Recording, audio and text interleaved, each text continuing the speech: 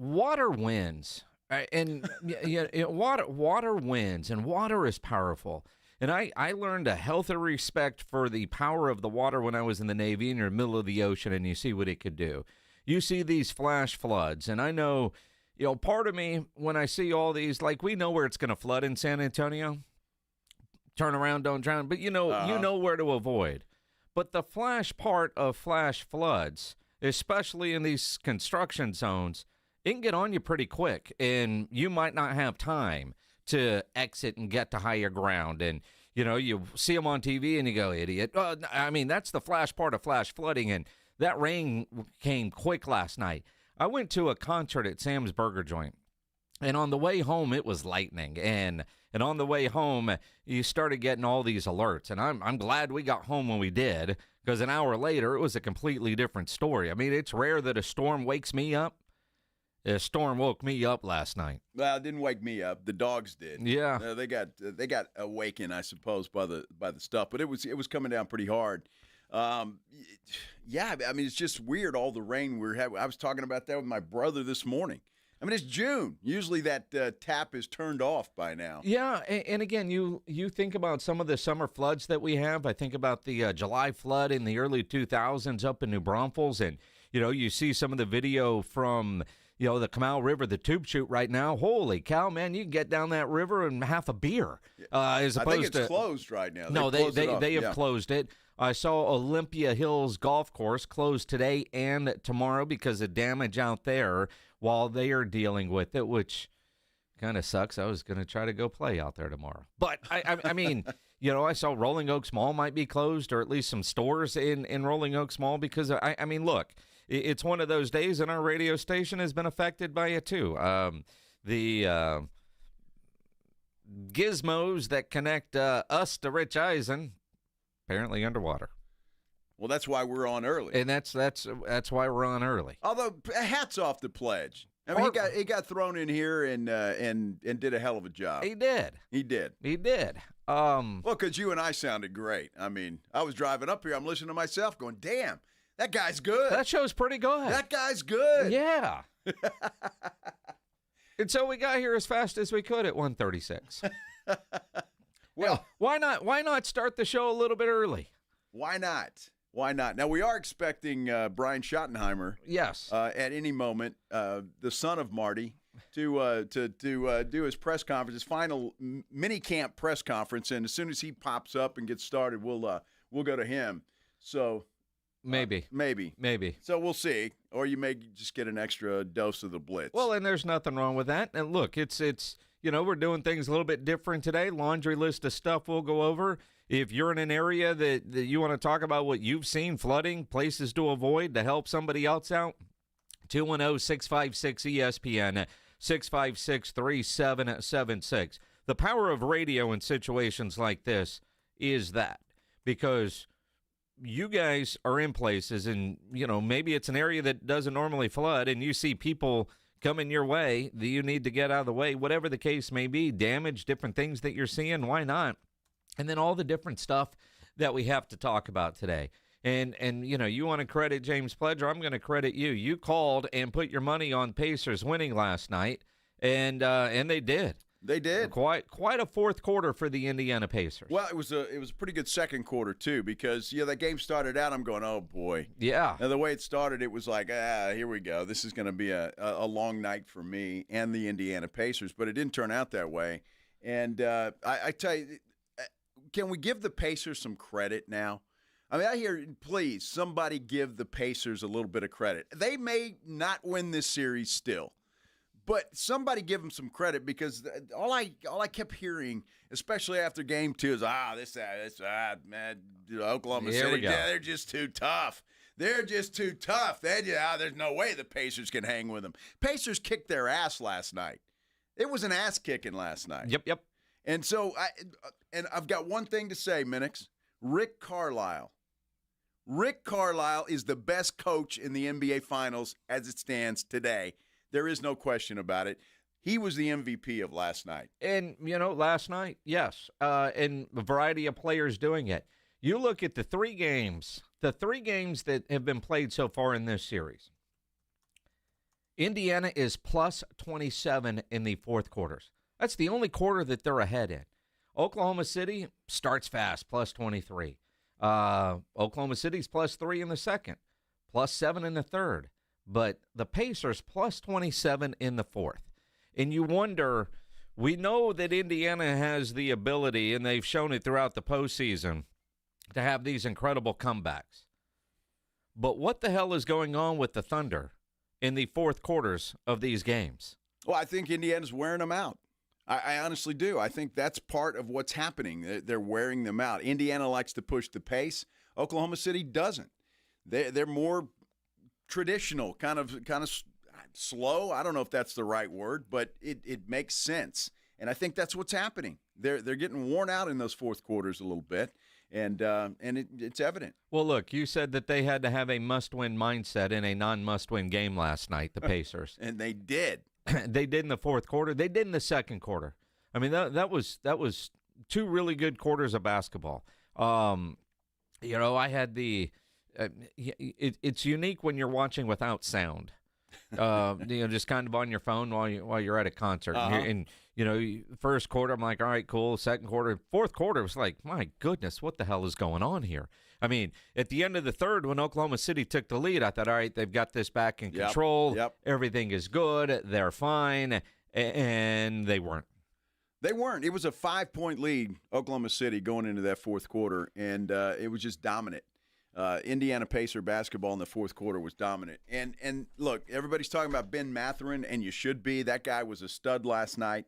But I tell you what, they play great team basketball. They really do. And I just think that whatever adjustments defensively Carlisle made going into that game worked to perfection for the most part. Well, and I think some very uncharacteristic turnovers for Oklahoma City. Granted, forced by Indiana. They stepped up their defense. That was big. And, maybe it's the Caitlin Clark effect. I mean, you never know. She was in the building making the choke sign, all that kind of stuff. Overall incredible basketball. But this is what you want in a final series. Now, I heard Rob say, thanks to Pledge's replay, you wonder if Oklahoma City's starting to doubt how good they are. Because this is kind of the same thing that happened to them last year against Minnesota. Yeah. You wonder, they are so good, but are they starting to doubt themselves? Game 4, again, not a must-win by definition. But if Indiana wins Game 3 or Game 4, has a 3-1 lead, it's going to be tough. Indiana's going to win this series. It would be very difficult for OKC to come back. And then, boy, you talk about a team that would be reeling after that, after what happened last year, and if it happens again this year when they were the prohibitive favorites to win this thing, and I'm not talking about just against Indiana, just going in. OKC was, everybody picked them to win it. And so you just never know. That's the beauty of sport, isn't it? I mean, you have to play the games, and that's the thing. You can't just crown somebody the king and without them going through what they have to go through. And I think this is showing it. Again, if I had to bet money right now, I'm still betting Oklahoma City wins this series. But I just think the way the Pacers are playing, I think it's great. And I just love an underdog that nobody gave a chance in hell to winning this series now has a 2-1 lead. And that includes you. Well, sure, but I think I respected Indiana a little bit more than everybody else did. Well, I mean, who's it? Jay-Z lost $1 million because he had Thunder in 5. I mean, my Thunder in 6 is still very much in play. It is. Am I doubting it a little bit? Maybe a little bit. Maybe a little bit right now. I still think the Thunder win this series, but I think to your point, Indiana's a far better basketball team than anybody gave them credit for. There's no question about that. I love how they play ball. They've got some, and again, no big superstars. It's just a bunch of guys that are playing well together, and that's the beauty of it. And so you don't need a star-laden basketball team to win in this league. You need guys that know their roles, fill a hole, fill a need, and you go play. That's what Indiana's doing. That's exactly what they're doing, and I love watching it. Now, as we, little Blitz. Marty Schottenheimer's press conference is supposed to start in a few minutes, but I don't know if it's. I don't know. Well, that'd be amazing. If I mean, it did I did. say Marty Yeah. too? Damn it, Yeah, Pledge. you did. That'd be amazing. Brian Schottenheimer, however, is alive and well, and he will be having a press conference here any minute. Maybe. Who will we hear from first? See, now's when you make your mistakes before the show actually begins. You know, you can miss a couple of free throws in warm up, right? Now it's in my head. Marty. Brian. Oh, Marty. It's supposed to start about now, but nothing's happening. So we may or may not bring that to you. But so much to get into. There's more Spurs rumors. And again, par for the course this time of year. But one of the rumors coming out today, the Sixers, according to Hoops Hype, have engaged the Spurs about trying to move up to the number 2 spot. Now, they're picking third. So what would it actually cost to move up one spot? Well, what would it cost them? You got to figure you're not just going to do it just to swap picks. Sure. You're going to get something in return, right? So I don't know. There was no, magical, mythical, this, we're going to do this for that or whatever the case may be. But according to a guy that is plugged into the NBA, he says his sources are telling him that the 76ers are talking to the Spurs about trying to flip-flop picks. So that would put Ace Bailey in play as opposed to Dylan Harper. Maybe a better fit as opposed to a need. Guy that's projected to go 3. If you're a Spur fan, are you mad at that? Now, again, I want to know what else are the Spurs getting. Is there another team involved? But I don't know if I'd be overly upset at that. I wouldn't be, I don't think. Again, depending on what else is involved there. And, again, I know everybody is in love with Dylan Harper. I heard the fellas this morning on my way back from the gym just slobbering over this guy. And I'm sure he's going to be that way. I'm sure he's going to be a great player. But, again, if the Spurs could do something and get some veteran players in here, I would prefer that. Because while Dylan Harper has all the potential in the world, he hasn't played a minute in the NBA. I'd rather have somebody that has and knows what they're doing. Well, I mean, of course. It's rumors. Just rumors. And you want to hear more rumors? Sure. More rumors. You got one? I do. Is it juicy? Maybe. All right, let's hear it. UTSA, Texas State, Pac-12. Mm-hmm. I don't know how I feel about that. I really don't. I know the Pac-12 is trying to reassemble itself. Well, they are. Well, okay, they are. But the teams that are playing, I don't know. Right now, to me, the American Conference is the best conference outside of the big ones. It's the best group of. Exactly. So I think where they're at is a pretty good spot competition-wise. And I don't know if I'd want them going Pac-12. The only thing that's entertaining there is that that rivalry between Texas State and UTSA would live on because Texas State is mentioned there as well, as you said. So that's the only thing that is appealing as far as I'm concerned with moving to the Pac-12. Now, the new Pac-12 is already set to include Gonzaga, Boise State, Colorado State, Fresno State, San Diego State, and Utah State, starting in 2026. We know that. Now, this is becoming a story. The last, overnight there was some stuff because apparently this new Pac-12 is about to finalize their TV contract. And there's lots of reports coming out of the West Coast that Texas State feels like a front runner for the Pac-12, and then they want to include, for geography reasons, potentially UTSA. Now, from a competition standpoint, I agree. The American right now is the best group of conference out there. But apparently there was a Zoom call with athletic directors yesterday morning at 7 a.m., according to reports. I don't know if Lisa Campos was on that or not. The report suggests that the future Pac-12 schools and potential members were a part of that. Depending on what the TV pie is, if it's a better TV deal financially for UTSA, But then you look at travel costs. When you look at Colorado State, Fresno State, San Diego State, Boise State, I mean, travel-wise, financially, does it make sense for UTSA to bolt? Is it a better TV package, a better financial package for the Roadrunners? Now, competition-wise, I agree with you. Let's just focus on football only. Football only, UTSA in the American. But when you look at how the playoffs are set up, you got to win your conference to get in. Boise State and what this new Pac-12 might be more winnable for UTSA. I know it's about competition, but if it's about bigger bowls, better bowls, and potential playoffs, don't you want to get into something that might be a little bit more consistently easy to win? Well, no. Who wants easy? I want the clearest path to the cash. I mean, who wants easy? A clearest path to the cash. Now, a new media deal, and I just saw this. This was published on the 9th, which was a couple of days ago. It doesn't say what it would be as far as TV rights go, but it said it could be up to 4 partners in this thing. So 4 different TV networks, and they're not mentioning any of them.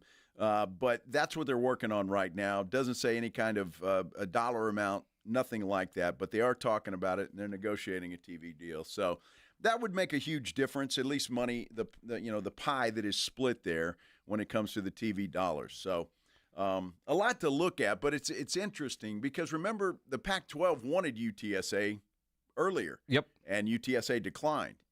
So I don't know if that would be interesting to them or not. It will be interesting to see. And I'm trying to remember when they declined, it was still the Pac-2, right? So as they grow, now it does feel like Texas State is, if I were to say and guess, Texas State likely to go Pac-12.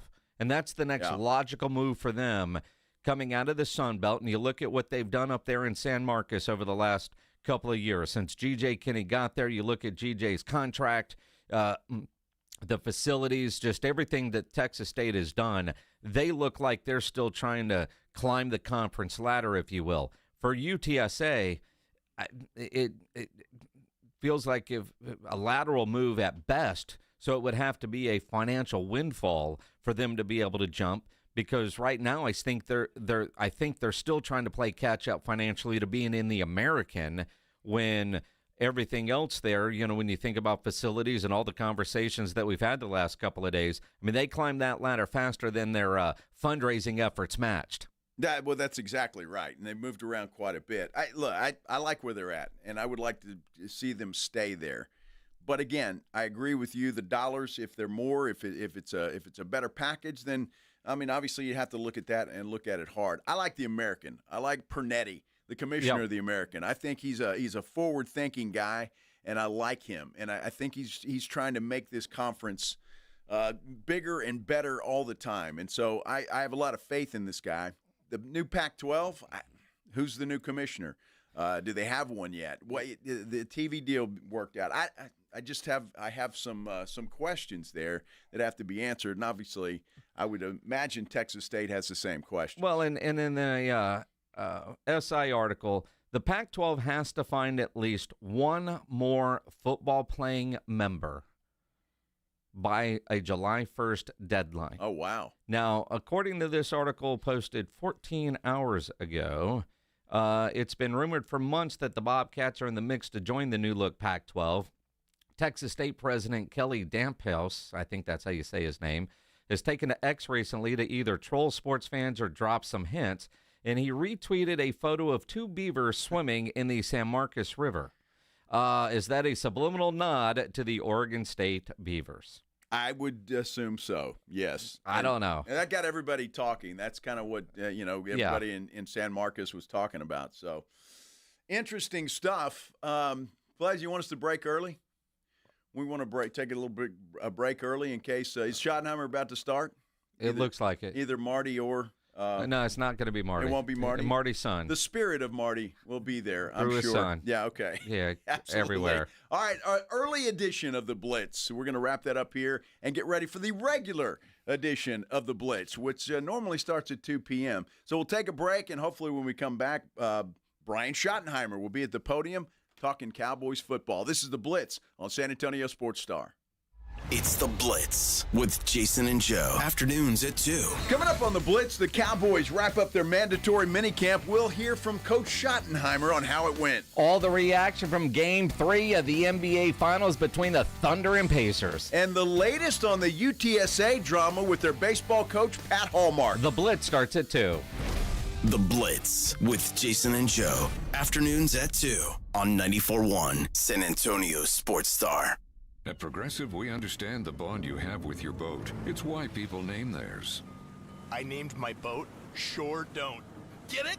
The other day when my friend said, "Hey Larry, you want to head back in? It looks like it might rain." I said, "Sure don't."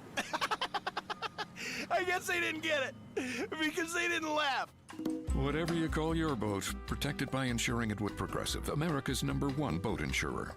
Progressive Casualty Insurance Company and affiliates. #1 rating based on boat market share data from ratefilings.com. Career changers, including veterans and active duty service members. Your transition starts here. Go from GI to IT in a matter of months. Become a certified cyber warrior with training at My Computer Career. Cybersecurity specialists are in high demand, offering IT pros great opportunities and a rewarding lifestyle while protecting our people, liberty, and treasured institutions from cyber threats. Deploy your career in IT today. Learn more at mycomputercareer.edu/CWP. SkillBridge and other VA benefits are available to those who qualify. When it comes to vaccines, it's important to get the facts. The City of San Antonio Metropolitan Health District knows that life moves fast and the last thing you want is to miss out due to an illness. Vaccines are safe and help your immune system fight off serious disease that can stop or change your plans. They protect you, the people you love, and can prevent you from getting sick. Let's get vaccinated because when it comes to your health, it's time to get real about vaccines and get the facts. For more information, visit sa.gov/health. If there's one thing we know about dads, it's that they're not easy to shop for. Enter Kohl's. They've got everything from Nike golf gear to his favorite Levi's jeans. And you can save 20% on other finds like Flex Athleisure and Izod workwear. So if you're not sure what to get Dad for Father's Day, you know where to go. Shop Kohl's now. Select styles. Offer ends June 15th. Some exclusions apply. Coupons do not apply to Nike and Levi's. See store or Kohls.com for details. Hunger striking, snack time calling, it's crunch time. Southern Recipe Small Batch Pork Rinds brings you the boldest protein-packed crunch you can't resist with mouth-watering flavors like hot honey, sweet barbecue, and sea salt and cracked black pepper. Why settle for chips when you can level up your snacking game? Plus, they're low-carb, high-protein, and made for adventurous appetites. Score big flavor today. Grab Southern Recipe Small Batch Pork Rinds at H-E-B. Tens of millions of tickets. Tens of millions of tickets. Tens of millions of tickets. Thank you, VetTix. Thank you. Thank you, First Tix. Thank you, VetTix and First Tix. Thanks to your support, the nonprofits VetTix and First Tix have given away tens of millions of tickets and counting to vets currently serving military, the immediate family of troops killed in action, and our brave, current, and former first responders. These tickets are a meaningful way to say thank you to America's heroes and help them re-engage with American life by giving them free, fun experiences and new happy memories that'll last a lifetime.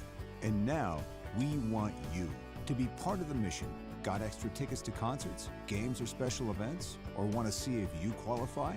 We want you to go to vettix.org and firsttix.org today. Give something to those who gave. They're simple, boring, never thought of until they're needed. They're windshield wipers. Only when Mary Anderson became annoyed that New York trolley drivers were stopping to wipe their windshield by hand did anybody do something about it. By attaching a spring-loaded arm to a rubber blade, one woman made travel easier and safer. Look to innovate and pass it on. From passiton.com. This is 94.1 San Antonio Sports Star, your home for the NFL playoffs. KTFM Floresville, San Antonio's Sports Center. UTSA and Texas State reportedly are being courted by the brand new Pac-12. They'd like to make a decision on one or both of those schools in the very near future. Well, the Pacers do it again. They take a 2-1 lead over the Thunder with a 116-107 win in Game 3 last night. Pacers now 8-0 this postseason with Indiana Fever WNBA superstar Caitlin Clark in the building. Game 4 tomorrow night, a game you can catch right here on 94.1. Sports Center brought to you by Synergenics. Book your appointment at fixmyloteam.com. Joe Reinagel. And for the third time in 7 seasons, the San Antonio Spurs are the NBA champions. Jason Minix. They go back to big day as Super Bowl champions. Dallas 52, Buffalo 17. It's the Blitz on 94.1 San Antonio Sports Star. Well, it is Thursday, a very wet Thursday. Hope everybody's staying safe out there on the roads of San Antonio, whatever you're doing this afternoon. This is the Blitz here on 94.1 San Antonio Sports Star. I'm Joe Reinagel. Jason Minix is here as well, as is James Pledger, who is in the glass box of fun. A wet, wild Thursday in San Antonio. It's, man, the flooding. It's rare that a storm wakes me up. It woke me up last night. And stay up very long, and I certainly didn't realize it was getting as bad as it was, but watching some of the local news coverage this morning, my goodness, it's a scary situation. Hope everybody is safe out there, and again, going home today, driving around, use your GPS, because I know when I came to work, I did one route, 27 minutes. Another route, the one I normally take, was like 43 minutes. I don't know if there was a wreck or what was going on, but came in handy today just to check, just to make sure. Yeah, absolutely. And I tell you, I drove by up Perrin Bidle, which is where I normally come to work, get on Austin Highway, and then come here to the radio station. There were cops everywhere, and you could see the lights flashing and TV cameras. I saw 2 of them. Don't know what stations they were. And I look over to my right. There's a creek right there that you go over. There were 3 cars in this creek. Now, I'm hoping there was nobody in them. And I mean that sincerely. I'm hoping there's nobody in there, but there was a white pickup and then 2 smaller cars that had ended up in this creek. So it was a scary situation. It is. And a couple of things there. When you were first saying, did you see that over the creek? I'm thinking, what creek? Yeah. Because there's normally not a creek there. It's just a little bridge dry, and land. yeah. But right now there must be water running through it, which, again, growing up here, you've lived here a long time. You know where a lot of people or a lot of roads are going to flood. But even it seems like this particular event, there's flooding in places that don't normally flood. I saw Chief McManus on television earlier saying, there's a lot of cars out there. They had found some people, but others they hadn't, because I guess, you got out of your car, but you need to call the cops to let them know, like, hey, I'm safe, but that's my car over there, because they don't know. Yeah. And what do you do in a situation like that?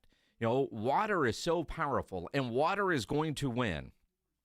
And the flash flood part of the flash is it gets on you pretty quick, and you might not have time to react. So, while you think about, what kind of idiot would do that? In some cases, you don't know. Now, there's others, idiots. Why are you trying to drive through that? Right. But in the flash flood part of those situations, it happens so fast, and it can be scary as hell. And when your car starts to go, you bail out of your car, but the cops need to know that you're okay.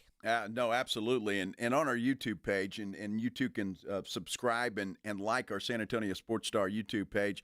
Justin Guerrero says, I guess he's heard 4 dead, 2 missing in Salado Creek. And then Jose backs that up. He says 4 people died. So it's scary, and it can. I mean, it's a very dangerous situation. So please be careful out there. Yeah, and again, and Justin said he saw 9 cars in that creek, and that might be the same creek. Is that Salado Creek? I think so. That one running right over Perrin Bidle there. Yeah. Okay. So, oh gosh. Okay. Yeah. No, it's pretty wild. All right. Brian Schottenheimer, head coach of the Dallas Cowboys, just stepped up to the podium. Let's listen to the head coach of the Cowboys live here on 94.1 San Antonio Sports Star. I don't know if you ever get it all accomplished. I feel really, really good about the offseason program. I'm going to start with the connection of the guys, offense, defense, special teams, coaches, players, new faces, new personalities. Feel really good about that. I feel like we've just spent time doing things in the building, away from the building, getting to know each other. I think there's been multiple events. All the coaches in different sides of the ball have gotten together away from the building. I think every position group has done that, and that's so important. So I think that's been amazing. I think getting the system in place in all three of those phases is really important. I love where we're at, right now offensively, just in terms of the changes and the adjustments and things that we're going to do. I feel really good about that. Defensively, I love what Flus has brought from a mentality and a mindset. It's hard to see that right now because we're limited, but the intentionality and the aggressive nature and the way they run to the ball is fascinating to me and has been well respected by me for a long time. And of course, with Nick and Carlos with the special teams, just really with the three pieces coming back, Trent, Banger, and Brandon, seeing him put his fingerprint on that has been really, really excited. A lot of work to do. Some of the young guys, they've got to use these next 5 weeks to get caught up. There's a few guys that specifically, know they're a little bit behind. That's normal this time of year. They missed the first, 5 weeks or 4 weeks, I guess, of the offseason program, phase 1 and phase 2. But they have their work cut out for them in a good way. And the good news is the way the installations go is OTA 1 is the same as training camp 1 and OTA 2 and so on and so on. So they're hearing the information really for multiple times the same way. And I think that's important. That's something that I've believed in for a long time. As a first-year head coach, obviously you have your plan of how you wanted to do things. How much have you had to tweak things as you've gone through this process? There's always tweaks. I'm always evaluating things. I think I'm always looking for better ways to do things. I think I'm real big into what I call AARs, after action reports. After anything that we do, we kind of fill out an AAR. Okay, what'd you do well? What do you need to do better? What did you learn from it? A lot of people do that after games, but I think you have to do it. We did it after the draft, and we did it after phase 1, and we did it after phase 2, and now that mini camp and really phase 3 is over, we'll do the same thing as a staff, and there'll be things that we'll take forward next year when we look back and we're planning for the offseason program to say, hey, let's do this, let's implement that. Hey, didn't really like that. Let's move on from that. So I think you got to stay curious. Clarence Hill, DLLS Cowboys. First of all, who's behind? Say again. Who you said was behind the black catch-up? Say what? Who's behind? Oh, who? Oh, well, let me give you the names. Diggs coming in, certainly the uncertainty around when he will be ready. Can you just talk about that? How does it impact your plans at cornerback, if it has at all, and what you're doing, and when do you think he'll be ready to go? Yeah, again, I'm not going to get into when he's going to be ready. You don't know. He's got to maximize these next 40 days or whatever it is, five weeks, and it's been great having him back. It's been great having him with Britt. Trust his plan, trust the work, but to put a timetable on it, not going to do that. In terms of the importance of training camp, when he's ready, he'll be ready. Again, it gives opportunities for guys like Kalen Carson, Troy Pride, Kyrie Elam's doing great. So it's given us a chance to evaluate some of the younger players while Trayvon gets back and gets ready. And that's kind of when a guy gets injured, you hate it. But it does open the door for other guys, and you get a chance to evaluate guys that maybe you don't get a chance to see. And they'll get real reps. In training camp, and you'll see them going against CeeDee Lamb and George Pickens and guys like that, which is a big part of the evaluation, seeing the good guys against the good guys. And I think that's something that those guys are excited about. You're listening to the Brian Schottenheimer press conference today, live right now on 94.1 San Antonio Sports Star. You learned about him that you didn't know. What has impressed you about him that you've seen? He comes to work every day with a smile on his face. He's very personable when you get to know him. I love being around him. I love talking to him about life.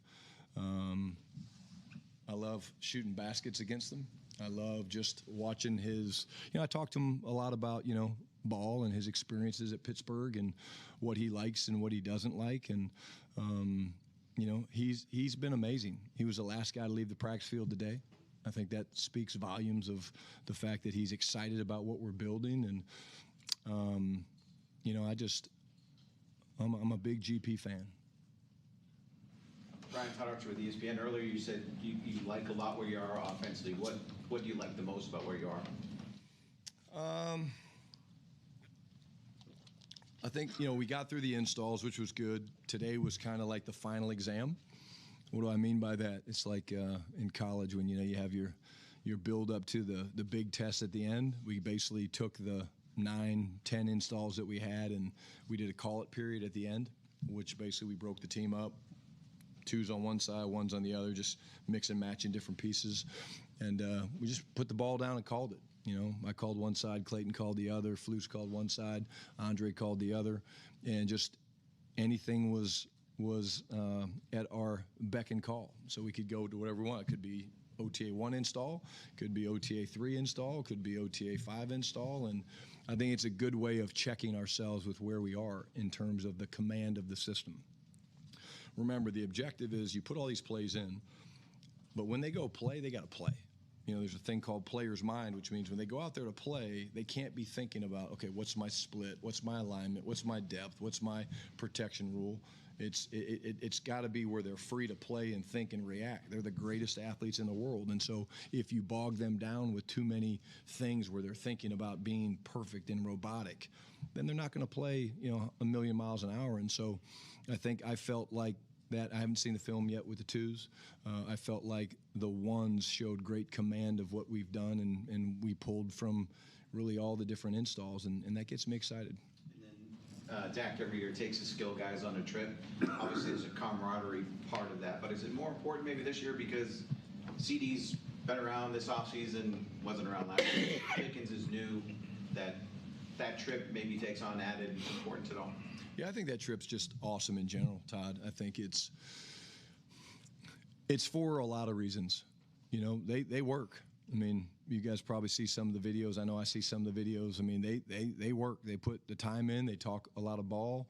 They do a lot of team building stuff, which is great. But make no mistakes, they're there to spend time to get to know each other and on a deeper level. They know each other, but again, it's the time away from the grass that I get excited hearing them talk about. It's some of the team building stuff they do, some of the conversations that they have. Those are the things, actually, when I follow up with Dak, after they do it, and just check in with him. I mean, those are the things when he comes back to training camp, I like to ask about that. Like, what'd you guys talk about? Like, what was the cool things? Like, the ball stuff's the ball, but it's really more them spending the time together that matters to me. And I think there'll be a great turnout like there always is. Cowboys head coach Brian Schottenheimer with this press conference as they wrap up minicamp. You're listening to it live here on 94.1 San Antonio Sports Star. Training camp. I'll definitely get away a little bit. I think it's important to recharge your battery. It's a long season. It's been a long year. When you take a job like this, you don't really get a long break. But the biggest change for me is instead of having to look over 45 guys in terms of staying in contact and reaching out, now you got 90 guys. And not only 90 guys, but you got a full staff. And so I'll be busy, making phone calls and checking in. I might have a shotty in hand and sitting on the beach somewhere, but doesn't mean I can't, make a couple phone calls and check in with everybody. And, I called the guys up today and I told them, hey, a couple things is number one, take care of yourself, take care, your families, hang with the ones you love. And then I told them I love them, and I got a little emotional.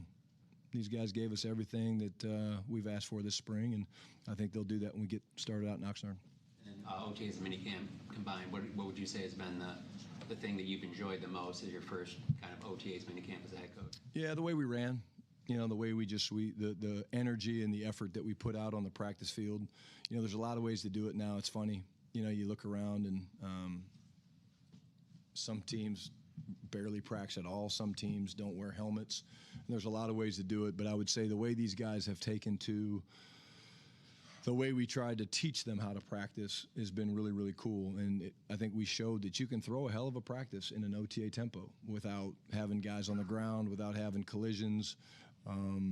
I just feel like as a whole, they took the instruction that we gave them, they applied it, and they did it at a really, really really fast level, and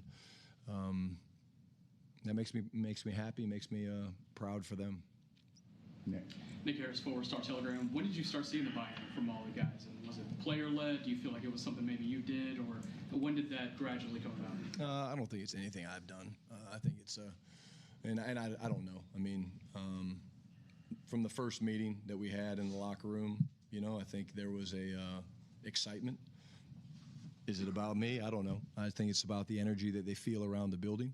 It's real. It's tangible.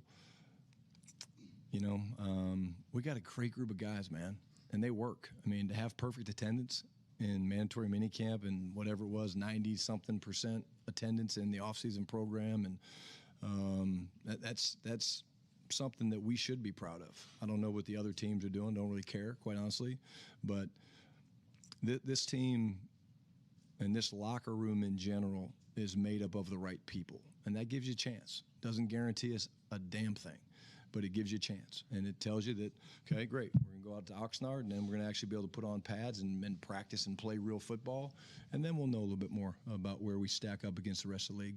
We spoke to Dak today, and he talked a little bit about he's not really worried about legacy. He's just worried about winning a championship. Being in this building, having that kind of weighing over everything, that trophy. Have you had discussions with Dak about legacy and your many conversations with him, and what does legacy mean for you? I think legacy, well, no. The first answer is no. Dak and I haven't really talked about, his legacy or a legacy in general. We just talk about what it takes to win, the work ethic and sacrifice you have to make to win. I think that's relevant in any field that you guys are in. You guys are all obviously very successful at what you do, and there's sacrifice and there's time spent, and so we talk a lot about that. This is one of the hardest working players I've ever been around. Talking about Dak, of course. Legacy to me, I think it starts with people. I to this day, I go out on the field for a game, and I will have 2 or 3 different individuals come up to me and say, "Excuse me, Coach, you have a second?" And I know exactly where they're going, and I, of course, drop what I'm doing because I want to hear it. And they say, "Your father changed my life," and it's former players. And so he never won a Super Bowl. Won over 200 games in the NFL, but I would put his legacy up against anybody that's ever coached in the National Football League. Brian Schottenheimer talking as they wrap up minicamp. You're listening to it live here on 94.1 San Antonio Sports Star. You saw as the OC last year just how Tyler Guyton struggled to stay healthy because of just what's required of guys coming out of college, going through the combine process, and then going right into an NFL training camp. What's your message to your rookies in your first year as head coach to tell them, hey, you can get balance, physical rest with staying in shape and staying ready for training? Yeah, great question. We address it all the time. The position coaches address it all the time. Lean on the veterans. Talk to them. We have mentors and mentees that we kind of align together where you ask a younger player to, okay, you're going to spend some time with this veteran player and talk to them about routine. They all need to get away. They all need to get a little bit of a break, right? It's a long season. But if they don't have a plan, then they will not be ready. Talking about the young players, of course. So, Donovan talked to me the other day. Ezraku talked to me, and he said, "Hey, Coach, these next 5 weeks, what do I need to be doing? Like, what do I do?" And I said, I have my thoughts. I said, and I'll give you my thoughts. But first, you go talk to Solomon Thomas, because Solomon Thomas has been doing it physically more than I have. And so he has a great routine. And if you don't like what Solomon says, then go talk to Dak Prescott, go talk to Micah Parsons, go talk to whoever. And so I think that's the best thing that these guys can do is lean on the guys that have done it. But if they don't have a plan, then they will fail. And I've had a couple of the younger guys, not to be named, up into my office and tried to ask them if they could give me their plan. And some were better than others, but we're working through it. So I feel really good about this rookie class. The effort they gave was incredible, but these next 40 days are really, really important for them. Skyler Dixon with the AP. You just mentioned your dad. As you go into your first break as a head coach, summer break, think back all those years as an assistant, so you feel like you're in the place you're supposed to be right now as you get ready to take a little break and head toward your first camp? I'm excited. I'm Very excited. I'm excited that the offseason program went as well as it did. I'm excited with the connection piece that we've made. I'm excited about how these guys have competed. I think it's a really, really special group of young men that have a common purpose, a common goal. But I'm also really excited to spend some time with my family. You know, this has been, rightfully so, a long 6 and 7 months. And so I'm going to spend some time with my son and my daughter and my wife. And I won't be too far away from my iPad and my phone. But, you know, you have to do this. And our players have to do that. You know, family's important. And when you're hanging around the ones that you love, that's not just your family. That's the guys in our inner circle. That's the guys in the locker room. And so there'll be things that I'm doing with our players and their wives and their girlfriends over the break. It's not just where I go disappear. I'm not doing that. I love these guys. I want to be around these guys. And so, you know, there'll be some nights, I'm sure, when I'm laying in bed on vacation and thinking back to, you know, how this offseason has gone. Has it been perfect? No. Has it been really good? Yeah. It's been really good, and I think we've put ourselves in a great position to capitalize on the momentum of a strong player acquisition piece, going back to free agency and the draft, and then watching these guys practice for the last 4 weeks has been incredible. Brad Sham, 105.3 The Fan. You've got a new coaching staff with a lot of young guys who don't know each other, have not known each other. What's been the challenges and the progress you've seen in them, Jon? One thing that we pride ourselves on doing as a staff, and when I say the staff, talking about myself and the coordinators, we always want to coach the coaches. We look for opportunities for the younger coaches to get up in front of position groups and lead meetings and do things, and we give them projects all the time because we're going to win. And when we win, our coaching staff is going to get rated, and people are going to come after our coaches because we're going to win. And so the thought is you develop the guys in the building that you believed in enough to hire and bring here and begin to talk about your culture and your vision and things like that. And then you give them opportunities to watch them teach and watch them run the defensive back room or the linebacker room. And then you give them feedback. And that feedback sometimes is criticism. Hey, do this better, do this better. But a lot of times it's more, well, what were you thinking? You know, like, for example, Clayton today, he's not a young coach, but him calling plays today, you know, at the other end of the field, like, he's never called plays before. So I asked him how it went. He said, man, I did good. I got messed up on one. Would have been a timeout, you know, would have been a timeout. But I think, you know, we're always trying to develop everybody. And we've got some tremendous young coaches. And what they bring in energy and juice, we want to reward that energy and juice that they bring every day by giving them valuable football knowledge that makes them a better coach, more seasoned in fundamentals, better with scheme, better understanding. And I think that's a huge part of the position I sit in, to make sure you're always developing your staff from top to bottom. Is the familiarity and cooperation between and among them more organic or more or less important than it is for the players?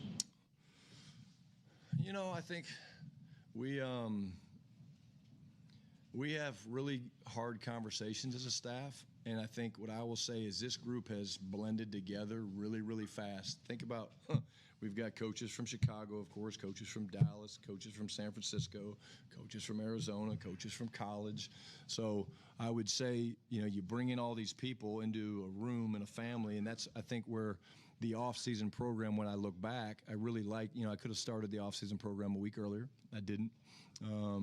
But I think that decision paid off tremendously because it bought us an extra week as a staff to blend the group together and to get on the same page with how we want to say things. Like, it's not who's talking in front of the room, it's that the message is being delivered the same way.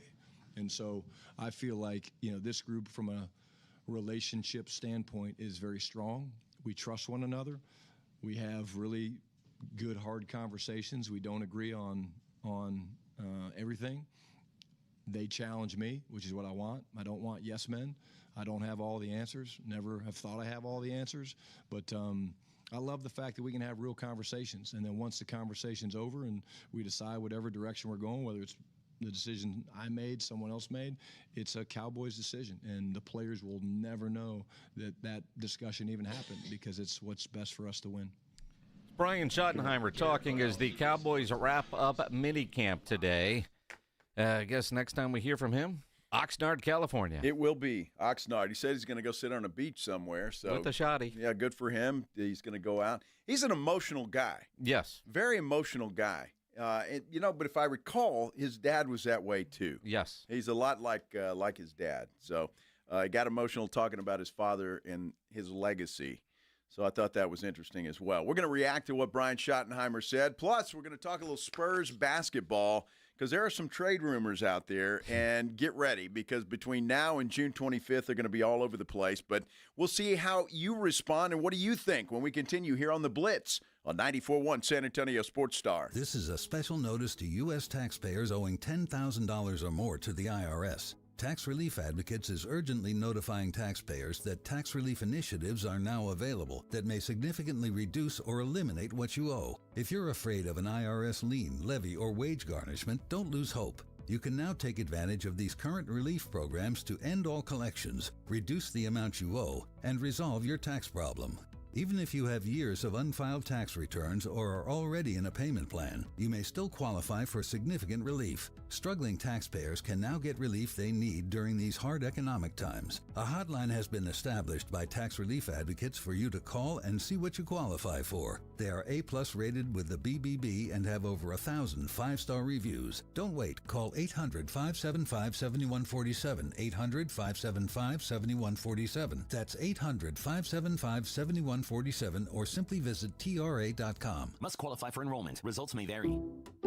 Some people just know they could save hundreds on car insurance by checking Allstate first. Like you know to check the GPS directions first, before driving to the mall. Turn right at the light. In 1,000 miles, you will reach Montreal. Not Montreal, the mall. Recalculating. 6,000 miles to Nepal. No, the mall. Checking first is smart. Recalculating. So check Allstate first for a quote that could save you hundreds. You're in good hands with Allstate. Savings vary. Subject to terms, conditions, and availability. Allstate Fire and Casualty Insurance Company and Affiliates, Northbrook, Illinois. Prescriptions require an online consultation with a healthcare provider who will determine if appropriate. Restrictions apply. See website for details and important safety information. Price varies based on product and subscription plan. Hey guys, let's talk ED because millions of men experience it. But not everyone can access or afford treatments like Viagra. Hims can help. Through Hims.com, you can access a full range of treatment options for ED through a 100% online process. To start your free online visit and save up to 95%, go to hims.com/joy, HIMS.com/JOY. June is Gun Violence Awareness Month. Violence prevention is injury prevention. 911, what's your emergency? Keep guns locked, secure, and out of reach of children. Firearms are the leading cause of death for people under 20. Never leave a gun in your vehicle. Stolen firearms are often used in other crimes. In a moment of conflict, don't let a split decision become a lifetime of regret. Never celebrate with gunfire. It's dangerous and illegal. Prevent an injury, store guns safely. Learn more at sa.gov/health. Father's Day kicks off early, Saturday, June 14th at Lion and Rose Dominion, hosted by Marissa Gomez, realtor with Real Broker. If you know a dad who deserves some extra love, bring him out for family fun, live music, and delicious food and drinks. Enjoy free experiences like cigar rolling, mini spa treatments, and prize drawings. There's always something special happening at Lion and Rose. It's Saturday, June 14th from 3 to 7 p.m. for the Father's Day kickoff at Lion and Rose, just off I-10 West past the Dominion exit. If you need to hire, you know it takes time. Well, what if you could meet with qualified candidates the very next day? Now you can with Zip Intro from ZipRecruiter. You simply pick a time and it does all the work of finding and scheduling qualified candidates for you. Then you choose who you want to talk to and meet with great people on back-to-back video calls as soon as the next day. Try Zip Intro for free at ZipRecruiter.com/free. Zip Intro. Post jobs today. Talk to qualified candidates tomorrow. It's The Blitz with Jason and Joe.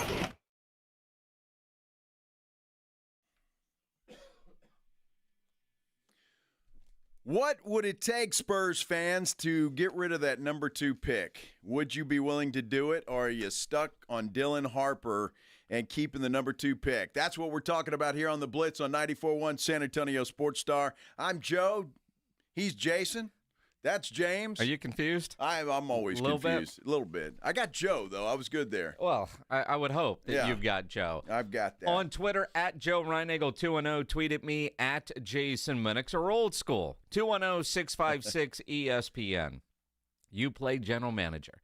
And again, this is a fun exercise this time of year because the conversations we're having on the radio, you're having with your buddies, you're hanging out at the Rue Pub, whatever it is, these kind of conversations are also happening over in every NBA office with guys that actually have more knowledge and information and all the details, but they're similar. So you see a report from Hoops Hype, Michael Scotto.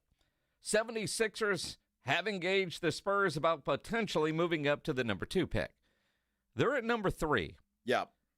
They want to move up one spot, which tells me they want Dylan Harper. If you're Brian Wright, you're not necessarily sold on Dylan Harper, not the best fit. What's your asking price to swap one spot in the draft? You know, it's interesting there, and I think that would have to come down to maybe a couple of teams, wouldn't it? Because I don't know, other than Tyrese Maxey, I'm not sure who I'd want on the Philadelphia roster at this point in time. But it's interesting. If the 76ers want Harper, I wonder what those conversations are like. I wouldn't think you would get a haul for that, obviously, because you're just moving back one spot. But you would get something out of it. Would it be another draft pick down the way or a player? It's interesting. Well, and it could also be one of those where the Spurs actually draft Dylan Harper, and then 2 hours later, 20 minutes later, you find out he's been flipped. Because another team did get involved. And, you know, that's the kind of stuff that none of us can predict. The third team. But there was the report yesterday. The Spurs may or may not. No guarantee is what the headline said. The Spurs take Dylan Harper at number 2. No guarantee. No guarantee. Of course no not. bleep. Yes. Sherlock. But it is kind of interesting when you look at it because Philadelphia must obviously be concerned enough that the Spurs will take Dylan Harper, that they're willing to give up something for Dylan Harper, or they're worried the Spurs may flip that to somebody else who would then take Dylan Harper. Well, sure. I think Dylan Harper is a guy that's in demand. I don't think there's any question about that. There are a lot of teams out there that need that particular position. But there's going to be all kinds of rumors, right? There is. There's one on Sports Illustrated right now involving the Spurs, the Atlanta Hawks, and the New Orleans Pelicans. And I find that very interesting. And it all involves, for the Spurs, Trey Murphy. Who's a small forward who a little bit banged up last year. He did play about 55 games. But, it fits a need. Here's how it would go, according to Sports Illustrated, and a fun little exercise here. The Atlanta Hawks would get Jose Alvarado. The Spurs would get Trey Murphy. New Orleans would receive Keldon Johnson, Jeremy Sohan, Dominic Barlow, the 2025 first-round pick, which would be the Spurs' number 14, 2027 second-round pick from Atlanta, 2029 first-round pick from San Antonio. It's an unprotected first-round pick, and a 2029 second-round pick from Atlanta. It's complicated, obviously, when you look at it that way. You don't see it on paper. But basically, you're trading Keldon Johnson, Jeremy Sohan, and your 14th this year for Trey Murphy. Seems like a lot. But you still have the number 2 pick. You do. Which then, what are you going to turn that into if you don't take Dylan Harper? Well, that's the beautiful thing about everything that the Spurs are doing. Now, I'm looking at that 14th pick, Keldon and Jeremy for Trey Murphy. Isn't that kind of the same scenarios that we've heard for a Kevin Durant? I think I'd rather spend that on Kevin Durant than I would Trey Murphy. I haven't really heard a scenario there. I mean, is Phoenix really given a scenario that, or anybody given a scenario that the Phoenix Suns might go after? Well, I don't know. There's so much out there, and I'm with you there, but the asking price that I've seen doesn't include the number 2 pick. It would be the 14 pick. So if that's the case, that 14 pick, if I had my druthers, give me Kevin Durant. if it's the same asking price. Do you see what I mean? Well, I understand what you're saying. This guy was a 2021 first-round pick, picked in 17 out of Memphis. Last year, he averaged 21 points, 5 rebounds, 3.5 assists, 45% field goal percentage. Small forward, so obviously he's a lot younger, but he cheaper. and perhaps cheaper. But it looks like the reason I think people are bringing up the Pelicans, it looks like they're ready to just get rid of everybody and start over. And so while they're always been high on Trey Murphy, I know the Pelicans have, but I think he's a guy that's dealable at this point in time with what they're looking to do. You know, it's interesting, sidetracking what you just said. New Orleans is ready to just blow it up and start over. Mm-hmm. When they got Zion, they thought they got everything. That's true. Which is why in the draft, you, as somebody I know likes to say, you just don't know. As a perfect example, right? Zion Williamson, you just don't know. We know what we have in Wemby. Mm-hmm. We know what we have in Steph Castle. We know what we have in De'Aaron Fox. The foundation is there. Spurs cannot screw this up. The Spurs' decision-making has to be dead on this offseason so they don't screw things up, because you know with Wemby you've hit the home run. Zion, they thought they had it. Where you come back, let's go to Dylan Harper at number 2. Everybody thinks he's going to be the guy. Absolutely. Next James Harden. Right? Wemby is that. Cooper Flagg expected to be that. Can these dudes live up to the expectation? The Spurs, by all accounts, everything we know about Wemby, yes, he's going to be that guy. Zion, it doesn't feel like it was all that long ago. He was going to be the next, and New Orleans was going to be all this kind of stuff, right? And now they might be ready to blow it up and start all over. Blow it up. Well, look, Zion can't stay on the floor. I mean, that's the problem. Somebody will give him a chance, I would assume. The guy's talented. There's no question. He just can't stay on the floor.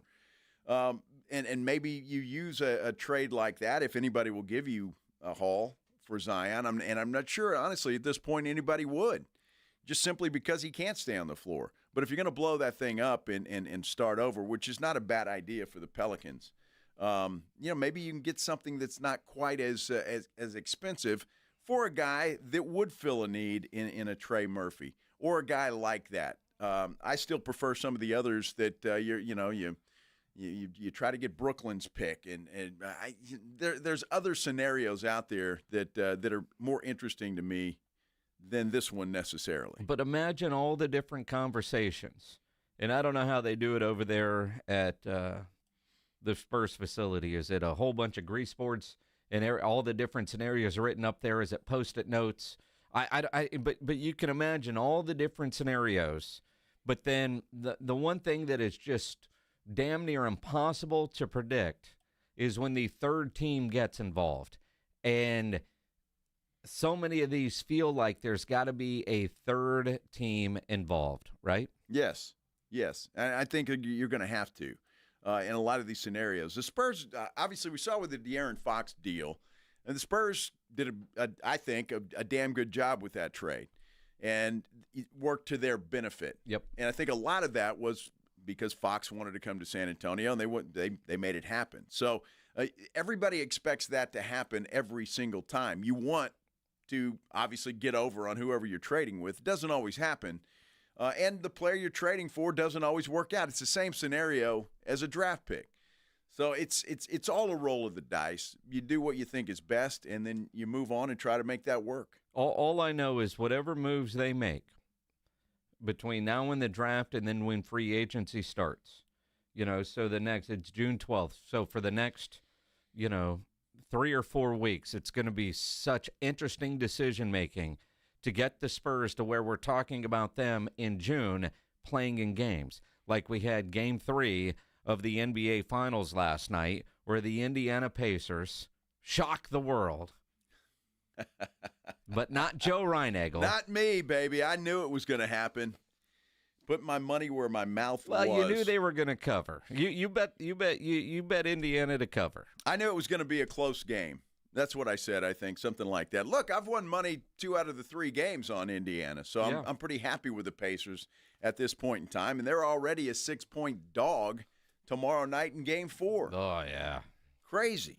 Well, I mean, look, you think about fourth quarters. In fourth quarter again last night was a problem for the Oklahoma City Thunder. The only quarter Indiana is plus in this series is the fourth quarter. You know, through 3 games, the Thunder are plus in every quarter except the fourth. What's going on in the fourth? SGA talked about the Oklahoma City Thunder's fourth quarter struggles. It's hard to say, because I don't see it from like a bird's eye view right now. After watching film, we'll definitely have a better idea. But they were aggressive. They were heavy in the crowd. I'm not sure how many points they had, but it felt like that when they scored, like we're going against a set defense, and it's always harder against a set defense. So off the top of my head, those are a few things, but I'm sure there's probably more that we can weave through once we watch film.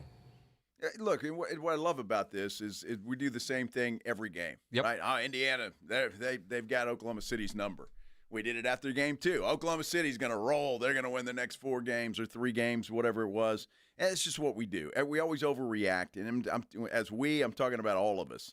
We all overreact to whoever wins that game.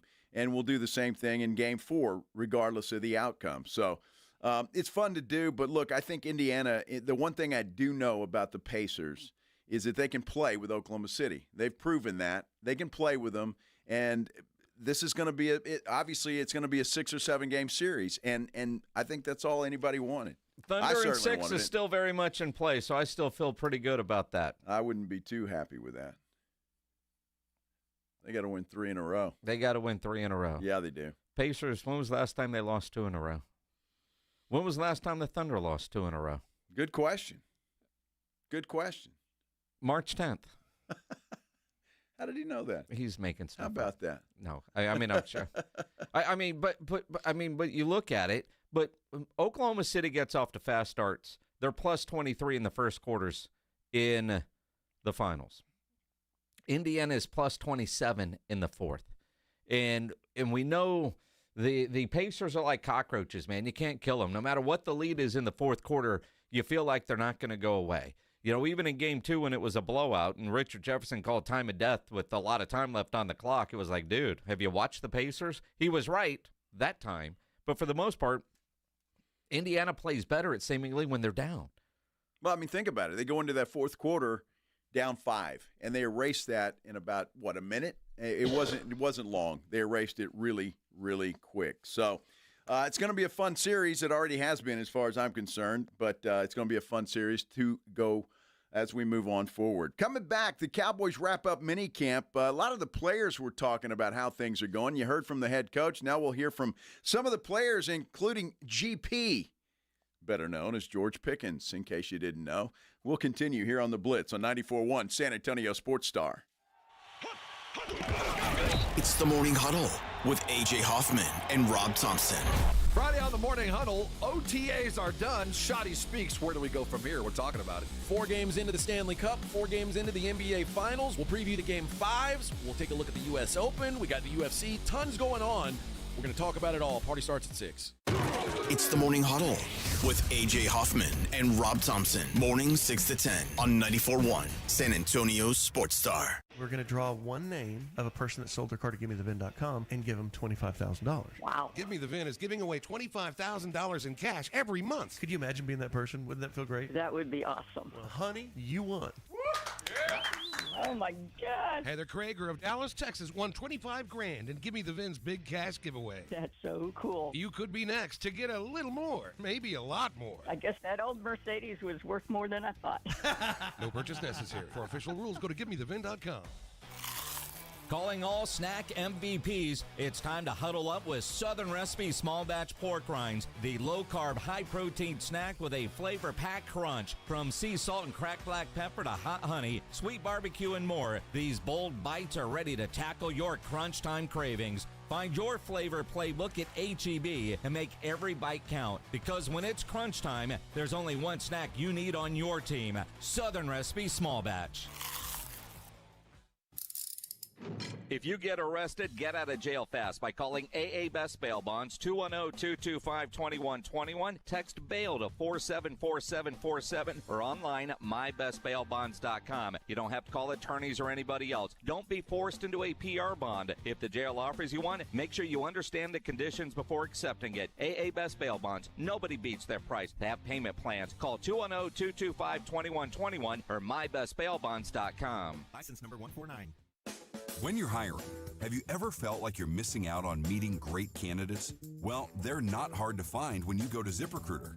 ZipRecruiter helps 10 million people with their job search every day. People who are actively looking for jobs like yours. So it's easy to find the right person fast. 4 out of 5 employers who post on ZipRecruiter get a quality candidate within the first day. Try ZipRecruiter for free at ZipRecruiter.com/free. That's ZipRecruiter.com/free. Attention! If you owe money to the IRS, this is an urgent message. The IRS is cracking down by sending out collection letters, garnishing paychecks, seizing bank accounts, and putting liens on homes and businesses. They call it enforced compliance, and you better watch out because penalties and interest on unpaid taxes compound daily, making it even harder to get out of debt. Don't let tax debt destroy your life. You need to call Optima Tax Relief, America's #1 tax resolution firm. They're experts in taxpayer assistance programs that can save you thousands if you qualify. A+ rated by the Better Business Bureau, Optima's resolved over $1 billion of tax debt for their clients. Let them fight on your behalf, helping to put your tax problems to rest. Call the tax professionals at Optima now for a free consultation. Call 800-783-8055. 800-783-8055. 800-783-8055. Optima Tax Relief. Some restrictions apply. For complete details, please visit OptimaTaxRelief.com. You know the Roo Pub is proven to be the best place to watch games with those 3 massive 170-inch screens and TVs all around. All the games, all the fights, and when you show up at the Roo Pub, show up hungry. The food is fantastic. Open daily at 11. Great for lunch, great for dinner, great for late at night, and the best place to watch a game. Just down from the big blind, right next to the Angry Elephant. The Roo Pub, 281 in Redland Road. We'll see you at the Roo. South Texas summer is no joke. With temperatures in the triple digits, your roof takes a beating. Call Stevens Roofing and Solar at 210-785-0994. They're local, family-owned, and ready to help. Get a free, no-obligation roof inspection from a team that knows South Texas weather. Whether it's commercial or residential, a small repair, or a whole new roof, get peace of mind with Stevens Roofing. Call 210-785-0994 today. Stevens Roofing has you covered. At Progressive, we understand the bond you have with your boat. It's why people name theirs. I named my boat Sure Don't. Get it? The other day when my friend said, "Hey Larry, you want to head back in? It looks like it might rain." I said, "Sure don't." I guess they didn't get it because they didn't laugh. Whatever you call your boat, protected by insuring it with Progressive, America's #1 boat insurer. Progressive Casualty Insurance Company and Affiliates. #1 rating based on boat market share data from ratefilings.com. June is Gun Violence Awareness Month. Violence prevention is injury prevention. 911, what's your emergency? Keep guns locked, secure, and out of reach of children. Firearms are the leading cause of death for people under 20. Never leave a gun in your vehicle. Stolen firearms are often used in other crimes. In a moment of conflict, don't let a split decision become a lifetime of regret. Never celebrate with gunfire. It's dangerous and illegal. Prevent an injury, store guns safely. Learn more at sa.gov/health.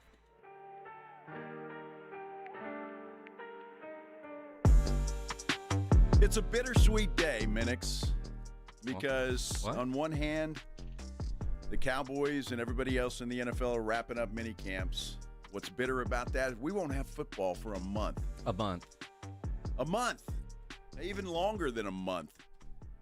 So that's tough. But the good news is you get rid of this, and now we're moving toward the beginning of football season. So a bittersweet day for me. Bitter. It's a stretch. It's bittersweet. I look at this. This is the last hurdle until we get to the real stuff. That's it. That's why it's bittersweet. That's what it is. Yeah. I'm with you there. But and again, what's so different than a year ago is there's legit excitement about this year's Cowboys team. Now, it's still the Cowboys, and there's still going to be people that are going to but there's excitement about the season, but I'm not seeing the false, we're going to the Super Bowl, right? But this could be and should be a fun season. And then, who knows? Where last year you were going in just, almost like I'm going to the dentist and this is going to suck. Yeah. And it did. It did. Right? Yes. And this year it doesn't feel that way. There is a level of excitement around this Cowboys team that we didn't have a year ago. And so that I'm looking forward to. A new receiver in George Pickens, who says he's developing a great connection with Dak Prescott. Yeah, it's getting better and better every time. Learn the plays, the more I'm here, and then get the minutia of how he wants to run his plays. So, yeah, we're connected for sure. Yeah, the minutia. Yeah, man, you getting that minutia together, man. It's all good. That's important. And what I love about that, and I'd forgotten about it till Schotty brought it up, the Dak takes the receivers on a little boys outing. A little vacation. Yeah, so that's cool. He does, and again, just cool stuff. But it does feel like there's a lot more emphasis on personal relationships and doing stuff like that from Schotty. And, the teamwork was there. Tyler Booker was just talking about how to learn from Tyler Smith. I've been watching Tyler Smith a lot, just even going back to last year and the year before that, watching some of his games, seeing how he could progress from his rookie year to last year, and he's just progressed a lot. So I'm just always asking him questions, like being an annoying little rookie, you know what I mean? But that's the only way I'm going to get better, so I appreciate him for leading me and guiding me through this whole process. And I'm sure he appreciates him asking. Mm-hmm. I mean, that's how those guys are, and that's the beauty of it. Even the guys that have retired. These guys, we talked to Tyler Guyton yesterday, talking about how Tyron Smith is helping him. He calls him all the time. So you got to like that, because if the Cowboys are one thing, Jason, they're family. They are, and it certainly feels that way. And again, there's look, you can have a George Pickens, you can have a healthy Dak Prescott, you can have a better running back room. But without a solid offensive line, it doesn't matter. Now, they got 3 first-round picks on the offensive line. They should be good. Jake Ferguson, tight end, he spends a lot of time watching that offensive line. Yeah, I'm really excited. I was in 2 days ago, we were doing the max bench test. Oh my God. Like, a bunch of our new guys were just throwing weight, and I don't even think I can unrack this from the bar. But, we got a bunch of big, strong, smart dudes. And like I said earlier, you can try to stop the pass, but you're also going to have to try to stop the run. So, yeah, that's right, Jake. Yeah. Boy, that's great advice. Well, but he's impressed with what he's seeing out of the offensive line. He now, is. I don't know how anybody can judge the offensive line after a minicamp or some OTAs. They're not in pads. They're not hitting anybody. So, I don't know. Are the coaches just studying foot placement and hands? How do you judge how good these guys are doing right now? Well, I think you could say that about the entire team, right? I know there's coverage, but it's not the same speed. It's not the same anything as you're going to see when they line up in September for Game 1. Yeah, so it's difficult to, and you see all this stuff. Oh, George Pickens and Jake Ferguson, they were great yesterday. They had the best day, and it's like, well, okay. They ran the right route, and the pass got where it needed to go. I guess so. Dak threw 3 straight touchdowns, 2 in the back corner, one to Pickens and one to CeeDee Lamb, but back corner throws where they got separation. I can judge that. Yeah, that looks good. I don't know how you judge the offensive line at this time. Well, you can't, because they're not really blocking anybody. Yeah. And it's got to be all technique. It's got to be all technique. Yeah. So I don't know. We'll see. And that's just it's one of those things, right? With me, when you're talking about this time of year, because to me, you can't judge anybody. How the New York Giants probably look good at their mini camp. They got into fights. Well, I'm just saying they probably look good. You look at how the New Orleans Saints probably look good. Little Kellen Moore's probably telling everybody that'll listen how great they are and the excitement they've got in camp and they're just ready to go and they've got the right pieces in place. Mm-hmm. That's what everybody's saying. We won't know. Making the right reads. And the bottom line is, you just don't know. You don't. You just don't know. We're going to get that on a T-shirt for you. I think we should. Something that I know you didn't know. What's that? you're still are you still president of the Jake Ferguson fan club? Sure. Absolutely. I discovered the guy. I mean, why wouldn't I be? I learned something new about Jake Ferguson. Really? What's that? Well, he's part of DallasCowboys.com did this little bunch of questions with a bunch of different players walking off the practice field. Really, really good content. There's one that kind of pissed me off, Brandon Aubrey, and one that I went by. I didn't know that. I wonder if Joe did. What's one thing fans would be surprised to know about you? I'm really good at pickleball. I can play the guitar. Ooh, I have 2 cats. Ooh. My real name is not Jake. You got 24 hours, no obligations. What you doing? Man, I'm gaming all night. Golf. Probably gonna get as much sleep as I can. I'm taking my girl out to dinner. Rank these in order: tacos, barbecue, or wings. Oh, wings, tacos, barbecue. Barbecue first, wings second, tacos third. If you could name a signature sneaker after yourself, what would it be called? The Fergie feet. Butter. Lion. I don't know. Come on. Agent O. Come on now. If this team had a reality show, what are you naming it? Living with the Cowboys. All right, well, your time is now up, but I'm going to ask one final question. What can Cowboys Nation expect out of you in 2025? Greatness, man. A lot of field goals. No drop off. Hey, y'all expect me to be the best player in the world. I don't want to hear a lot of field goals from Brandon Aubrey. I would much rather if that dude answered the question with a lot of extra points. That would be better. I think the Cowboys would like that better, too. Do you want to know what Jake Ferguson's real name is? Yeah. Jonathan Quinn Ferguson. I don't know how the hell he got the name Jake, but you didn't want to be John Ferguson? I guess not. Or Jonathan. Jonathan, this doesn't sound like a football player. Mm-hmm. And he couldn't go by Quinn when Dan Quinn was there. They might start questioning, hey, Daddy. Stop. By the way, it was Ferguson that answered the question. What do you do? I'm taking my girl out to dinner. And if you know his girl, you would understand that. Micah, he's gaming all night. Yeah, well. And Brandon Aubrey is a cat dude. He's a kicker. Does that surprise you? He's a cat guy. Of course he is. That's for sure.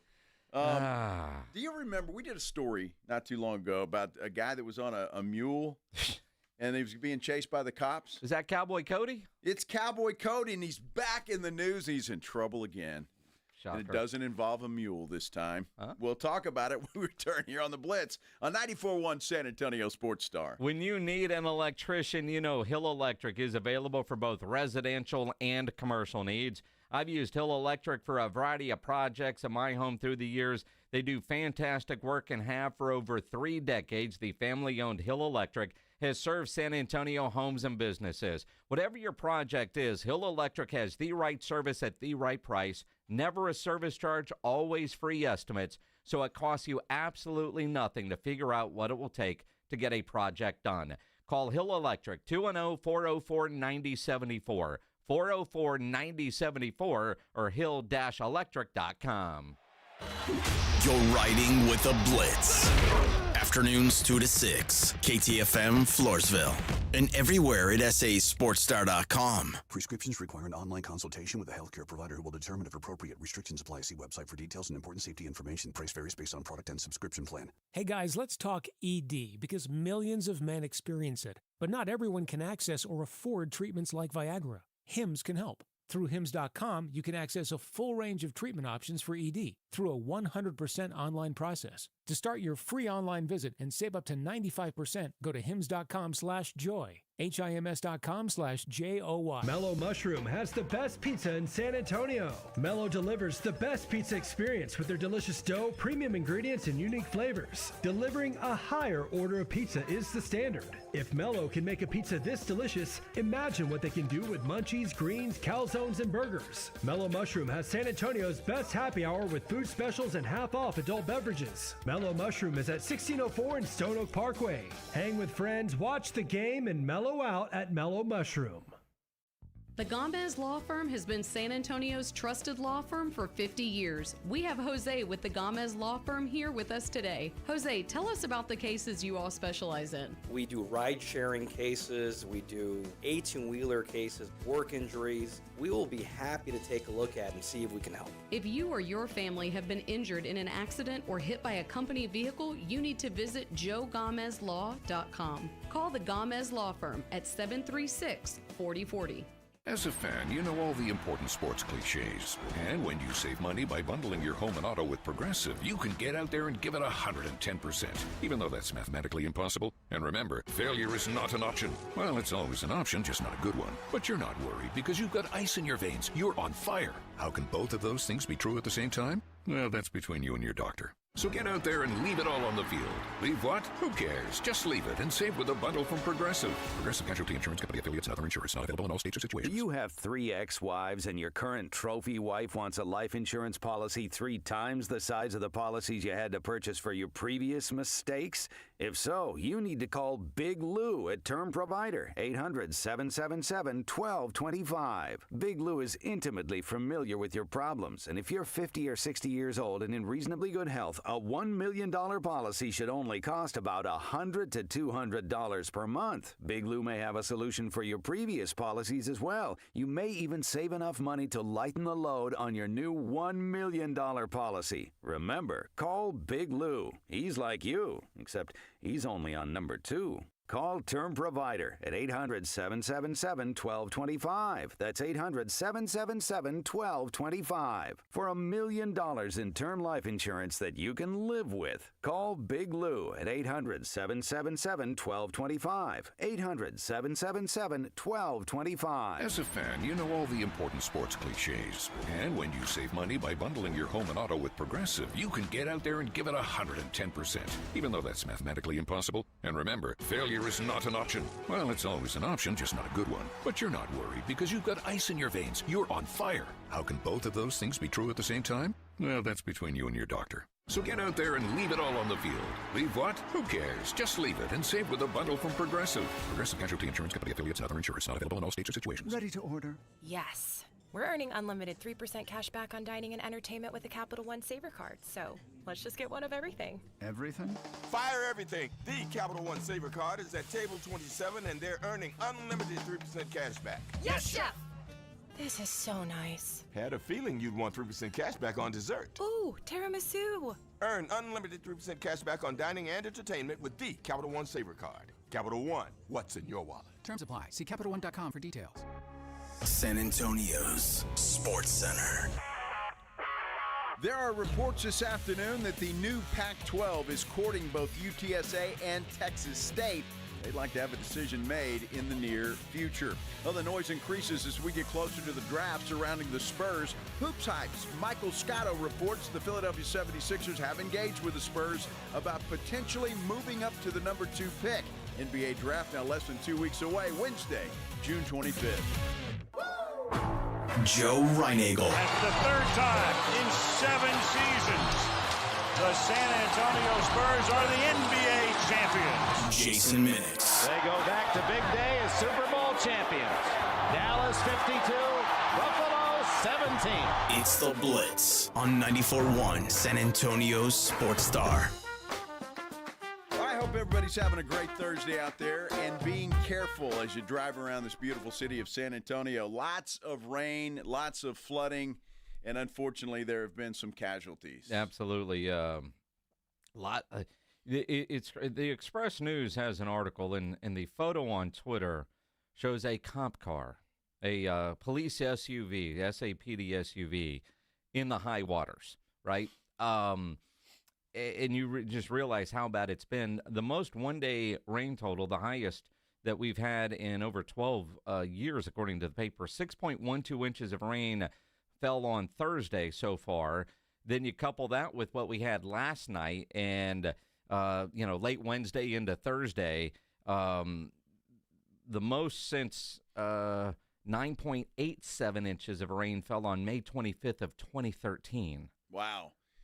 I guess the problem is a lot of low-lying areas around San Antonio, so it's like when it rains that much in that short a period of time, man, it just gets bad. And we saw that. I mentioned it earlier, driving to work, Perrin Bidle, I guess that's Salado Creek. Yeah. 3 cars in there and in the creek. And, boy, I tell you what, it was a weird scene because as you're pulling up on that, you never know I thought it was an accident. All I'm seeing is lights. Flashing all over the place, and there had to have been 4 or 5 police cars out there, and all of them just kind of blocking things off. 2 TV camera crews were out there as well. Well, according to the Express News, The firefighters have responded to 65 calls for water rescue in San Antonio and 1 watercraft rescue. So wow. And again, the flash flooding part, the flash part's the scary part. If you know where low water is, and in San Antonio, if you've been here for any length of time, you know where it's going to always flood. Turn around, don't drown. Water wins. Water always wins. Always does. Yeah. Always does. And so it's scary stuff. I don't know what the forecast is, but hopefully the rain will die down a little bit. But there's always a chance. It looked pretty ominous when I came to work yeah, it's today. kind of weird. And then you see cars in the creek that, typically doesn't have water. You don't realize that's a creek. It's just, there. Yeah. And then you see it full of water and you go. Yeah, it's not a good sight to see. No. Not at all. Let's do the Headline Blitz. This is Jason and Joe's Headline Blitz. 2 guys, 2 opinions, never enough time. We all know a Cowboy Cody type of guy, don't we? No, I don't know. Because I think Cowboy Cody was the origin for the ding ding ding ding ding ding ding ding ding ding ding ding ding ding ding ding. Well, I mean, she has certainly lived up to the hype. I mean, this Cowboy Cody guy, he's from Kentucky, and exactly. Need I say more? Exactly. Now, this guy's gotten in trouble, and he likes to go to the bars, drink a lot, and then get in trouble. And he's been arrested not once but twice, which is how we knew about him the first time because, he rides a donkey. And intoxicated. But he's not driving a car. Well, so, how do I get away from that? I'm driving a mule, riding a mule. Can you imagine the police in this, whatever, it's Murray, Kentucky is where this is. They probably... Oh, there's Cody again. Mm-hmm. That old fool. That mule, right. But this time he got in trouble, and it had nothing to do with donkeys. Now, he goes into a bar that apparently he's been banned from, and after a couple of drinks, they realize, oh, you're not supposed to be in here, dude. So they sent a bartender over and asked him to leave. And initially, that worked. He left. But he wasn't driving a donkey. He had his truck. And apparently earlier in the day, he had trapped a raccoon. So he went out to his truck, grabbed the raccoon out of the trap, went back into the bar and let the raccoon loose. And it bit somebody. And then he left in his truck. Cops found him. Yep. Of course, he was drunk.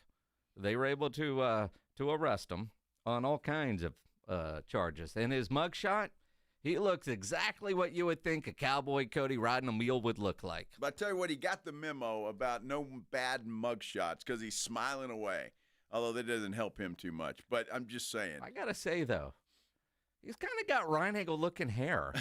If you were to grow your hair out a little bit and get a manly beard, that could be your twin. I could buy a mule and get drunk and run from the cops. Yeah.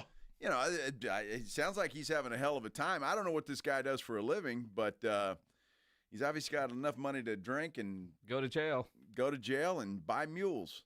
And trap raccoons. Yeah, Cowboy Cody doing it. Imagine somebody letting a raccoon out in the bar. No.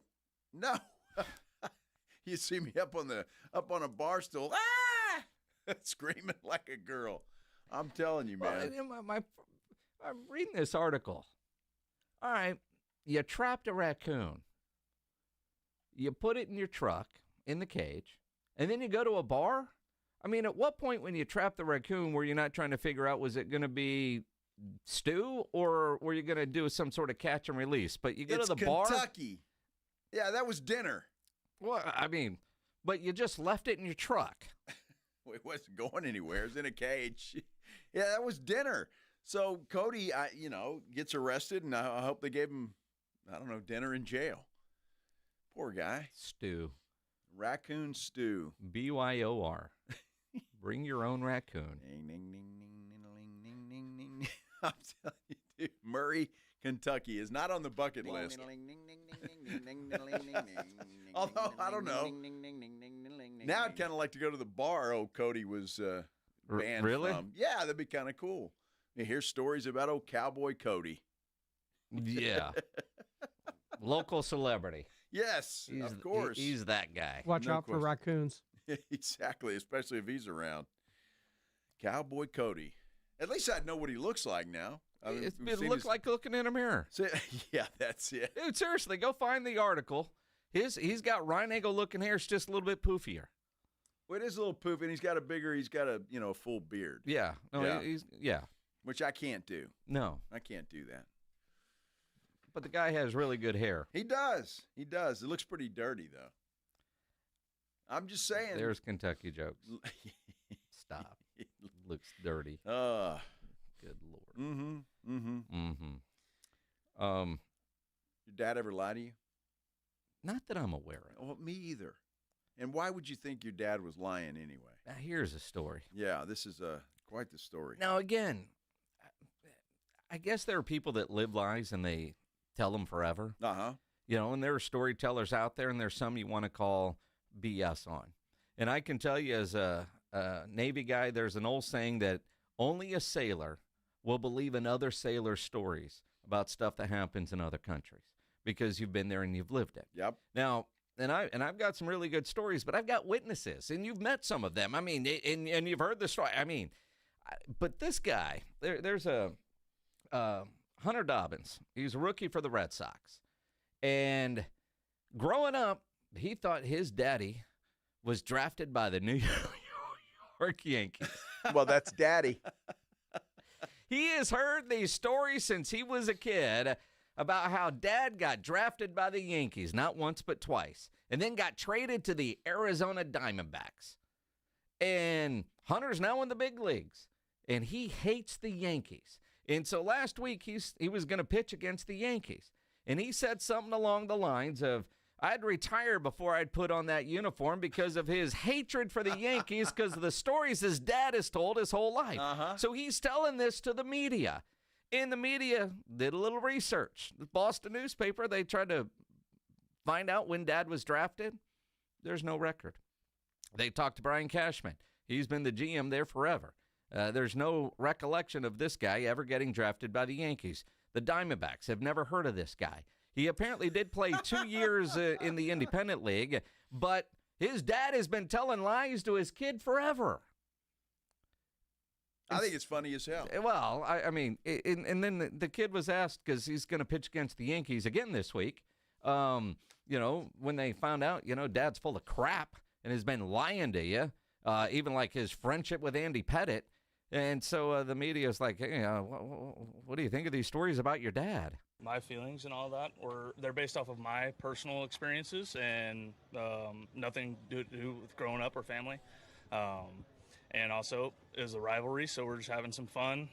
Jazz got into it too, and we had a good time about it.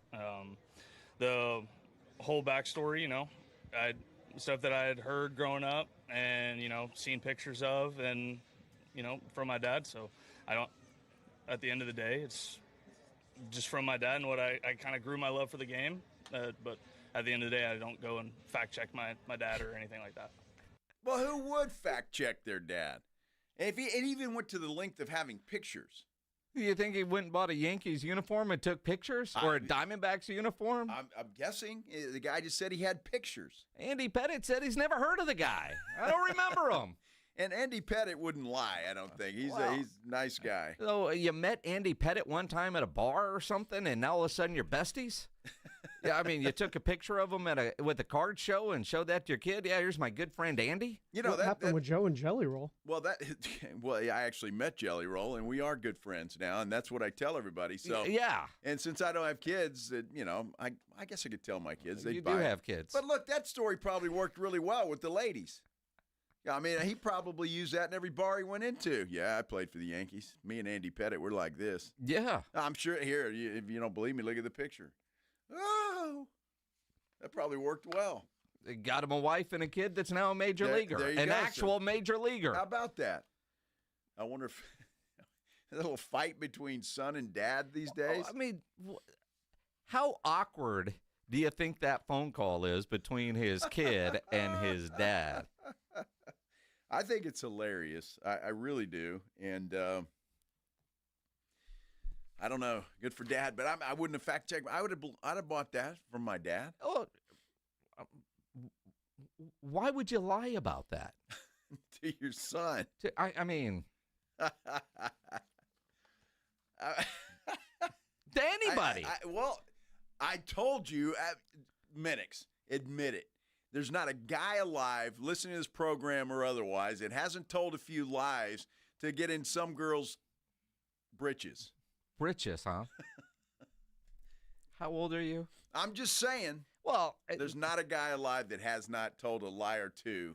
There is a difference in telling a lie trying to score. Right.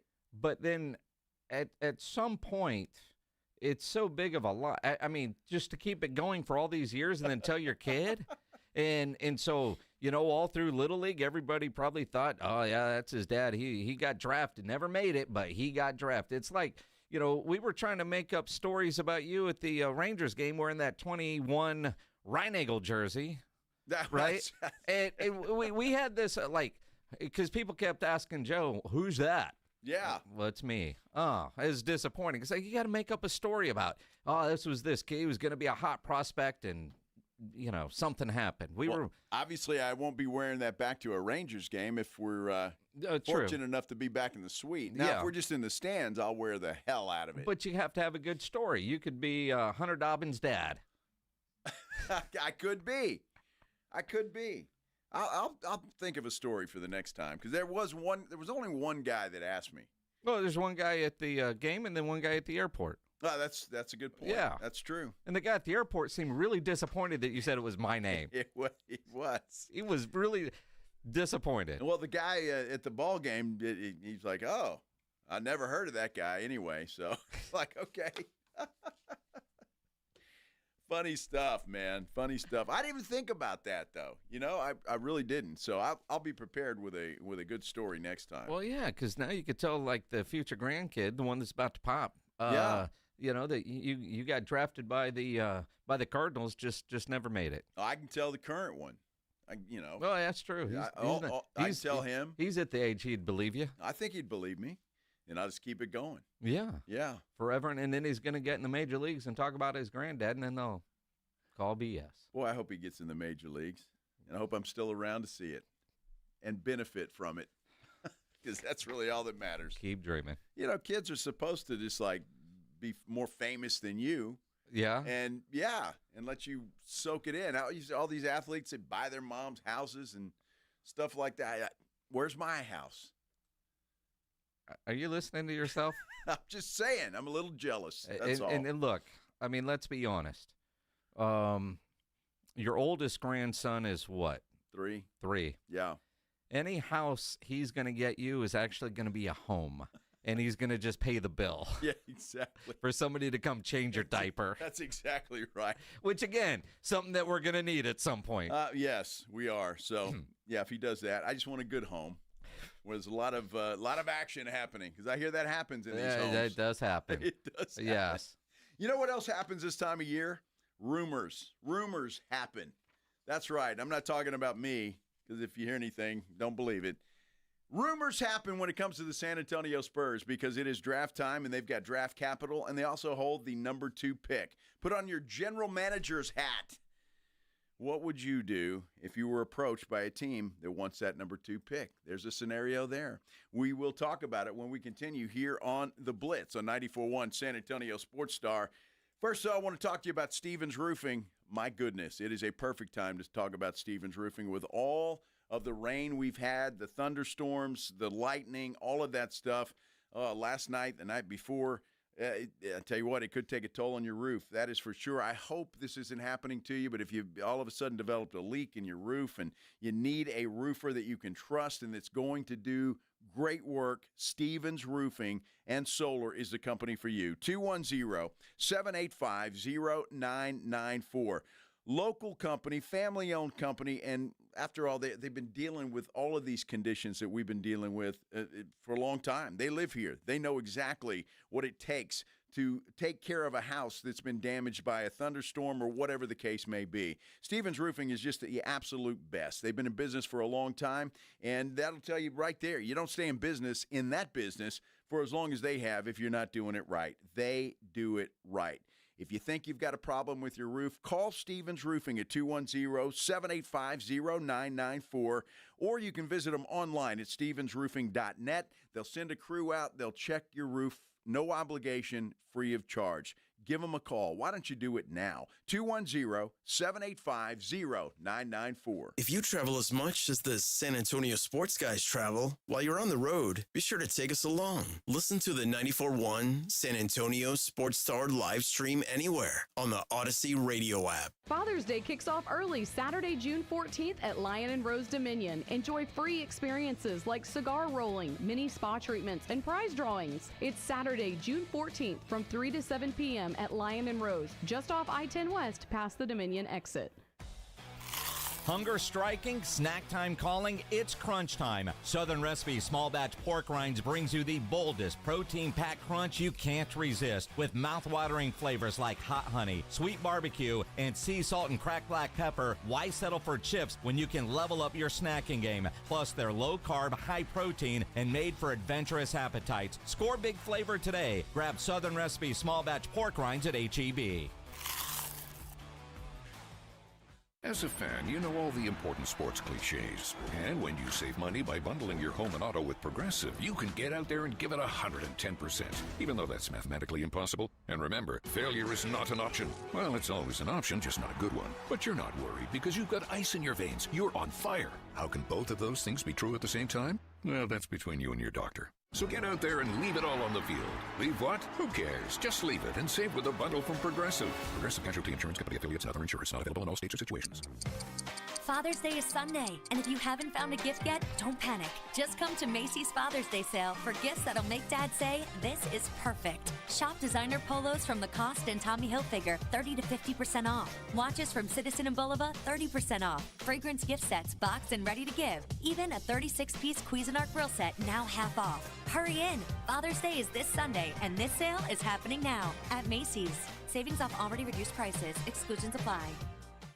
We all hear the radio ads about the IRS. They tell you to be afraid, to be scared, and they try to frighten you into calling. I'm not here to do that. Tax Relief Advocates is different. TRA is here to tell you that if you owe money to the IRS, whether it's $5,000, $50,000, or $500,000, we have a solution. It doesn't matter if you're sitting in your car, at work, or with your kids. No matter where you are, call now. 800-550-8841. Don't lose hope. TRA can eliminate or reduce what you owe to the IRS. Generous programs are now available that can give you a fresh start. Our passion is taxes and helping individuals fix their IRS problems. We have over 1,000 5-star reviews on Google and an A+ with the Better Business Bureau. You don't need to be afraid of the IRS any longer. End your tax nightmare today by visiting us online at TRA.com or call 800-550-8841. That's 800-550-8841. Tax Relief Advocates. Real solutions for real people. Injuries happen, and when they do, skip the ER and get to the Ortho Now Injury Clinic by TSAOG Orthopedics and Spine. Ortho Now provides walk-in care for injuries like broken bones, dislocations, sprains, and strains. Conveniently located in the Quarry area with extended hours Monday through Saturday with on-site x-ray casting and bracing, Ortho Now has everything you need to treat your injury, and best of all, no urgent care or emergency room copay. Learn more online at tsaog.com.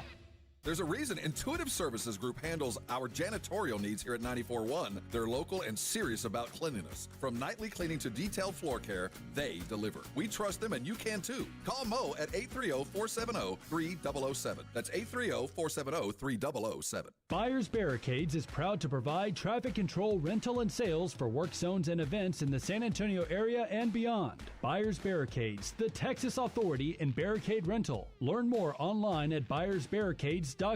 That's buyersbarricades.com. Listen to 94.1 Sports Star on your Amazon or Google smart speaker and just say, Alexa, play 94.1 San Antonio Sports Star.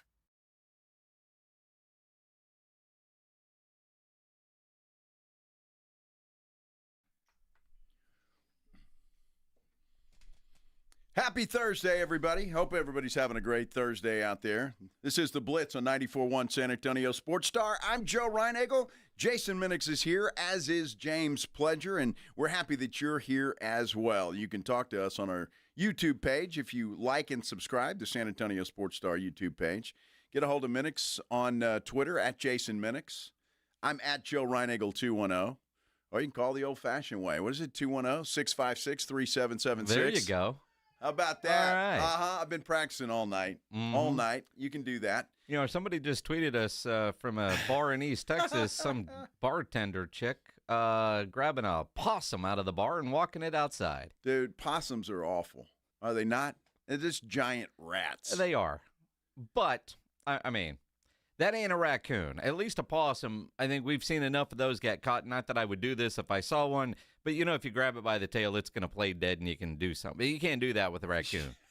Right? No. They're mean. Big difference. Before we get into the Spurs rumors, Adam Schefter dropping a major tweet right now that most of you are going to go, huh?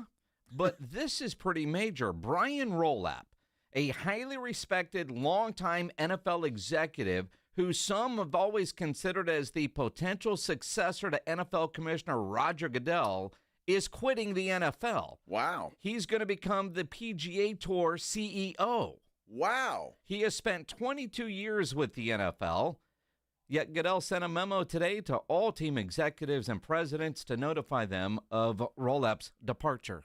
How about that? Well, the PGA Tour must have ponied up more than the NFL was paying. It's the only thing you can think of, right? I mean, what does Roger Goodell make? A bazillion dollars? I heard $40 to $60 million a year. And I think it's more than that with bonuses, which is nothing when you think about what the NFL drives in revenue if he were getting percentage like so many CEOs do. But for a guy that was in line for that job to leave, you wonder what I mean, again, doesn't affect most of us, but clearly a guy with 20 years plus in the league office who was thought to be that guy leaving to become the PGA Tour CEO. Now, what's happening to that guy? That's a good question. It's a really good question. I haven't heard. I don't know if he's retiring or moving on. I'm not sure. That's something to investigate, but I don't know. As we watch the PGA Tour and the U.S. Open right now. Yeah. That's what Goodell makes, Pledge? $63.9 million per year. And that's just cash. I mean, that doesn't include all the perks. Private jet. He's got a shiny wife, too. Stop. I'm just saying. Stop. Sam wants to educate us on something. Sam, you're on the Blitz. What's up, man? Hey, guys. I know, sorry, we're talking about Roger Goodell and stuff, but, hey, man, opossums, they're the only marsupial in the Western Hemisphere. They're the closest to marsupials. What? Marsupials. They're marsupials. They have a kangaroo little pouch in their stomachs. They're the only ones here in the Western Hemisphere. They can't contract rabies because the temperature of their blood is so low that they cannot contract rabies the way raccoons can. They eat pests. Their nature is pest control, man. They're amazing. They get such a bad rep, but they're amazing animals. Like, they're not rats. Actually, they're far from rats. They're ugly as hell, I'm just saying. Have you seen a baby possum? Look up a baby possum, man. They're the cutest thing ever. It's kind of like a baby armadillo. I mean, of course they're cute. They're all babies. Babies are cute. Well, not really. Well, but I mean, but all right. So Sam, you see since you're going to be politically correct, an opossum in your backyard. Are you going to go try to catch it, or are you just going to let it do its thing and keep moving? Well, honestly, they're my favorite animal, so I would definitely go try to catch one. Wait, but if how not, I'll let it do its thing. How does an opossum become your favorite animal? Wait a second. Y'all got to answer because both of you are saying opossum. I never say opossum. Nobody does. But that's correct. That's the correct name. Well, it is. But do you say that, Sam? Opossum all the time? It's his favorite. Yeah. An opossum is one here in the United States, and a possum is the one in Australia. Oh. Okay, so if you come to the United States, you get an O attached to your name. Now, shouldn't it be on the other side of the ocean? You get the O, kind of like in Ireland. I have no idea. Sam, how in the hell does an opossum become your favorite animal? I don't know, man. They're small, they're tiny, they're full of anxiety, and they're scared 24/7. They get a bad rep. I don't know, man. You just gotta look at them. Like, look at some videos of like a domesticated possum. They're the sweetest thing ever, man. They're not vicious. They play dead. Possum? And yeah, they're more domesticated than you think, and they only live up to 4 years, and then they die. 4 years. That's it. Well, it's because they're playing dead half their life. They are. So then it becomes real. I remember one time there was one on our back fence. My dog was going nuts, and it just stayed on top of the fence and wouldn't move. Well, he was pissing the dog off. Yeah, it was. They're not likely to bite. That's why they play dead. They show their teeth. The teeth is just for show. They will not bite you. If they do, it's a nibble. They can barely even have. Yeah, they barely have enough power to break the skin. Sam, I hate to ask this question, but do you have a girlfriend? Yeah, I have a girlfriend. All right. She let you play with possums? She lets me catch them, but she doesn't. We can't keep them. Well, good for her. Good, Sam. I've been telling you when I came to work today, learning about possums was not on my bingo card, so I appreciate that. Yeah, that was good. I'm still not going anywhere near one. No, I'm good. You didn't convince that me. to you guys. Yeah, Thanks, Sam. Yeah, appreciate you, man. All kinds. Who knew? Who cares? Sam does. Sam cares. Of all things, that's my favorite animal. Oh, a possum, an opossum. Now, mistake that with a regular possum. You think about people have their favorite animals, and you can get little figurines or art that you can put in, I don't know, in your house and stuff. You can't even buy, like, I'm guessing, an opossum you might be able figurine. Huh. You can see a turtle or an elephant or a giraffe, a camel, but an opossum? Yeah, well. Who would buy that? Stop. I'm not calling it an opossum. Well, I'm not doing that. It's what it's called. Well, that's great. If I say possum to anybody in the well, we know what you're talking about, right. But out of respect for Sam and his favorite animal. Well, Sam, just call it a possum. He'll be okay with that. Oh, he wants to be correct. You make sure his is an American possum and not an Australian possum. Well, that's it. Now, yeah. They live 4 years. 4 years. That's it. It feels like it's too long. Wow. I don't know. Crazy. Sometimes you just never know. You never know. I tell you, I love this job. You go from an opossum to a Wookiee. What's up, Wookiee? You're on the Blitz, man. I don't know how I'm going to follow that Nat Geo Sam the Possum Hunter call, but I'm going to do my best. You call yourself Wookiee, man. You don't have much room to talk. Hey, come on in. Yeah, you're right. So anyways, I'm calling just because of how Minix just picking on me right now. Joe, I wanted to let you know that it must be hard being the smartest man there at the station. Because you picked the Pacers just like I did to win, and who was over there complaining, oh, you're throwing away your money, or you're going to lose your money. So if you decide to change the name of the show to Joe Reinigo, the Blitz, and the other guy, I get it. I 100% get it. I mean, it's possible. I mean, you realize the series is not over. It's one Right. game. I bet the under. I cashed money last night. I did not bet the spread, so I'm good. Okay, well then we all won money. That's the good stuff. One thing I want to do was just play that GM real quick about the Spurs. Uh-huh. There was one thing that the Spurs always had to me when they were winning titles was they were such a humble team. Everybody was out for one another. Nobody really wanted to be spotlighted or anything. And one of the biggest ones was your favorite man, Ginobili. And the reason why I bring that up is with that pick that we have at number 2, I don't think there's any value coming in that we can't get with the 14th pick, because somehow, some way, the Spurs front office always pulls off everything. So with that number 2 pick, in my eyes, you bring in Harper, and you see which one of him or Castle can maybe start filling a Ginobili role. I'm not saying they're going to be him. Nobody will ever be Ginobili. But that role of, hey, the bench squad is my squad, and we're going to take over when we need to. And, I mean, might be a diamond in the rough to maybe build it that way instead of, hey, what can we get? Well, with the 14th pick, go get Durant or whoever else. It's that easy. It is that easy, and like I've said many times, appreciate the call, Yeah, Wookiee. thanks, Wookiee. The idea of a mindset for a Ginobili to come off the bench. You have to make sure that either a Castle is willing to do that, Harper is willing to do that, De'Aaron Fox is a starter. You have to have the right mindset, the player mentality. And most of these guys, especially a high draft pick, they see themselves as starters, and it's about their defined role. You look at Chris Paul, been in the league 1,000 years. One of the reasons he chose San Antonio last year is he tried being a bench player. He didn't like it. He wanted to go somewhere where he could start. And apparently that promise was made, which is why we saw Castle on the bench so much last year, but that's part of the reason why he's not coming back this year. Absolutely. He wants to be a starter. Look, I don't know what the Spurs are going to do. I know what I'd like for them to do. I'm ready to win now.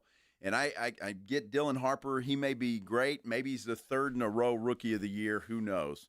I just don't think that puts you over the top to win now. I'm ready to win now. I'd like to bring some veterans in and win now. And again, I may be eating my words 5 years from now because Dylan Harper may be the face of the league. That's always a possibility. But I want to win now. I'm tired of building.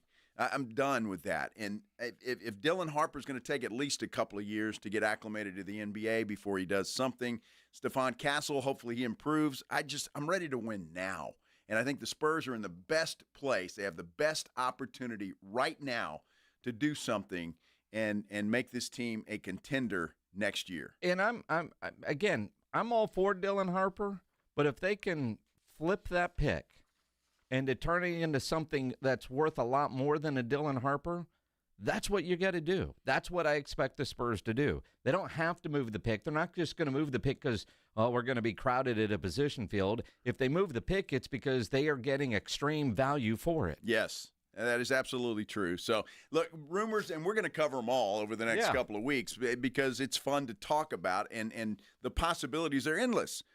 Not only do they have the number 2 pick, but they've got the draft capital, and they've got all kinds of stuff to work with. So it's going to be fun. What UTSA and Texas State are being courted by a report today by the new Pac-12. I guess it's not new, but they're trying to restructure it. And I guess they have to a certain extent, but they need at least one more football playing team to make that happen. We'll tell you what the report is saying and how do you feel about that.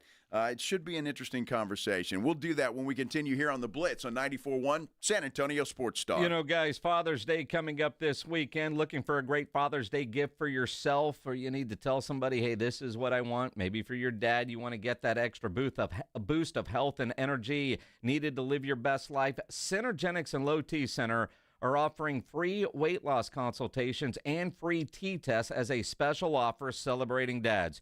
Treatment is personalized to you. Most major insurance is accepted. With the freedom to choose in-center care or at-home treatment, you are helping take control of your health. For you as a dad, even if you're not a dad, or even for your dad, from now until the 21st, enjoy a free B12 shot for an extra boost of energy when you stop in for TRT and weight loss. Offer limited, so book now at fixmylowt.com. With locations conveniently located across San Antonio, you can be seen by one of these Synergenics or Low T Center's healthcare professionals and get started right away. The experts at Synergenics and Low T Center, they have been changing patients' lives for the better for a combined 25 years. They understand what guys need. Take advantage of this offer now through June 21st. Go book your appointment at fixmylowt.com. That's fixmylowt.com. It's the Morning Huddle with A.J. Hoffman and Rob Thompson. Friday on the Morning Huddle, OTAs are done. Shotty speaks. Where do we go from here? We're talking about it. 4 games into the Stanley Cup, 4 games into the NBA Finals. We'll preview the Game 5s. We'll take a look at the U.S. Open. We got the UFC. Tons going on. We're going to talk about it all. Party starts at 6. It's the Morning Huddle with A.J. Hoffman and Rob Thompson. Morning 6 to 10 on 94.1 San Antonio Sports Star. This is Joe Cordell of Cordell & Cordell. Cordell & Cordell is the largest family law firm in the country with over 35 years of helping clients navigate divorce. That does give us certain advantages, for example, in focus and resources. But being big doesn't mean less personal or less local. Our attorneys live and work in your community, and as neighbors, they understand the challenges your families face. If you're a guy facing divorce, remember, Cordell and Cordell, a partner you can count on. San Antonio, Austin, and St. Louis. CordellCordell.com. Huge news. Right now at Wendy's, you can get a Son of Baconator for just $3. I don't think you understand this situation. The Son of Baconator is only $3 for a limited time. You know, smoked bacon, rich melted cheese. That Son of Baconator is only $3. Thank you to whoever wished upon that star. For bacon that just won't quit, gotta be Wendy's. U.S. price and participation may vary. Prices may be higher in Alaska and Hawaii, not valid on a combo or on third-party delivery platforms. Here at the Almond Joy Factory, where tropical vibes abound, we use soft, fresh-tasting coconut. The crunchiest almonds and delicious chocolate candy. Ah, but do you know what our most important ingredient is? Sometimes you feel like a nut. Sometimes you don't. Almond Joy's got nuts and something even way better than that. Yes, Almond Joy is made with almonds and joy. At Progressive, we understand the bond you have with your boat. It's why people name theirs. I named my boat Sure Don't. Get it? The other day when my friend said, "Hey Larry, you want to head back in? It looks like it might rain." I said, "Sure don't." I guess they didn't get it because they didn't laugh. Whatever you call your boat, protect it by insuring it with Progressive, America's #1 boat insurer. Progressive Casualty Insurance Company and Affiliates. #1 rating based on boat market share data from ratefilings.com. Guys, it's summertime. Carbox got you covered with summertime beers. Whether it's the Love Street Blonde Kolsch Ale, the Rhubarb, which is their latest Fun Series beer, or a Ziegenbach, Crawford Bach, whatever you're looking for, there's something for everybody's taste in Carbox lineup. Check them out at all your local stores.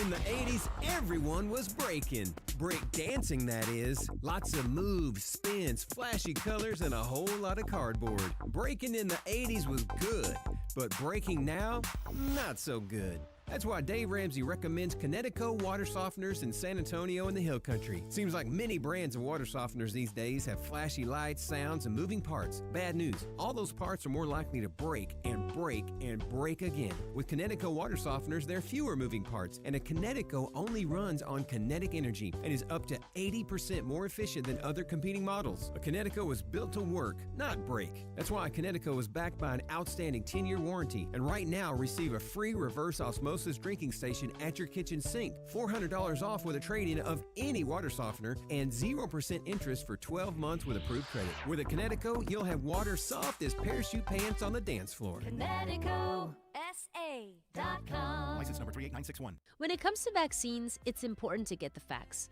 The City of San Antonio Metropolitan Health District knows that life moves fast and the last thing you want is to miss out due to an illness. Vaccines are safe and help your immune system fight off serious disease that can stop or change your plans. They protect you, the people you love, and can prevent you from getting sick. Let's get vaccinated, because when it comes to your health, it's time to get real about vaccines and get the facts. For more information, visit sa.gov/health.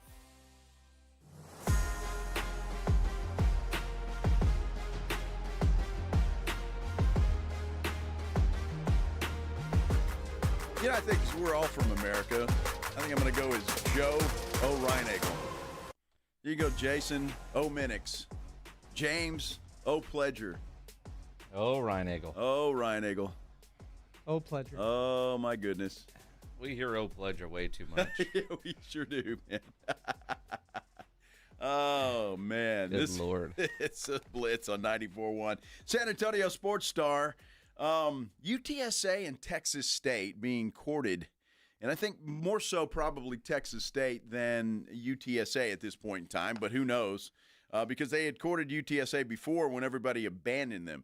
But interesting, the reports are out again that they would like one or both. Well, by July 1st, this new Pac-12 has to add one more football playing school. It's likely to be Texas State, and they haven't announced anything yet, but they're the logical one to take that next jump, being in the Sun Belt. UTSA gets kind of thrown into this report because I think the Pac-12 would like to have two schools in Texas. San Antonio, the city size, all that kind of stuff is going to factor in. I look at it from a UTSA perspective and say, does it make sense? The new Pac-12 I don't think is competitive as the American, but if the new TV deal that the Pac-12 is expected to finalize in the coming days, which is what this report is, has a better financial package for UTSA, then maybe it does make sense. That's what it's going to depend on. I think that's it. Because, the conference they're in right now, and I'm quite honestly surprised the TV deal isn't better in the American with the competition that they have. What it will be in the new and improved Pac-12, who knows? But 4 partners is what they're talking about. There could be as many as 4 different. I think the CW was one. ESPN could broadcast a couple. Sure. Anyway, it hadn't been finalized, but there could be as many as 4 different.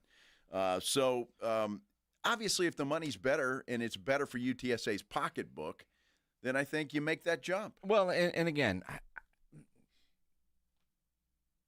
UTSA, they climbed the conference ladder pretty quick to get to the American. They're still, and I like the phrase that Peter J. Holt used the other day, punching above their weight. Yeah. They're trying to catch up financially to being in the American. One of the things that we don't know, and the last time I saw a Greg Luca article where he's trying to get an open records request, like how much of a share of the TV pie is UTSA getting, and we don't, they've never really made that information public. But our conversation in D.C. at the Army-Navy game with the commissioner, Tim Pernetti, he loves UTSA.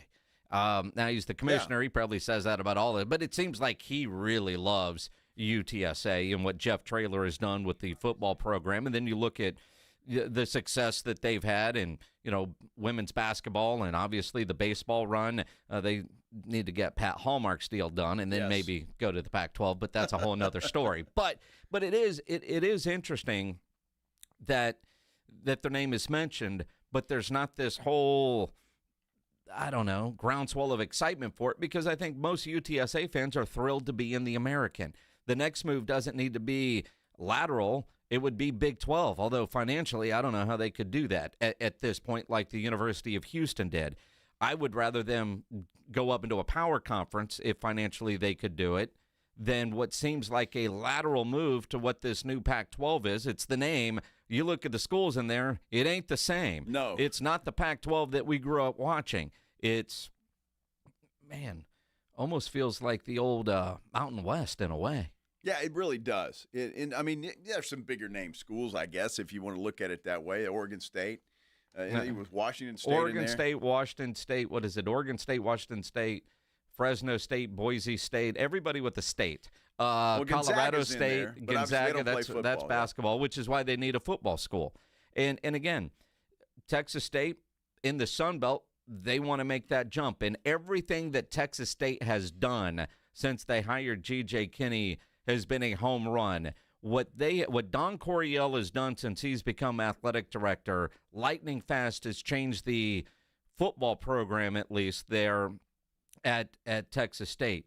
UTSA, because they want more of a Texas presence, right? That's it. Sure. Of course they do. And the only good thing that I can see, because we don't know the details of what the money would be and all of that and how that would happen, but, boy, you get into a conference where UTSA and Texas State are rivals and they meet every year. I'm all for that. I would love to see that happen. And they're trying to make that happen now because they've been playing each other here recently. But I would love for that to happen. That would be great. But again, although UTSA travels some pretty good distances now, you talk about going out to the West Coast 3-4 times a year, football-wise, and then the other sports as well. That would be very difficult. Well, and again, looking at Oregon State, Washington State, San Diego State, Boise State, Fresno State, Colorado State, Utah State, all from the old Mountain West, and then, of course, Gonzaga, they don't play football. So, again, article that I'm reading, Texas-sized rumors brewing is the Pac-12, but they have a July 1st deadline to get another team. My guess is it's going to be Sam Marcus. I think so. I would be stunned if UTSA were to bolt the American for for this new Pac-12 conference? Well, I hope they're at least kicking the tires, and I hope they're doing their due diligence on what is it about, how much money are we going to get, what is the TV deal. I mean, I hope that they're doing all of that stuff, and I'm sure that they are, because if they're not, then they're not doing their job. But because you have to look into the possibilities, and where does that lead from then on out? Look, UTSA is a long way from a Big 12. Obviously, Big 10, SEC, they're a long way from that, even the ACC, because of their facilities. And so they're a long way from that.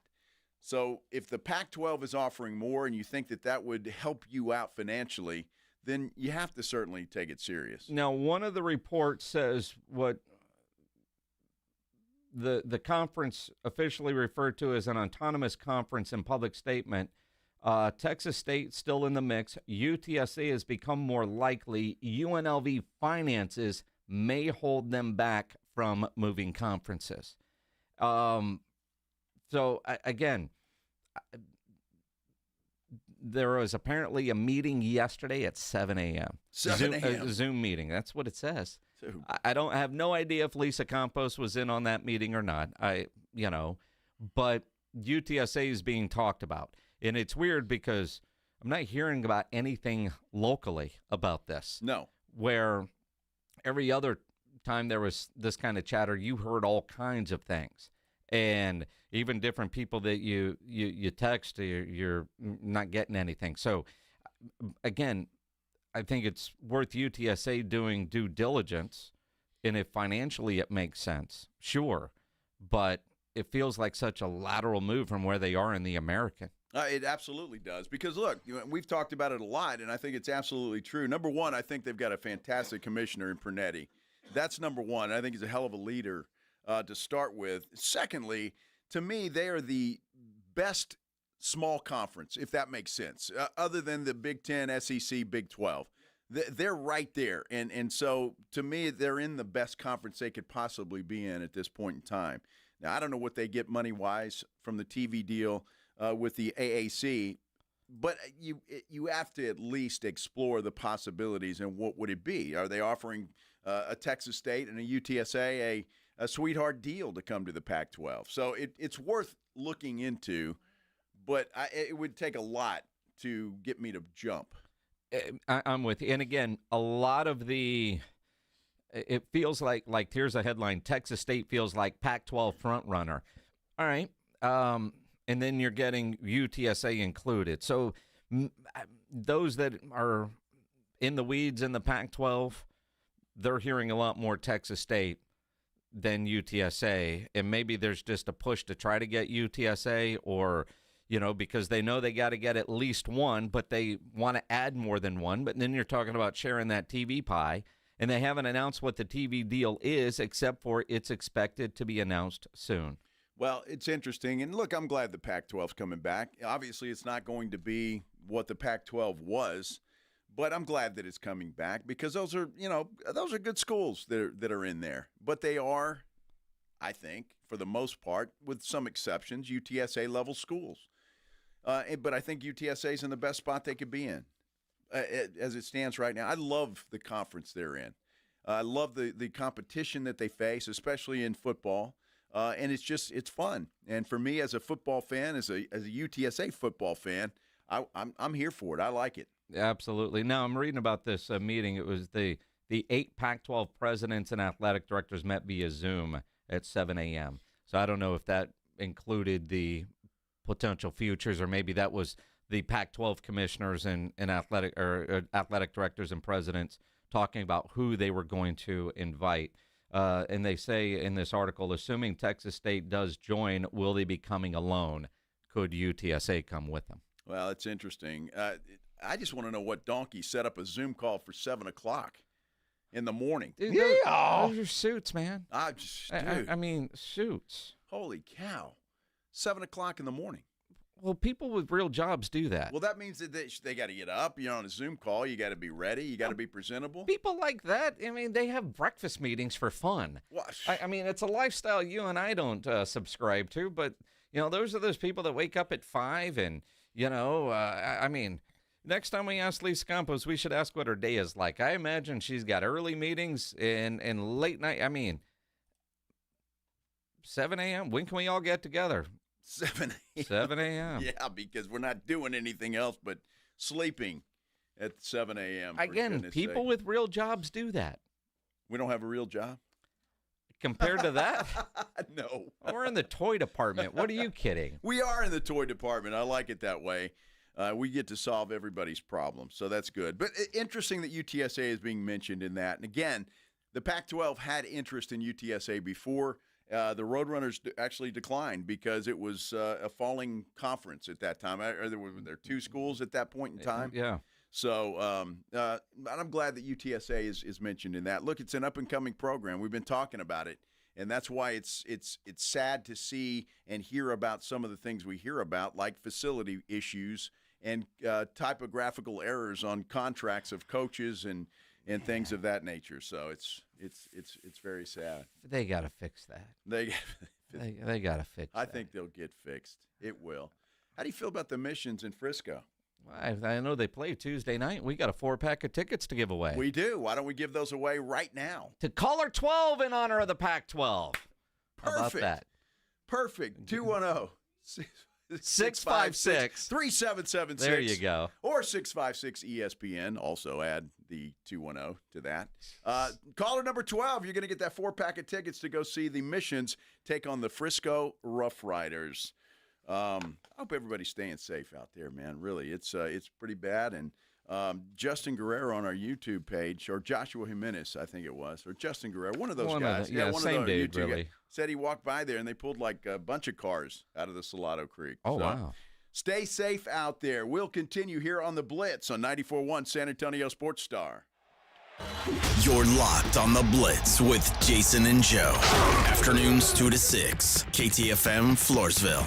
And everywhere at sasportstar.com. Alex. Hello. We've been trying to track you down. I don't know if you've noticed that. Do you have any idea why? Something to do with the radio thing. Every month we're doing a giveaway. GiveMeTheVin.com. Giveaway? What you giving away, man? $25,000. Alex Jackson of Pensacola, Florida is the latest winner of Give Me the Vin's Big Cash Giveaway. Are you for real? Every time that you sell a car to Give Me the Vin, you go into a drawing for that month. And, dude, you won. That's great, man. I'm having a baby boy in about 3 months. That's a lot of diapers, man. Name him John Clay. Okay. No purchase necessary. For official rules, go to GiveMeTheVin.com. Hi there, I'm John O'Hurley. You know, our pets are beloved family members. But sadly, though, there are so many dogs that get euthanized every day due to the lack of funding. To give them a chance at adoption, I invite you to support Puppy Food Bank. Thanks to generous donors like you, all of the food sent to pet shelters from Puppy Food Bank never comes with a bill. So please go to puppyfoodbank.org and make a generous, caring $15 donation every month. Your donation will absolutely save pet lives. Here in Texas, we know that trust is earned and reputation matters. Since 1993, Thomas J. Henry dedicated himself to building a firm that injured clients can trust and that Texans can respect. A firm where no defendant is too big and no case is too small. Backed by a track record of success and a commitment to our clients, Thomas J. Henry remains the name you can depend on if you have been injured. Trust the firm that stands for you. Trust Thomas J. Henry, San Antonio, Texas. If you need to hire, you know it takes time. Well, what if you could meet with qualified candidates the very next day? Now you can with Zip Intro from ZipRecruiter. You simply pick a time and it does all the work of finding and scheduling qualified candidates for you. Then you choose who you want to talk to and meet with great people on back-to-back video calls as soon as the next day. Try Zip Intro for free at ZipRecruiter.com/free. Zip Intro. Post jobs today.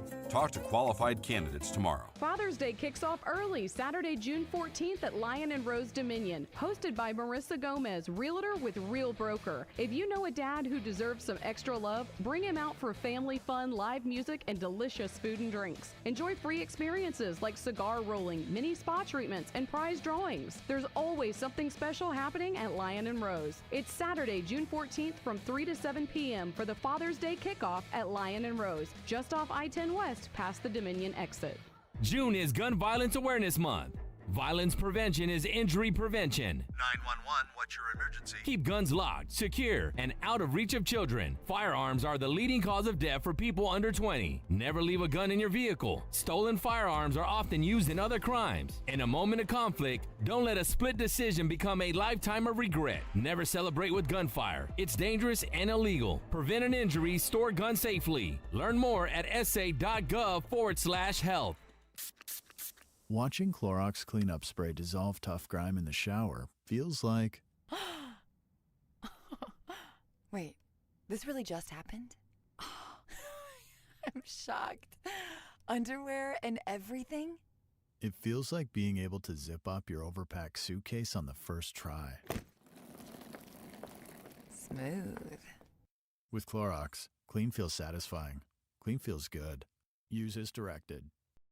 With Target, this Father's Day will be epic. Get up to 30% off gifts for dad. Plus, buy one and get the second one at half price on games, books, music, and more with Target Circle. From stylish apparel and top fitness gear to amazing games and Lego sets, you'll find the perfect gift for him, no matter how he dads. Now through Father's Day, save up to 30% on select gifts for him. Plus, buy one, get the second at half price on games, books, music, and more with Target Circle. Only at Target. Restrictions apply.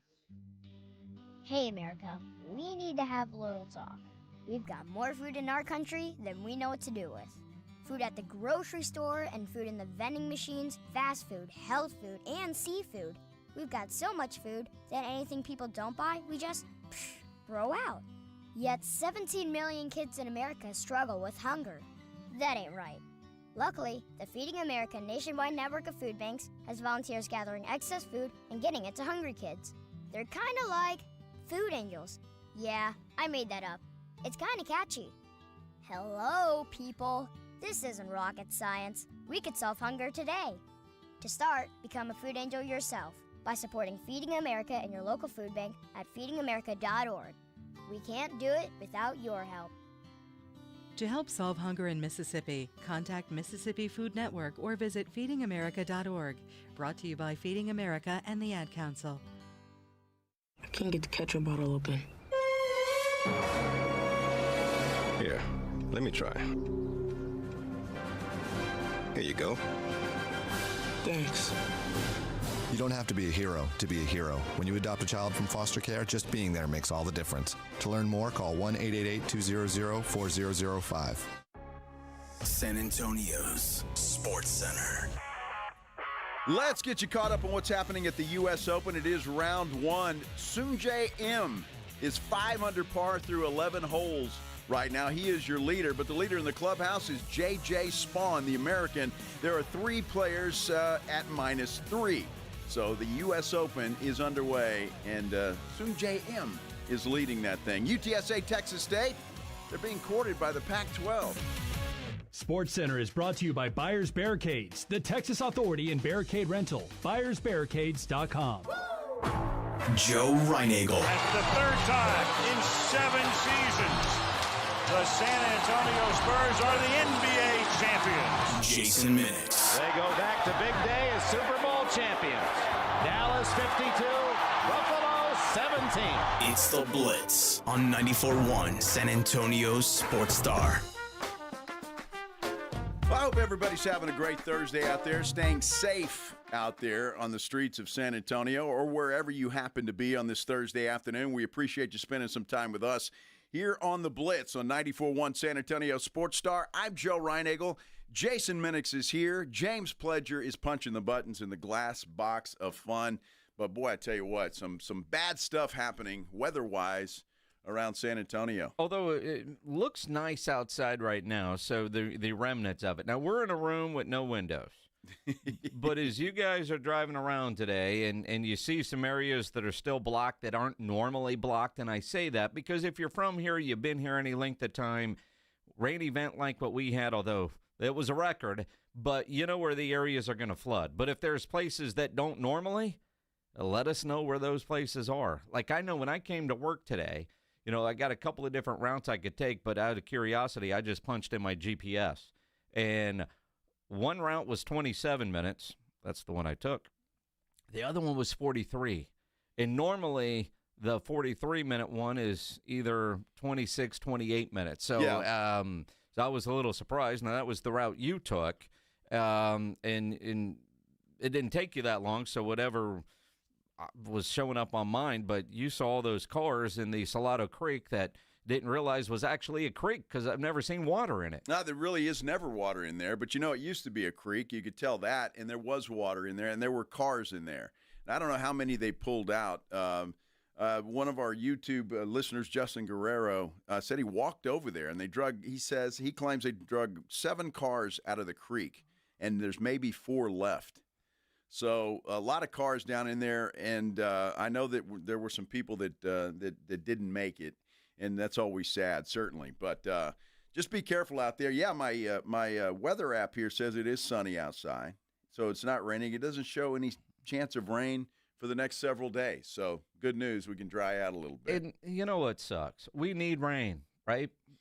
We don't need this rain all at one time. Crazy. Yeah, just a little bit, every day. But look, just stay safe out there because the water's going to stick around for a little while. You know where you go. Absolutely. You know what's crazy? I mean, we're sitting here in June, and mini camps are wrapping up, and all right, man, well, football season is right around the corner. I know. I just got a calendar invite. Really? For the San Antonio All-Star Football Game selection meeting. Like, the people at San Antonio Sports really plan ahead. Yes, they do. You're thinking about that right now. Well, that's all right. They want to make sure you're on the schedule. Well, that's it. I mean, but you start planning, you start thinking, and it's right around the corner. And on our YouTube page, talking about Pac-12, about wonder who the Alamo Bowl goes after when the contract expires. That's gonna be interesting. Because right now it's Pac-12 legacy can come after the Pac-12 exploded. The Valero Alamo Bowl has gotten so big on that pecking order.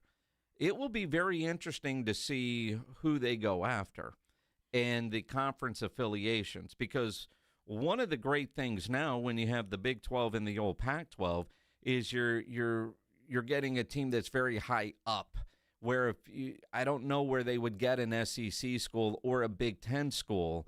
Do we want the 4th place Big 10 or 4th place SEC coming here?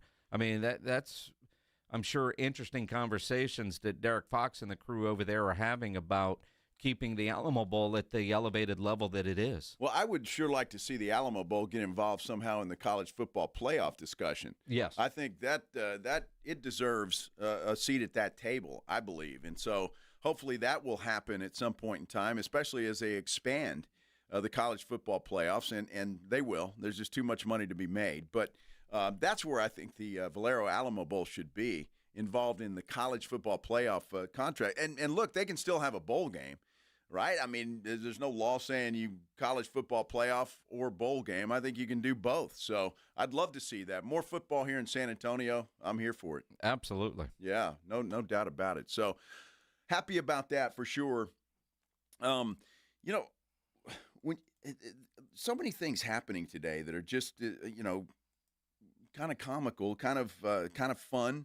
With this UTSA Texas State story, with all the rumors floating around the Spurs, with the Cowboys wrapping up their mini camp. Dak Prescott's on our TV right now. Yeah, he wants to win championships. He's not worried about his legacy. Is that what he's saying? That's what he says. Yeah. And that's just going to go viral. Why are they talking about Dak Prescott's legacy now? He was asked about his legacy. I know, but I don't get that question. He was asked and he answered. I'm not worried about that. I just want to win championships. I just, obviously, ESPN is playing that soundbite. Oh, of course. I know there are questions, and maybe you're thinking of something different as a reporter because, you do that sometimes. But your legacy? It's 10th year or 11th? Yeah, 10. Okay, so it's 10th. I mean, the guy, obviously, he's got a few more years left, I would think, before he starts thinking about that. Again, you talk about your legacy. You're asked about your legacy. He talks about it. It's at that point, it's all about, for him winning championships, which is what you expect him to say, right? I mean, even Schottenheimer said today, because he was asked about Dak and his comments there and talking legacies, and Brian Schottenheimer brings up his dad, Marty. I think legacy, well, no. The first answer is no. Dak and I haven't really talked about, his legacy or legacy in general. We just talk about what it takes to win, the work ethic and the sacrifice you have to make to win. I think that's relevant in any field that you guys are in. You guys are all obviously very successful at what you do, and there's sacrifice and there's time spent, and so we talk a lot about that. This is one of the hardest working players I've ever been around. Talking about Dak, of course. Legacy to me, I think it starts with people. I to this day, I go out on the field for a game, and I will have 2 or 3 different individuals come up to me and say, "Excuse me, Coach, you have a second?" And I know exactly where they're going. And I, of course, drop what I'm doing because I want to hear it. And they say, "Your father changed my life." And it's former players. And so he never won a Super Bowl, won over 200 games in the NFL, but I would put his legacy up against anybody that's ever coached in the National Football League. I agree with him. I mean, Marty Schottenheimer was different. And I think that's what we're seeing in Brian in a lot of ways. Not that he's going to have the style of his dad, but he's doing it a different way, obviously, than Mike McCarthy did it, obviously different than Jason Garrett did it. He's bringing a little more, I don't know, family. Certainly love. It's a love fest at the Star in Frisco. And it's genuine. I mean, let's face it. Now, he was around a lot of those guys already on the staff, but the way he comes in, the way he talks, and he's won over a lot of fans, including me, because I wasn't excited about the hire when it happened, but I don't know the guy, right? But I like the way he carries himself, and it feels genuine. If he were full of crap and just trying to talk the talk but not walk the walk, players would see right through it, and they wouldn't buy in. Every one of these guys, when you hear them, they seem bought in. If we all know and have seen people that you just know it's lip service and there's nothing genuine about it. It feels genuine from him, all of it. You saw that with Dan Quinn. It was genuine. I'm trying to think of examples of somebody that you just were like, dude, you're so full of crap, right? I mean, but I'm right here, Jason. All right, players would see right through that. Right? And there wouldn't be that buy-in. There seems to be that buy-in, that genuine love that he has. But comparing your dad's legacy as a coach to a quarterback is, coaches, it's like a teacher. You're impacting lives. Sure, dad didn't win a Super Bowl, but great coach. We know that. But when you're talking about a player, especially a quarterback, it's about Super Bowls. How often do you talk about Dan Marino not having one? Yeah. Great quarterback, Hall of Famer, part of his legacy, he doesn't have one. Jim Kelly lost 4 straight, right? Because when you're a quarterback, it's about winning Super Bowls. It is. Eli Manning has 2, right? Mm-hmm. Probably goes to the Hall of Fame. You look at most, except Jim Plunkett, that have at least won 1 or 2, they go to the Hall of Fame. When you don't win one, Phillip Rivers, Tony Romo, you're looked at differently. You are. Your legacy is different because you didn't get over the hump. Well, look, you could even throw in Charles Barkley, right? Barkley was a hell of a player. Yeah. But he never got to an NBA Finals, never won a championship. And it does, because that's how you're judged. And look, I'm okay with it. I'm okay with it. And I don't know if Schotty there was trying to, throw a little blanket of cover over Dak Prescott, because if he doesn't win a Super Bowl, people are going to think of him like, well, that guy, he was horrible. But and I don't know if he was even thinking that, but I like where he went with it, because he didn't know how to answer it, because it's a stupid question. It's just a dumb question. Well, what do you think about your legacy, Dak? It's a dumb question. It is. And again, how do you expect the guy to answer? Yeah, I want to win championships. If he would have answered it, give a lot of money to charity. I'm a solid dad, a great husband, and a great teammate, and that's all that matters. He would get hammered for what about winning? And of course, he's Dak Prescott. I want to win championships. Yeah, that's funny. Come on, dude. Seriously. Come on, try to win a playoff game, would you? Well, it's the right answer, and because Dak's not thinking about it. I wouldn't think. No. Your legacy? No. Right now, when you've got, I would think, at least 5+ years left to play somewhere, wherever that happens to be. And I mean, come on. They're asking Shedeur Sanders about his legacy, too. No, I'm kidding. I hope not. Jeez, man. I just, to me, it's a dumb question. So I think Brian Schottenheimer handled it perfectly. You go in and we haven't talked about it, and why would they? Which is obvious. And so, you go to your dad and you make that statement, and it's not, for his dad, it wasn't all about championships. Obviously, Marty wanted to win championships. He didn't, but he was still a hell of a coach. The reality, dude, you win a championship, they're going to build a statue for you in Dallas. Every guy that said anything bad is well, except no, Joe would say, well, win another one. It was a fluke. I would not. You would. I wouldn't. You would. Never. You would. Never. You would. I love Dak. Come on. Here we go. Greatest quarterback in the National Football League. I love you, Dak. I promised I wouldn't lie to y'all, and I just did. I was wrong. You were right. Look, if Dak wins one, I even said if he gets to an NFC championship game, for goodness sake, I'd get off his back. Yeah, sure. Maybe we should just go for winning a couple of playoff games. I'm down for all of that. All of it. Yeah. The guy. Look, we'll see. I like Dak Prescott. I honestly do. As a man, as a leader, he says all the right things. He wins the podium game big time. He just can't win in the playoffs, and that's the problem. And that's where it counts. So your legacy, Dak, how do you feel about that? Oh, Dak Prescott. Talking a lot about the Spurs' new arena, Project Marvel, and all of that kind of stuff. And, well, we heard from Peter J. Holt a couple of days ago when he was at the Bexar County Commissioners meeting. Well, our good buddy Don Harris got an interview with one Peter J. Holt, and he answers the question about how much the Spurs are going to put in the kitty. Sort of. Kind of. Yeah. Well, we'll let you decide when we return here on The Blitz on 94.1 San Antonio Sports Star. Calling all snack MVPs, it's time to huddle up with Southern Recipe Small Batch Pork Rinds, the low-carb, high-protein snack with a flavor-packed crunch. From sea salt and cracked black pepper to hot honey, sweet barbecue, and more, these bold bites are ready to tackle your crunch time cravings. Find your flavor playbook at H-E-B and make every bite count, because when it's crunch time, there's only one snack you need on your team: Southern Recipe Small Batch.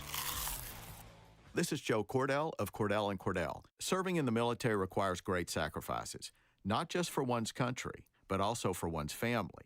Not surprisingly, divorce for soldiers is especially difficult, and it raises a number of challenges that are peculiar to military divorce, things such as deployments, relocation, retirement benefits. These issues can be complicated. So if you're a soldier facing such challenges, go to CordellCordell.com. San Antonio, Austin, and St. Louis. CordellCordell.com. At Progressive, we understand the bond you have with your boat. It's why people name theirs. I named my boat Sure Don't. Get it? The other day when my friend said, "Hey, Larry, you want to head back in? It looks like it might rain." I said, "Sure don't." I guess they didn't get it because they didn't laugh. Whatever you call your boat, protect it by insuring it with Progressive, America's #1 boat insurer. Progressive Casualty Insurance Company and Affiliates. #1 rating based on boat market share data from ratefilings.com. My brother-in-law died suddenly, and now my sister and her kids have to sell their home. That's why I told my husband we could not put off getting life insurance any longer. An agent offered us a 10-year, $500,000 policy for nearly $50 a month. Then we called SelectQuote. SelectQuote found us identical coverage for only $19 a month, a savings of $369 a year. Whether you need a $500,000 policy or a $5 million policy, SelectQuote could save you more than 50% on term life insurance. For your free quote, call SelectQuote at 1-800-743-8080. That's 1-800-743-8080. Or go to SelectQuote.com. 1-800-743-8080. That's 1-800-743-8080. SelectQuote.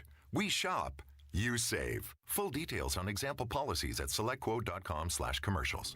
Hey, Tinsley, why don't we use EasyCater to order food for staff lunches? Because my 46-page acronym system is so easy. I just have to salad, stay alert to late arriving deliveries, pie, put in expenses, and Google Pie. Go out and get everyone's preferences and allergy information. That's supposed to be simple? No, simple is Stephen, Irma, and Margie prefer lasagna and empanadas. OMG. No need to make work life more complicated. Just use EasyCater, the easy way to get food for work. There's a reason Intuitive Services Group handles our janitorial needs here at 94.1. They're local and serious about cleanliness. From nightly cleaning to detailed floor care, they deliver. We trust them, and you can too. Call Mo at 830-470-3007. That's 830-470-3007. Some people just know they could save hundreds on car insurance by checking Allstate first. Like you know to check the GPS directions first, before driving to the mall. Turn right at the light. In 1,000 miles, you will reach Montreal. Not Montreal, the mall. Recalculating. 6,000 miles to Nepal. No, the mall. Checking first is smart. Recalculating. So check Allstate first for a quote that could save you hundreds. You're in good hands with Allstate. Savings vary. Subject to terms, conditions, and availability. Allstate Fire and Casualty Insurance Company and Affiliates, Northbrook, Illinois. It's The Blitz with Jason and Joe on 94.1 San Antonio's Sports Star. Well, that song's appropriate from what I just saw. Money for nothing. Uh-huh. Dire Straits, and you know that. I appreciate I'm just I hadn't checked emails in a while. And Joe just hit the lottery. He's acting like it anyway. Well, I didn't, but I mean I'm surprised and look, I appreciate y'all playing along, but don't send me money, please. I'm getting money on my Venmo account. Well, I mean, people are nice to you, dude. I mean, it's one thing people sending you $1. One dude sent you $5. I know. Jonathan Koch sent me $1. Uh-huh. Mason Moore, $5. He says, consider this a tip, ha, ha, ha. I'm the one you met at the Willie's about a year ago. Oh, yeah. Appreciate what y'all do. Uh-huh. Well, I'm glad he sent me $5 and not you. Well, I mean, because I don't have Venmo. But people were requesting money from you yesterday, and you got mad, and now they're giving you money that you can give to other people. I guess so. I need to start, I mean, you did say on the show yesterday, if I got $1 for every dumb thing that I said, and you got flooded. Well, Jonathan Koch said it was for a pedicure. I need a little more than $1, Jonathan, for a pedicure, buddy. Well, with your toe fetish, I mean, it all adds up. He's not paying for the pedicure. He's paying for the little pinky toe to get clipped. I'm joking. I'm joking. I send Joe money. He needs it. Well, I mean, if you want to, I'm not going to turn it down. But I mean, you can send Peter J. Holt money. He needs it. You think he does? Wow. Yeah, that Venmo account's climbing. Not bad. Mm-hmm. That's comical. It is. The other day we heard from Peter J. Holt after the Bexar County Commissioners meeting. And Don Harris from News 4 posted today clip from a sit-down interview he got with Peter J. Holt. And according to the Spurs, the only interview he plans on doing at this time. That's it. And declining our request to have him on the show. So Don Harris gets the one sit-down apparently. And but Peter J. Holt does answer a very important question. Absolutely, yeah. We don't know if the arena will cost $1.5 billion. We don't know if it'll cost $1. If you look out there at the arenas that have been built in the last 10 years, the dollar figures are all over the place, from $700 million to $3 billion, and so we want to ensure that there is a arena that is the absolute best for our fans. We have the best fans in San Antonio, and so building a space where that can continue to thrive, that San Antonio Spurs fans and concert goers and people of the community can be really proud of, hey, a space that belongs to us, that's for us, that the public owns and the Spurs make great, then I think that's what we're going to do. And the Spurs are absolutely willing to invest hundreds of millions of dollars as part of the partnership to ensure that's successful. Wow, hundreds of millions of dollars. Mm-hmm. So we don't know. I say if he says hundreds, then it's more than one. Could be 200 million. It could be hundreds. I mean, it's vague because we don't know the total cost of the thing yet. Could be $1 billion, could be 1.5. I'd like to think at this point they have a pretty good idea of what it's going to cost. Is it, a third? If it simple math, and I know it won't work out this way. If it's $1.5 billion, city does half a bill, county does half a bill, Spurs do half a bill. Would that make sense? Well, it would, but there are going to be some private investors too. So, I don't think the county in the tax they passed yesterday or are trying to do to raise the occupancy tax, that only allocated for $175 million. That from the county. Sure. Now the city, they're trying to get the project money that they're trying to get that the city council voted on. It's all very complicated, but I would assume and look, I think that's important though for a number of reasons. If it's public and private, including the Spurs, and I think the public would be more willing to go along with something like that. It is. I mean, we know they're committing to use some of their dollars.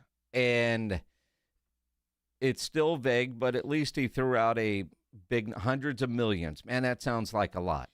But hundreds of millions, when you're talking about 1.5 billion, it's still pretty vague. Because like you said, is hundreds, is that 200 million, which is a lot of money. That's a lot of money. But of 1.5 million, it's... or billion with a B. Yeah, 1.5 billion, billion. Yes. But it's there. It's not a percentage. So, I mean... That's the best answer we've gotten from him on the subject. And again, at least it feels like, in going with the terms that Peter J. Holt used at the Bexar County Courthouse the other day, partnership. At least he's not trying to get it 100% financed by the taxpayers. Right. Because there are some that kind of do that. Now, you look at, like Ballmer to spend the money he did for the new Clippers arena, which I think was the $3 billion one.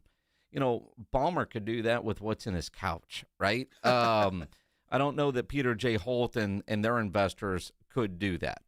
And then how's the lease going to be? The revenue share model on, who's getting concession money and parking money and, all that kind of stuff. So, I mean, other events that are in this building, because he mentions concerts and, whatnot. Again, some of those concerts will be at the new Wemby Center. Some are going to still be at the Frost Bank Center. I mean, the idea that they're still going to utilize the Frost Bank Center for what it could be used for. Well, and I think they have to. And when we heard from Peter J. Holt after that commissioners meeting, he was talking about that they want to make sure that facility is used. The rodeo is going to continue to be there, that's for sure, which is good for the Spurs, who they won't have a rodeo road trip anymore if they don't want to. And we could have an all-star game. Perhaps, yeah, we could have an all-star game at the new arena. I would think, yeah. Sure, but they've got to do some things. I've heard, and just rumors. This is nothing in stone. I've heard the Willow Springs Golf Course across the street from the Frost Bank Center could eventually be developed or sold by the city and be developed into restaurants, bars, and things like that. Now, we'll see if that happens. I don't know. But, that's out there, and we'll see. Talking way out of turn and a little uneducated on the topic. But I imagine a lot of people are asking the same question. Why are we going to continue to invest millions of dollars to refurbish the Frost Bank Center once the Spurs leave? The rodeo's there for a couple of weeks a year. And then what else is it used for? Freeman Coliseum has maintained events throughout. And but Saturday night I'm going to Houston to the Metallica concert at Energy Stadium. And right behind it still sits the Astrodome. Right. Right? I'm not sure why it's still there. I don't know what goes on in there. I think people are just afraid to tear it down. The Astrodome? Yes. No, that's it. I mean, but I just wonder, from a financial standpoint, does it make sense to continue to try to keep the Frost Bank Center at shiny and new, with the rodeo only using it for a couple weeks a year? And I realize the rodeo generates a lot of money and it's very needed, but how much money for an event that takes a couple of weeks a year, and how much money, because I know the rodeo makes a ton, how much money do the rodeo people put into that? Well, it's a great question, and it's got to be more than the rodeo, doesn't it? I don't know what kind of a tenant you would get. You get concerts and garden shows and stuff that happens there. I mean, but you're going to have the Wemby Center that's also going to be competing for concerts. I'm a big hockey fan. I'd love to see a hockey team move in there.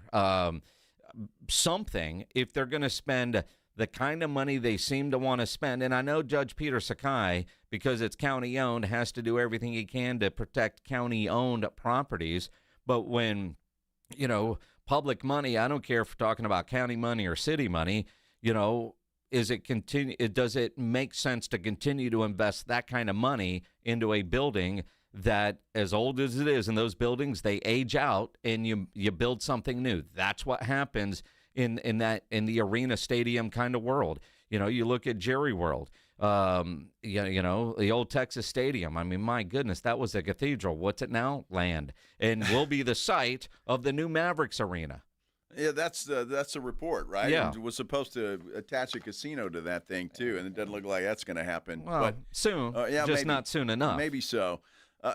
Look, you got to do something with that, and I'm with Judge Sakai on this. I don't want to see that thing just – if you tear it down, which would not do the rodeo any good. I mean, what are you going to put there?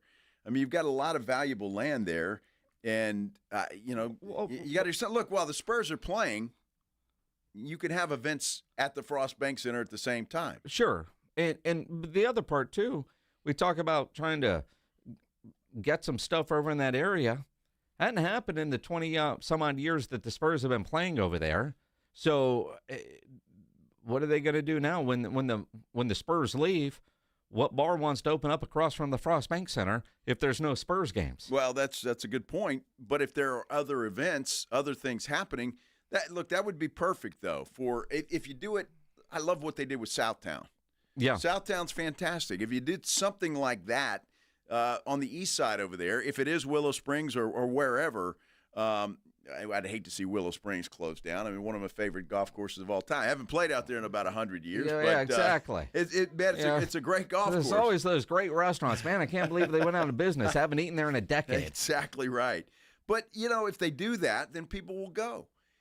There's just no reason to go to the Frost Bank Center other than the rodeo or a Spurs game. There's just no reason to do it. Now, you've got Freeman, which you mentioned, which God bless that place. I mean, they've kept that thing running, and now you've got the arena football playing in there. Gunslingers, yeah. And they do other things too. But that building, you talk about an old building. Mm-hmm. That place is ancient. But again, I don't know how much money they spend on it, but that's what I'm looking at. Frost Bank Center can be useful for years, but how many millions do you put into it when your main tenant now is the rodeo? From that standpoint, and you go there now. I'm thinking about the Disturbed concert I was at not long ago, or Spurs games this year. The renovations they've already made, the concessions, the different restaurants they've added, it's fantastic. Right? So, I'm thinking, what else do you need to do to that building if the Spurs are moving out? It's some good questions that I hope are being discussed, and Judge Sakai is going to make sure that they are. The Spurs, Peter J. Holt said that they're working with them as well on that. So, interesting problem. Hopefully, it will be a problem, and we'll have to figure it out because that means the Wemby Center has passed. Yep. And that's the good news with that. I tell you what has passed is the minicamps in the NFL, which is bittersweet for me because that means we won't have football to talk about for another month and a half or so. But the good news is football's coming in a month and a half, and that's really good. We'll hear from the Cowboys, both players and from Coach Schottenheimer when we return here on the Blitz on 94.1 San Antonio Sports Star. Nobody ever plans on getting arrested, but it does happen to a lot of people every day for all kinds of reasons. If you get arrested, you want to get out of jail fast, you know the best way to do that is by calling my good friend Albert and his great staff at AA Best Bail Bonds, 210-225-2121. Text the word bail to 474747, or you can start the bonding process online at mybestbailbonds.com. You don't have to call attorneys or anybody else to get out of jail, and you don't want to be forced into a PR bond. If the jail offers you a PR bond, make sure you truly understand what all those conditions are before accepting it. Your best option for stress-free bail bonds is AA Best Bail Bonds because nobody beats their price. They offer payment plans, have a free shuttle service. They are discreet and confidential and open 24/7 with offices all over San Antonio and Texas, services nationwide. So if you're up in Dallas, down in Corpus, anywhere in between, license number 149, call AA Best Bail Bonds, 210-225-2121, or go online at mybestbailbonds.com. It's the Morning Huddle with A.J. Hoffman and Rob Thompson. Friday on the Morning Huddle, OTAs are done. Shotty speaks. Where do we go from here? We're talking about it. 4 games into the Stanley Cup, 4 games into the NBA Finals. We'll preview the Game 5s. We'll take a look at the U.S. Open. We got the UFC. Tons going on. We're going to talk about it all. Party starts at 6. It's the Morning Huddle with A.J. Hoffman and Rob Thompson. Mornings 6 to 10 on 94.1 San Antonio's Sports Star. Father's Day kicks off early Saturday, June 14th at Lion and Rose Dominion. Enjoy free experiences like cigar rolling, mini spa treatments, and prize drawings. It's Saturday, June 14th from 3 to 7 p.m. at Lion and Rose, just off I-10 West past the Dominion exit. Transform your water with Connecticut. For a limited time, receive a free reverse osmosis drinking station, $400 off with a trade-in, and 0% interest for 12 months with approved credit. Don't wait. The offer ends soon. Call Connecticut today.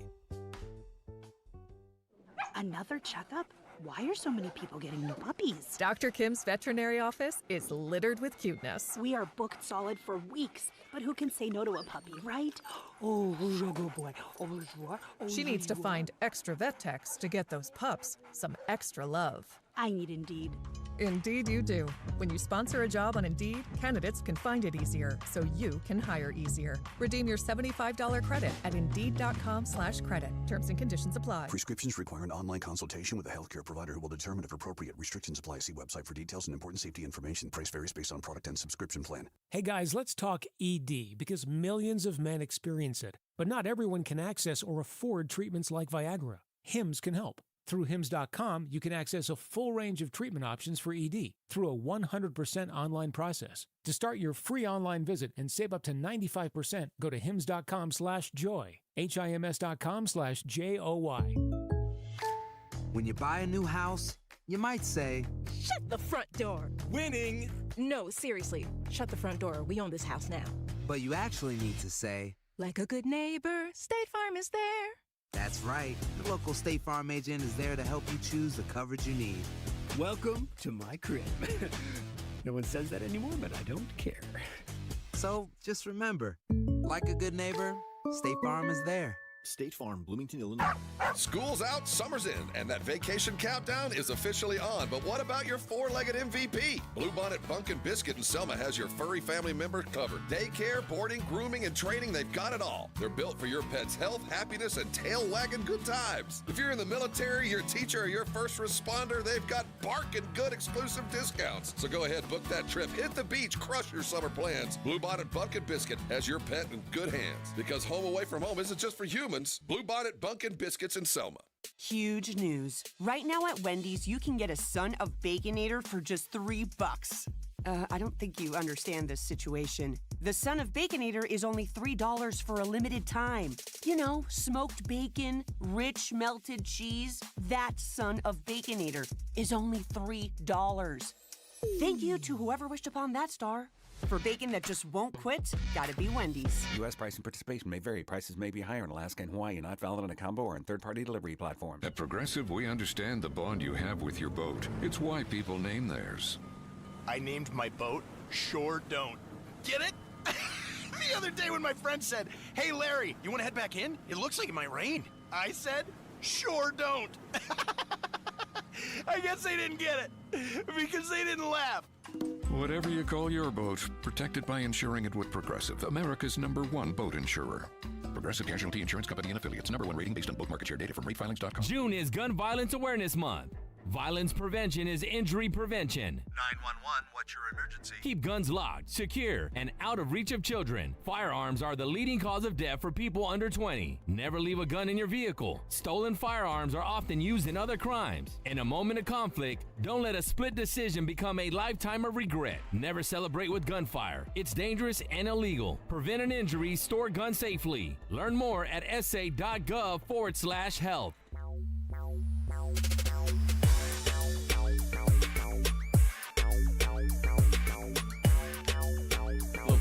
Techno music going there.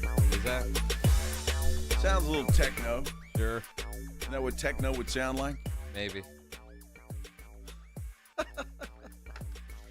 Oh, my goodness. This is the Blitz on 94.1 San Antonio Sports Star. Hope everybody's having a safe day out there. Sunny skies, I think, out there. I sound like a weather guy? Sunny skies, no chance of rain today. Don't lie to the people. Well, according to my app, that's the case. Okay. So it's sunny skies, no chance of rain. So we'll dry out a little bit, San Antonio. Let's hope. Yeah, and I'm talking about the rain, not anything else. There's a beer in your future? I'm sure there will be, yes. Nice ice-cold flight by Yingling on deck. Well, I actually had a couple of those last night. Did you? Yeah, maybe more than a couple. Maybe. Mm-hmm. Dude, I watched the game, first half of it, at the Roo Pub. Mm-hmm. Steak night. Steak night. Had a good steak. It was fantastic. Well, you're bacheloring this weekend, so you took advantage of steak night last night. I did. Sat there by yourself and talked to a whole bunch of people. I did, and it was great. Mm-hmm. I enjoyed it. Watched the first half of the game there, and then came home, watched the rest of it, and celebrated with the dogs.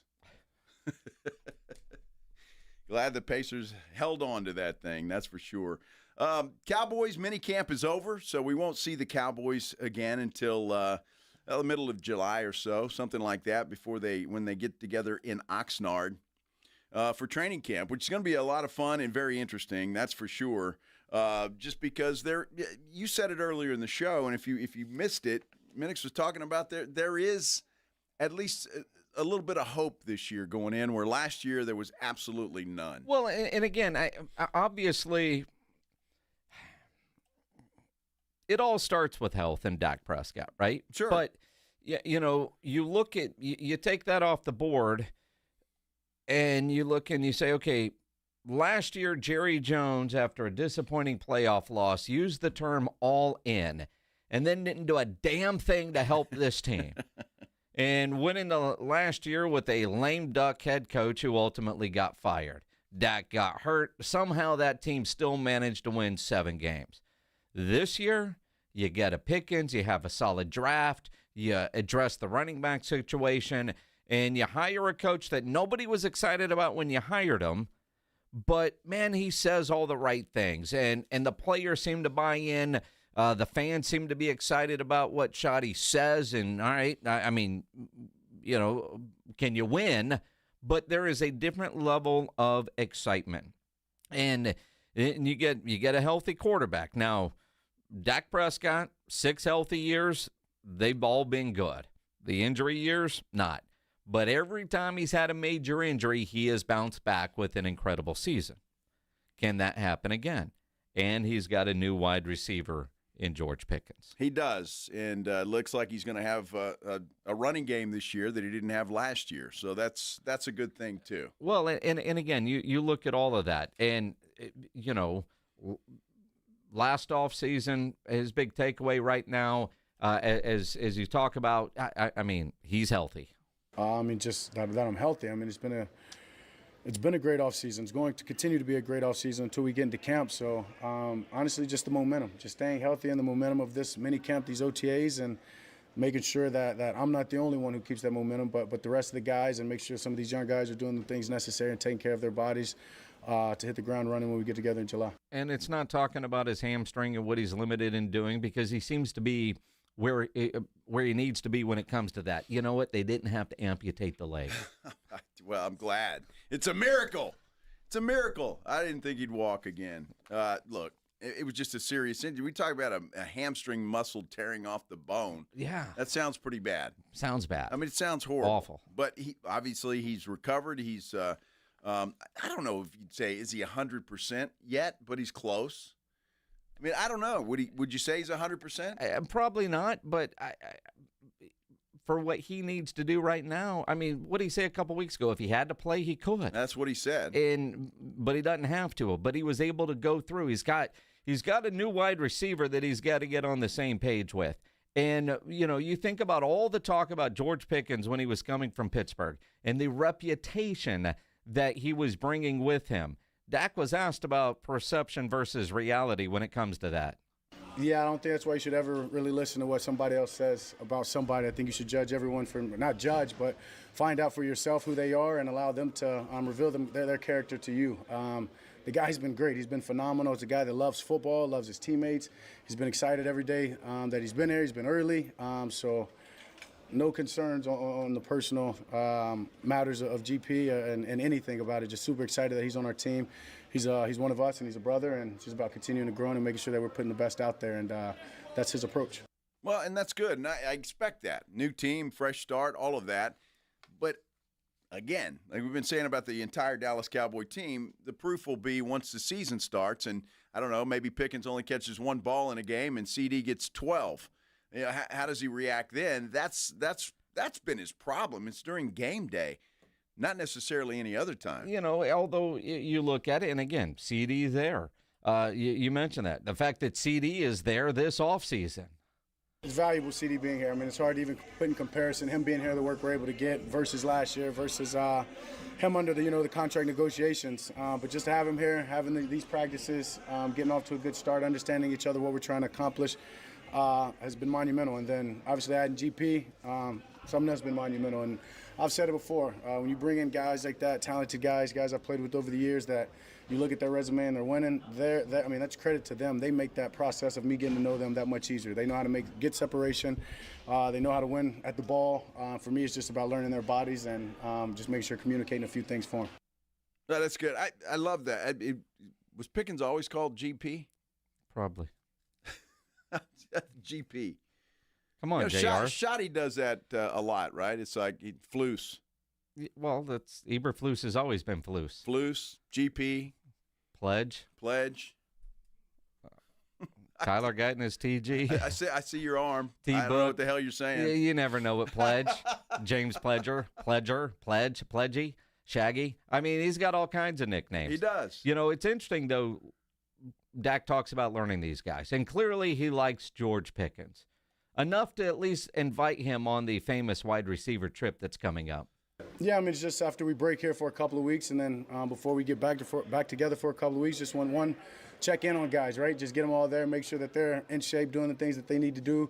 They're seeing the ball. That's one big part of it. I mean, you can catch a lot of jugs, you can catch passes, but you want to catch them from the quarterbacks. And then lastly, there's that camaraderie, getting those guys together. Like you said, getting George here just in the last couple of months, know him, right? We're growing, but just getting to know him better, deeper, getting to know all the guys, especially with a new receivers coach, right? These guys are coming in trying to change little things and little nuances that just gives them another time to work together. So super excited about the trip. Well, I think that's cool. And I think Dak pays for the whole thing. Yeah. If he doesn't, he should. But I would say CD's got some money. Well, he does, but not as much as Dak. Well, nobody does. I would say, no, Dak, we're going. If you want me to go, buddy, pony up. But I think that's a cool thing, and I think he does pay for it, which is even a cooler thing. But they get together and bond, and I think it's important for quarterbacks and their wide receivers to do that. Absolutely. And look, Brian Schottenheimer loves the fact that Dak does these wide receiver trips. Yeah, I think that trip's just awesome in general, Todd. I think it's for a lot of reasons. They work. I mean, you guys probably see some of the videos. I know I see some of the videos. I mean, they work. They put the time in. They talk a lot of ball.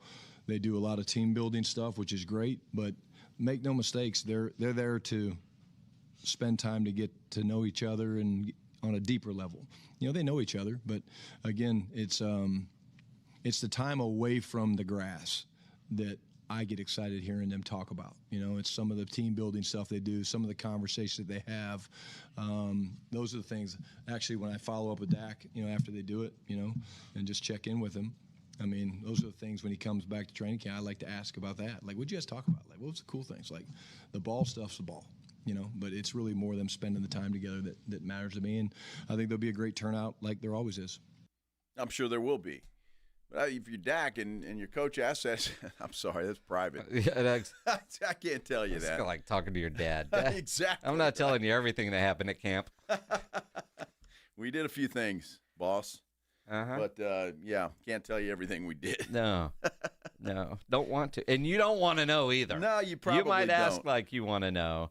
One of the things that I'm more interested in, how is this offense going to look with Brian Schottenheimer now? Yeah, his approach. Yeah, he spoke on it, I believe, a good bit on the team that we're going to be, the way that we're going to go in and attack defenses, be aggressive, run first, open up the actions and things like that. So for me, it's just about going back and looking at the past games and seasons that he's called, and they've been successful. So I'm super excited about it, just ready to get to it. I think we all are. I'm curious to see what they're going to do and how that offense is going to run. How different or not different. I think it will be somewhat different, but how much under Schottenheimer? Well, and again, what did Dak do? He went and watched old Seattle film when he was calling plays with the Seahawks. What did that team do? Threw the ball when it needed to, ran the ball well, solid offensive line play. They had a pretty good running back, too. Yeah, they did. Yeah. In a good offensive line, which you look at, no Zach Martin,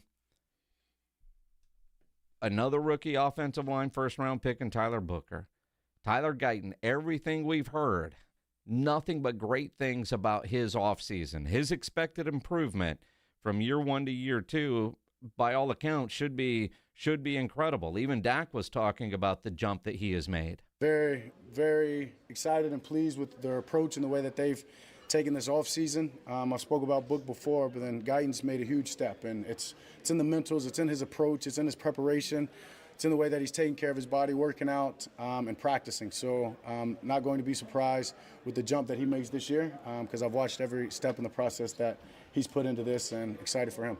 Yeah, what's cool about that, what Dak just said, is exactly what Guyton told us, Jason. That's exactly what he said. When you ask, what's he learning and what's different, it's taking care of his body, paying attention and just doing things like that more so than even football stuff. And so obviously he probably looks better, like he's more in shape, and he's doing things that are just more NFL-like. You get that? Yeah. It's are you awake? Yeah. No, I was. Again, we got to see it, but it just reminds me of what we heard about Terrence Steele in the off season that Terrence had, where everybody talked about how great he was, and we were all like, "You've got to be kidding me! Did you watch last year?" So Terrence Steele is a prime example of a guy that can make that big jump, and we need to see Terrence Steele make that jump again coming off of injury, because he hasn't been the same since he got that injury. So it's going to be interesting to see. Now, the clip from Dak Prescott, and wanted to save this one till we talked about all the other, because I thought the other was good and we wanted to discuss. But the one that's making all the rounds on SportsCenter and all the rounds on social media, Dak Prescott was asked about his legacy. Yeah, I want to win a championship. The legacy, the things, whatever comes after I finish playing will take care of itself. I want to win a championship. Be damned if it's just for my legacy or it's for this team, for my personal being, for my sanity. The legacy will take care of itself. I have to stay where my feet are. Again, just for the record, that's a dumb question to ask a guy going into his 10th year in the NFL, asking about his legacy. But what would you want to hear from him? Yeah, my legacy is that I was a great leader. You want to win a championship. Isn't that what Cowboy fans want to hear? I want to win a championship. Well, again, Dak is so divisive within the fan base or outside of the fan base. There's just hearing him say championship, people will just roll their eyes, right? But what do you expect the guy to say, right? When, there is a article on ESPN.com. Quarterback questions for all 32 NFL teams. And what do they say about Dak Prescott and the Cowboys? They hope it's the healthy version, right? Well, of course. And he's expected to be healthy to start training camp. They've added this. But, with Dak, what do you write? I mean, he's a really, really, really good MVP caliber regular season quarterback that hasn't gotten it done in the postseason. That's his legacy right now. He can change it. He's got time to change it. Yeah. But, I mean, and again, all those playoff losses, not all on him, but he's contributed as well. I mean, it's just, but when you're the quarterback, you get the win and loss. Just like when you're a pitcher, you get the win and loss. The, left fielder doesn't get a win-loss. Catcher doesn't get a win-loss. Quarterback, that's your legacy. Well, it is. And look, I don't feel bad for any quarterback in the NFL. If you're making the money they make, then you should be held accountable when the team doesn't do well, whether it's your fault or not. It makes no difference. But his legacy, and look, I love the way he answered that question. That'll take care of itself at the end of my career. I'm not at the end of my career, and I get that. I just honestly don't understand the question. Yeah, well, and again, I'm with that. I mean, see, like Glenn on our YouTube says he's nothing more than a backup quarterback, bottom line. What? All right, I mean, but Dak's reputation is that. I mean, there are people that would just rather see you at quarterback or me at quarterback than Dak Prescott. Well, I don't think they'd want to see either one of us at quarterback. Well, I think they would until they did. Then they would maybe appreciate Dak a little bit more. Exactly. Look, Dak, we'll see what he does. The biggest concern I have with Dak is his health. Can he stay healthy? Because if he can't, I just don't know if Joe Milton is ready to lead this team. And he would be called upon to do that. Maybe he can, maybe he can't, but it all rides on Dak's health. He's got to stay healthy, and then you take that back to the offensive line. Tyler Guyton at left tackle. I mean, that's a big responsibility for him to keep Dak upright. And that's going to be that's your season right there. If he stays healthy, you got a shot. If he doesn't, you're screwed. And that's for the Cowboys and every other team in the NFL. Sure. I mean, all right, sure, all right. Somebody bring out the Nick Foles example. There are times, but for the most part, if your starting quarterback goes down, your season is essentially over if you're down for a long period of time. I mean, C.J. Stroud's shoulder gets bad. Texans fans still excited about Davis Mills? Well, they wouldn't have a choice. I mean, wouldn't have a I mean, it's different, though, because Dak has had some injury issues, and not just little minor stuff. The ankle, now the hamstring. I mean, so it's not a question where, yeah, you're right about all of the other quarterbacks, but Dak has had some injury issues, and so keeping him healthy is important. Yeah, I mean, and speaking of it's an interesting year for CJ too. Right? Yeah. When you think about the changes they've made, I mean, Bobby Slowick was going to be a head coach, then he gets fired. Laramie Tunsil, he's great. Yeah, he's gone. They got to fix the offensive line. How's their new offense going to be? And seriously, but his shoulder, is there any real concern there? We said it when D'Amico came out with it. That's kind of strange for him to have a sore shoulder, in the offseason. Maybe just throwing too much. Jaden Daniels, another guy to watch. Yeah, with the Commanders. What kind of a year is he going to have? It's going to be interesting to see. Love football. I'm just ready for football, man. So Love football. It's a bittersweet day. You know what will make it all better? You want to go see Disney? How about Elio? We've got some Fandango codes for caller number. Going on her deck? And CJ, let's add them together. That's 11. Yeah, Pledge. Love you. Caller number 11. Pledge just flipped me off. 6563776. Mouthed words I can't say on the radio. 656 ESPN. If you want to go see Elio, we are going to give you some Fandango codes. So what does that mean, Pledge? 2 or 4 or what? A family 4-pack. Family 4-pack. It says right here. It says right there. Right there. Oh, that instruction Fandango thing. codes to see Pixar's and Disney's new film Elio in theaters on June 20th. Caller number 11. Right now. Good luck. We'll continue here on the Blitz. A 94.1 San Antonio Sports Star. 94.1 San Antonio Sports Star is KTFM Floresville and streaming online at sasportstar.com. Prescriptions require an online consultation with a healthcare provider who will determine if appropriate. Restrictions apply. See website for details and important safety information. Price varies based on product and subscription plan. Hey guys, let's talk ED because millions of men experience it, but not everyone can access or afford treatments like Viagra. Well, Hims can help. Through Hims.com, you can get a full range of treatment options for ED, including daily or as-needed meds through a 100% online process. It all starts with an online intake form. Get started at hims.com/joy, and from there, a medical provider licensed in your state will determine if ED treatment is right for you. If prescribed, your medication is shipped to you for free. Find the ED treatment that fits your needs with options up to 95% less than the brand names. Millions of men experience ED, but Hims can help. To start your free online visit and save up to 95%, go to hims.com/joy. That's hims.com/joy for your free online visit. HIMS.com/JOY. Don't let pain hold you back from living your best life. I'm Dr. Jason Garrett with Arasti. At Arasti, we're dedicated to providing fast, effective relief from pain. Whether you've been dealing with a chronic discomfort for years or have recently suffered an injury, our goal is to help you recover quickly.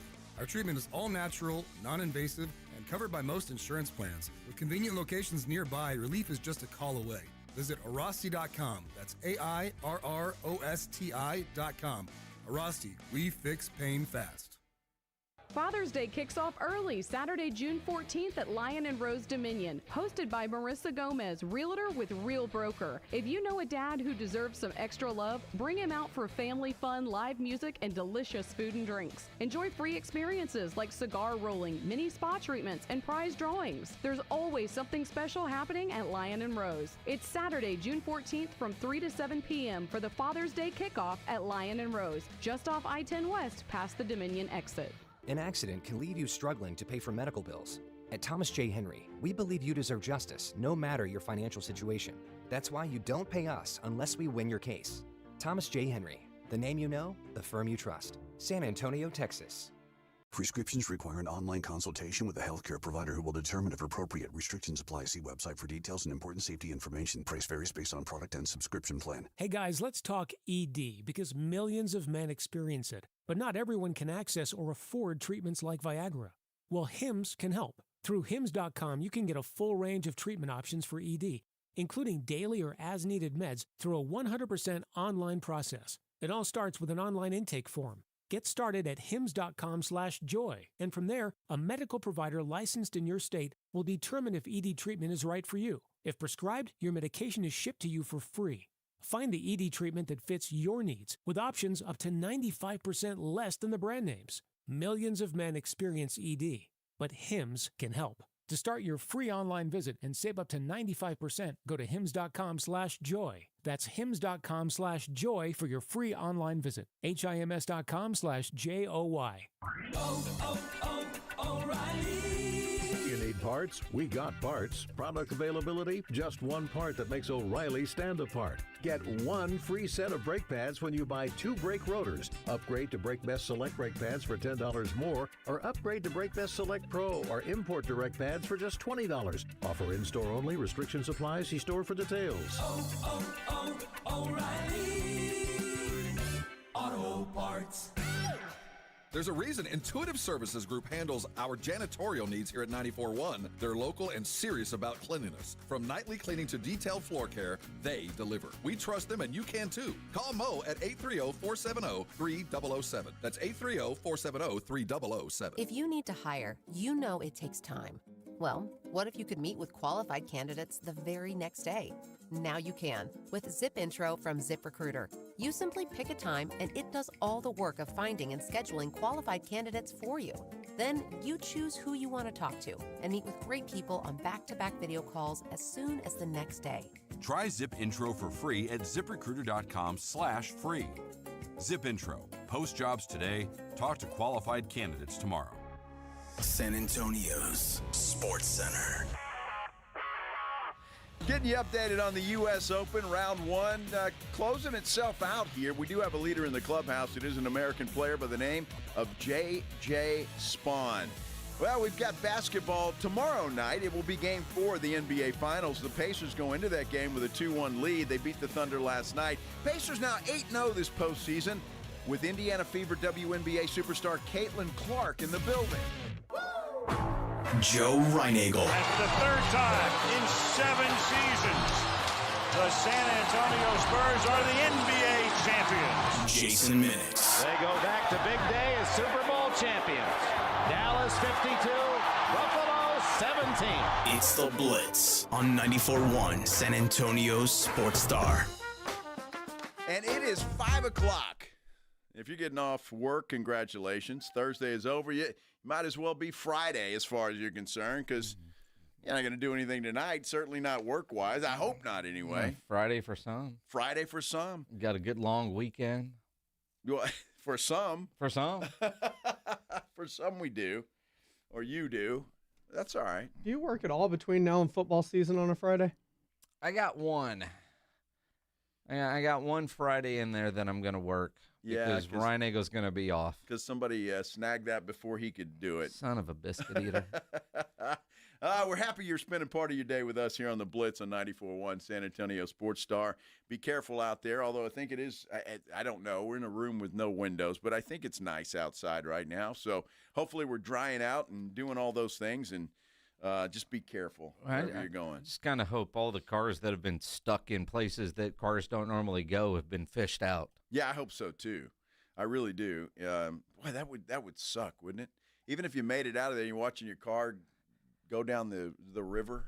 I'd rather watch the car go down the river than be in the car while it's going down the river, to be honest. And look, water wins. In the flash flood part of flash flood is it's on you quick. Now, if you've driving through a low water crossing that you think it's not that bad, that's on you. But flash floods, man, I mean, it can get out of hand pretty quick, which is what we were seeing last night. And one of the interesting parts, you talk about watching your car float down the river. I saw Chief McManus, a news clip. They found, from what I've read, 4 bodies, but there's more cars than that, and people weren't in them. And so they weren't sure, did people get out safe and just walk home, call an Uber, do whatever, because the car's there, but the people aren't. So they were like, McManus was like, call us and let us know you're safe if your car's here. Yeah. Which makes sense. I mean, honestly, what do you do in that situation? Well, that is weird. First of all, you're maybe changing your pants. Well, yeah. But other than that, let your car float away. That can get fixed or replaced or whatever.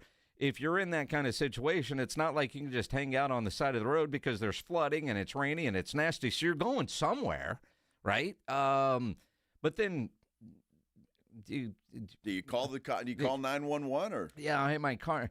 I got that red one down there. Yeah. I'm good, man. I'm over here at the coffee shop. But my car's not. I'm just I'm good, and that's what the cops need to know. Well, they do, and then I guess the next call's to the insurance company, perhaps. Yes. Yeah, because my car just floated down the river. And no, it's sad, and I know there's some people lost their lives last night, which is always sad, and I hate that. But just be safe out there, and I think most people know. And again, flash flood's nothing you can do about it, right? I mean, if that happens, you just got caught in it and no fault of your own. That happens. But I think most people are wise enough and smart enough now that if they see something that looks suspicious, you don't go. You say that, yet EMS had to pull a lot of people out. And again, I'm going to make fun of you if you drove through that and got stuck.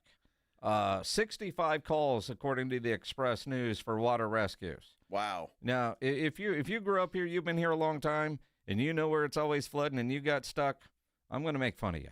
But if it's one of those flash flood situations, dude, I get it. And that's scary as hell, and ain't nothing you can do about it. Water wins. Every time the water is going to win. And so those in those flash flood areas, especially with the construction, if you can't get to an exit fast enough, man, you're toast. Yeah, there's no doubt about it. And it was scary last night, man. Bad storm. I know there's a tornado reported up in Hays County last night, but, man, there was a lot of wind, rain, thunder, lightning, all of that stuff. So I didn't get a lot of sleep last night. I don't know any. I mean, I generally will sleep through most storms. Now, I've been dogless now for 3 years. Wow, has it been 3 years It's already? been 3 years. Wow. Yeah, because my Facebook memory showed me that a couple weeks ago. And I was like, man, it's been 3 years. But, so I've slept through every storm since because my old dog, Princess, she used to wake me up if it sprinkled. But last night, and I don't know if it was the thunder or the damn alerts you're getting on your phone. Yes. Why can't we get those tones for an alarm? Because that will wake me up. I can sleep through most of my phone alarms. I got to change them all the time just so I don't get used to it. But those warning alerts that they have on your phone, I woke up at like 1. I don't think I went back to sleep till like 3:30ish. Wow. Well, my dogs get scared. I still have a couple of small dogs, and they get scared, and so I have to get up with them. But it is what it is. Because I'm like you. If there's nothing there, usually a thunderstorm, I sleep right through that thing. I'm good. Well, and I can go back to sleep. I watched a rerun of NCIS. Now, normally I watch those late at night because I'm going to go right to sleep. I've seen them, all good. I watched an entire episode and then almost all of the second one I remember seeing. I was up way too long, couldn't go back to sleep. Wow. Pissed me off. Is your wife sleeping just fine? Just fine. Don't you just want to wake her up when that happens? No. I do.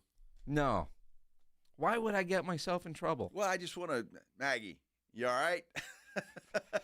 Everything okay? You up? I can't sleep. Let's have some fun. Exactly. I don't know what you're doing right now, but I'm wide awake. Let's go. Yeah. See, now, normally she's up. Like, she'll, storms will wake her up. But last night she was sleeping. Well, she's got to get up early. She does. She has a real job. She does. She does. She does. She has a real job. So.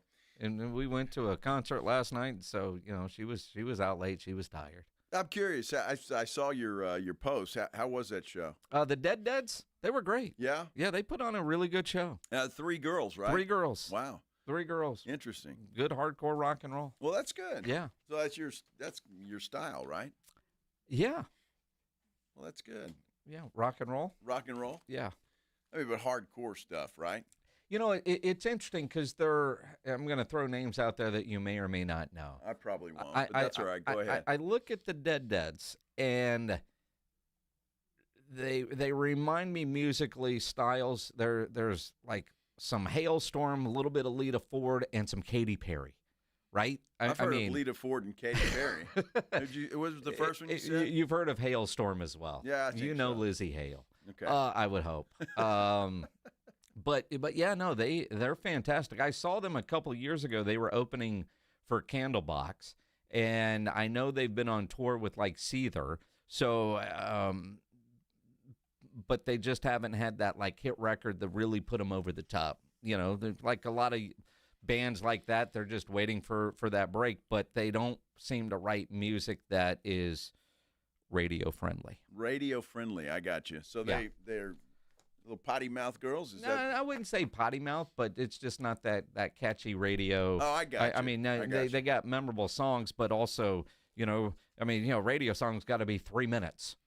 Right. They're a little longer than that, huh? Yeah. Okay, a little bit you longer than that. You know the formula. Yeah, absolutely. Sure. I know the formula. Hey, we are going to wrap up the Cowboys minicamp with the Cowboys. And, of course, we normally talk to our good friend Jon Machota from The Athletic on Fridays. But since the Cowboys are done, well, Jon Machota is going to take a well-deserved vacation as well. So he asked if he could join us today. And, of course, we said yes. So Jon Machota with The Athletic will join us coming up as we continue here on The Blitz on 94.1 San Antonio Sports Star.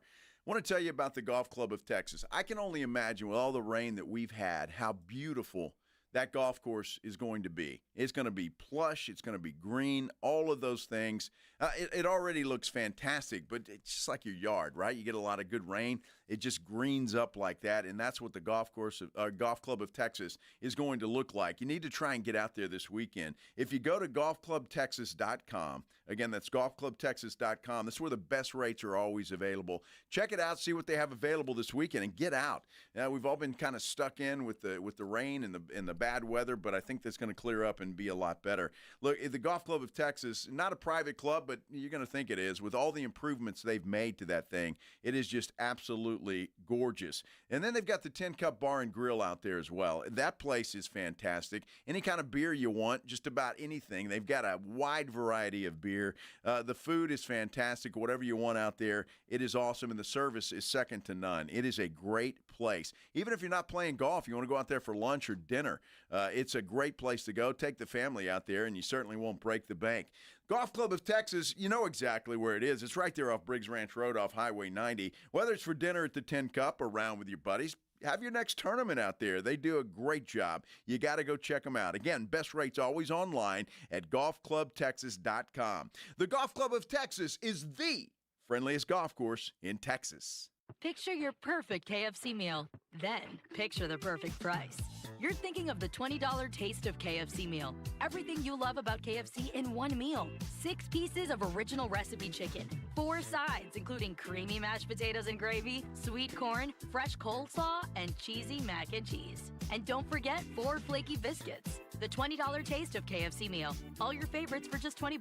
KFC, it's finger-licking good. Prices and participation may vary. Tax, tips, and fees extra. June is Gun Violence Awareness Month.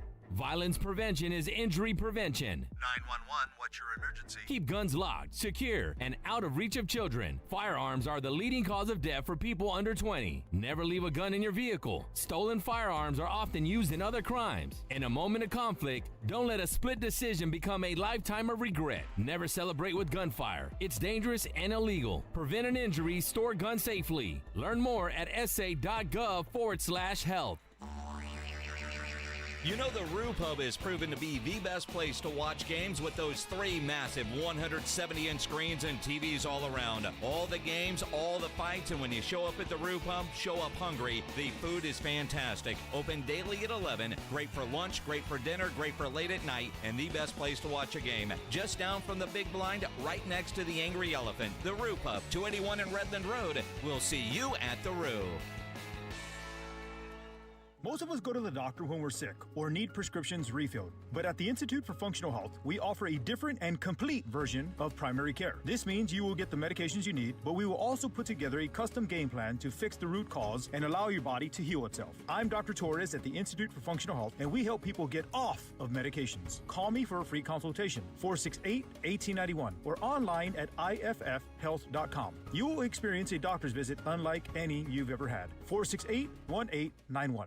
Hi, I'm Jason Thompson. I'm a personal injury attorney, and since 1994, I've been helping people and their families seriously injured or killed by negligent drivers. My website is alawyerforus.com. I use that phrase because I know that there's no way a regular San Antonian can possibly beat a billion-dollar insurance company alone. You will need an experienced attorney to stand up for you and get what you and your family deserve. This month, my father will retire after 50 years of practicing law, doing what he taught me to do, help people in need. Stand up for the people that cannot. Use the skills you have to help the people in your community when and where you can. When an insured driver seriously injures someone, a billion-dollar insurance company uses everything it can to pay as little as possible. Every insurance company you have heard of has a very large staff of attorneys already working against you. If you or a family member has been seriously injured because of a negligent driver, call me, Jason Thompson, as soon as you can after a collision. My number is 210-900-0400. That's 210-900-0400. Or check out my website, alawyerforus.com. My brother-in-law died suddenly, and now my sister and her kids have to sell their home.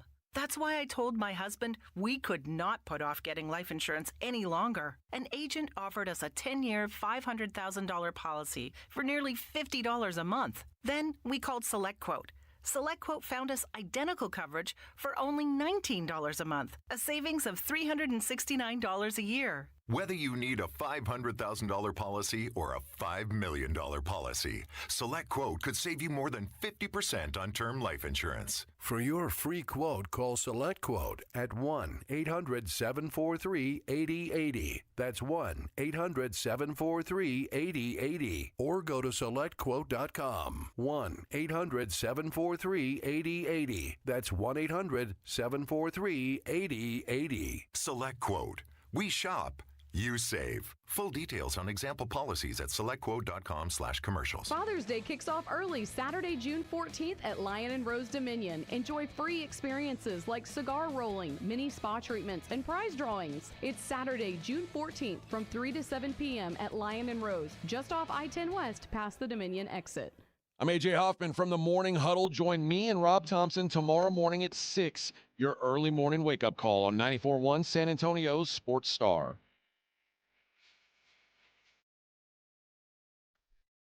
Again, a bittersweet day for me. No more football for a month and a half. But then that's the good news. That's what makes it sweet. We got football in a month and a half as we head out to Oxnard for the Cowboys training camp. It is the Blitz here on 94.1 at San Antonio Sports Star. He's Joe, I'm Jason. Let's talk about it. Jon Machota from The Athletic on a Thursday, joining us here on the Buyers Barricades guest line. Johnny, have you ever heard anybody more upset about not getting to talk about practice? I'm sure there are in areas where people cover teams that win Super Bowls. I'm sure somewhere out there are people that are probably upset that there's some downtime. But, yeah, this little drought over here, I think sometimes a little time off is always good. No, absolutely. It's good for you because, man, with the Cowboys, you got to be on call 24 hours a day, man. You never know what's going to happen with them.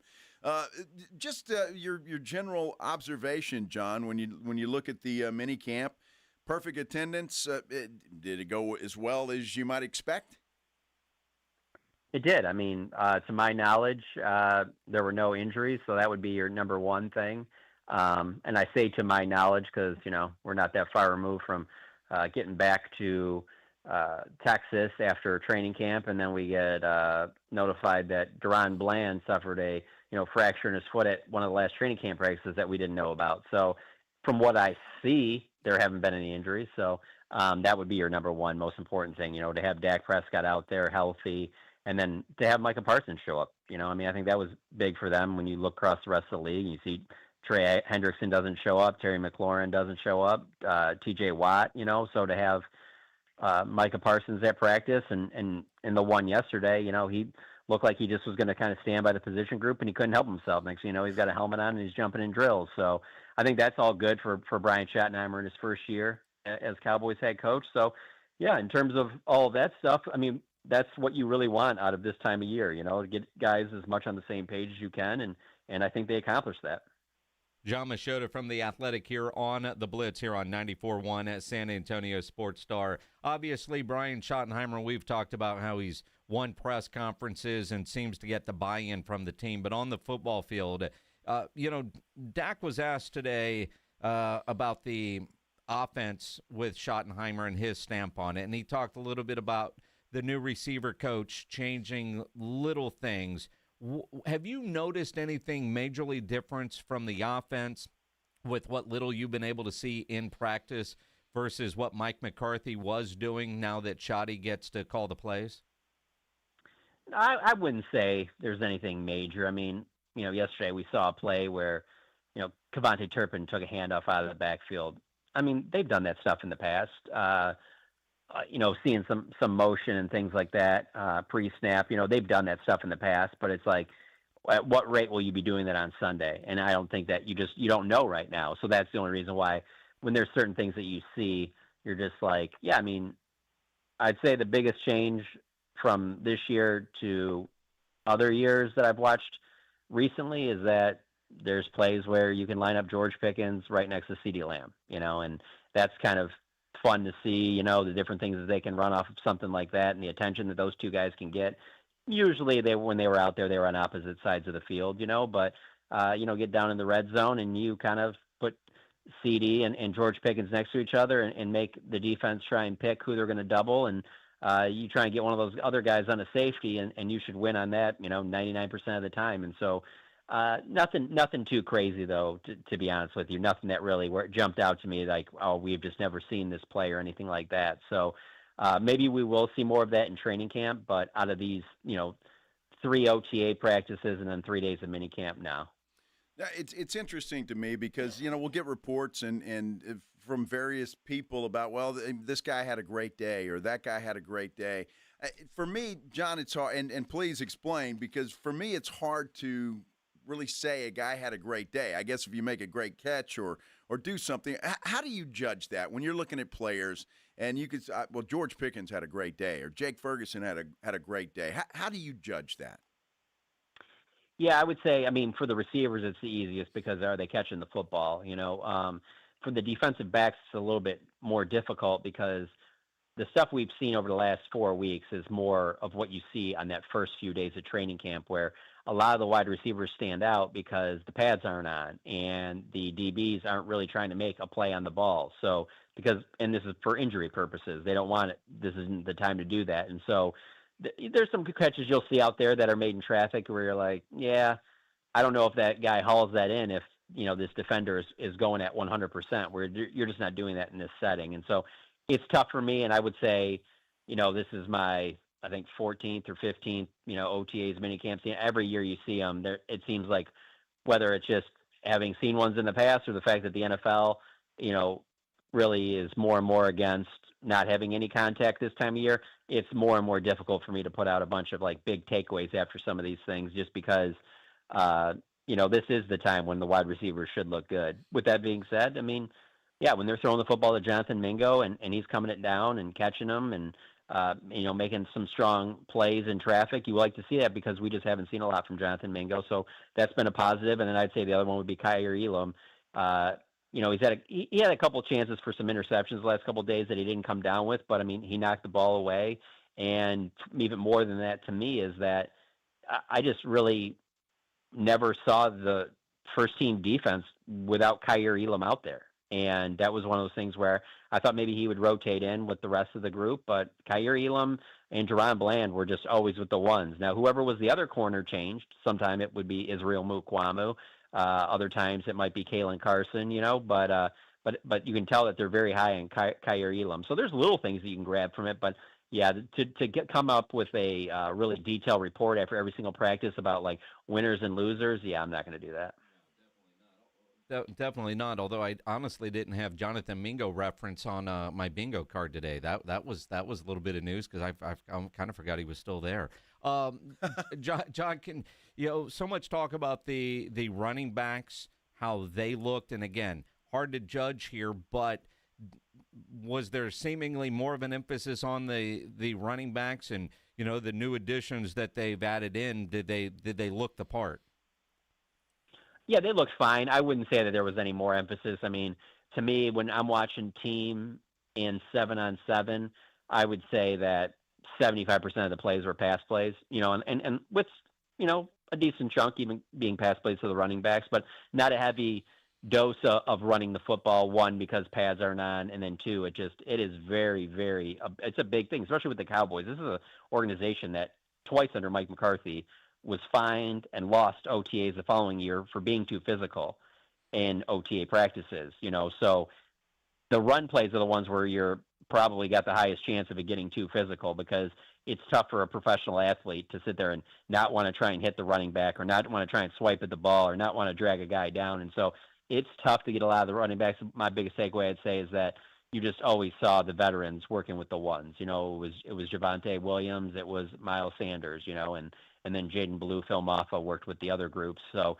I think there's going to be plenty of time between now and week one for that to get sorted out. I'm really looking forward to the preseason for that, exact reason, is to see some of those guys and see what they look like running the football. Because, there's going to be a lot of the starters won't even play in those games. So not the run game would be the one that I think even if Brian Schottenheimer was on here with us right now, he would say the same thing. That's the toughest one to really get anything out of these. Well, and we had Tyler Guyton on the air with us yesterday, John, and he was talking about his just a new attitude, how he's approaching things, and he knows that last year wasn't the greatest year for a left tackle, but even Dak Prescott today said he looks like he's taking a jump. Do you see that? Does he look different to you just from a physical standpoint than he did last year?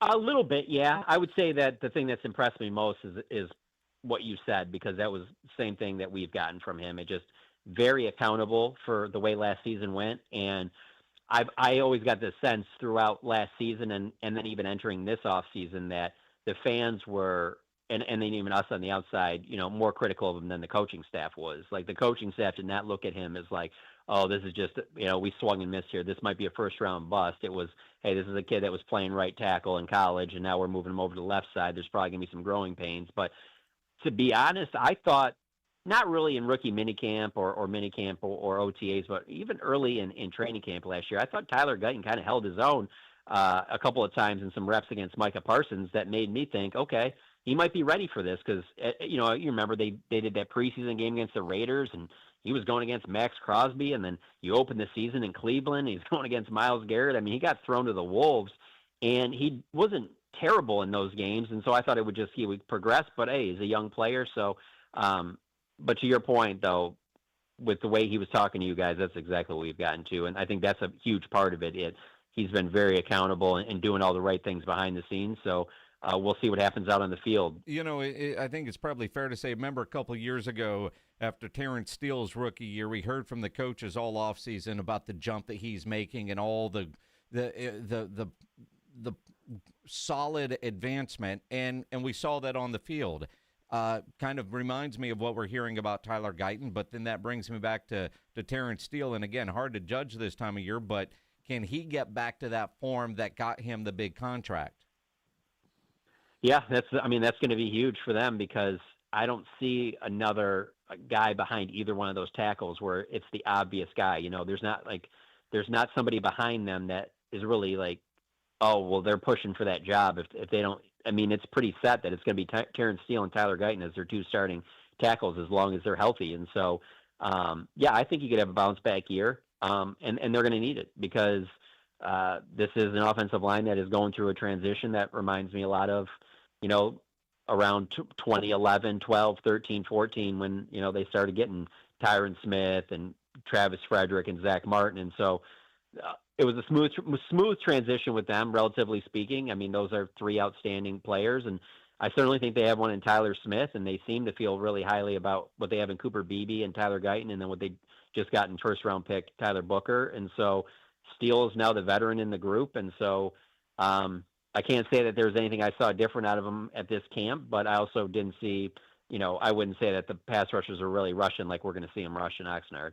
Well, John, it's interesting that you brought that up, that the Steele's kind of the veteran guy, but it looks like Tyler Smith is kind of the captain of that offensive line. Is that fair to say? Well, yeah, Tyler Smith is one of those guys where it's just like, even though he's young, it just, everything he does is impressive, and the staff raves about him, and just the way you see how he carries himself on top of being just an excellent player.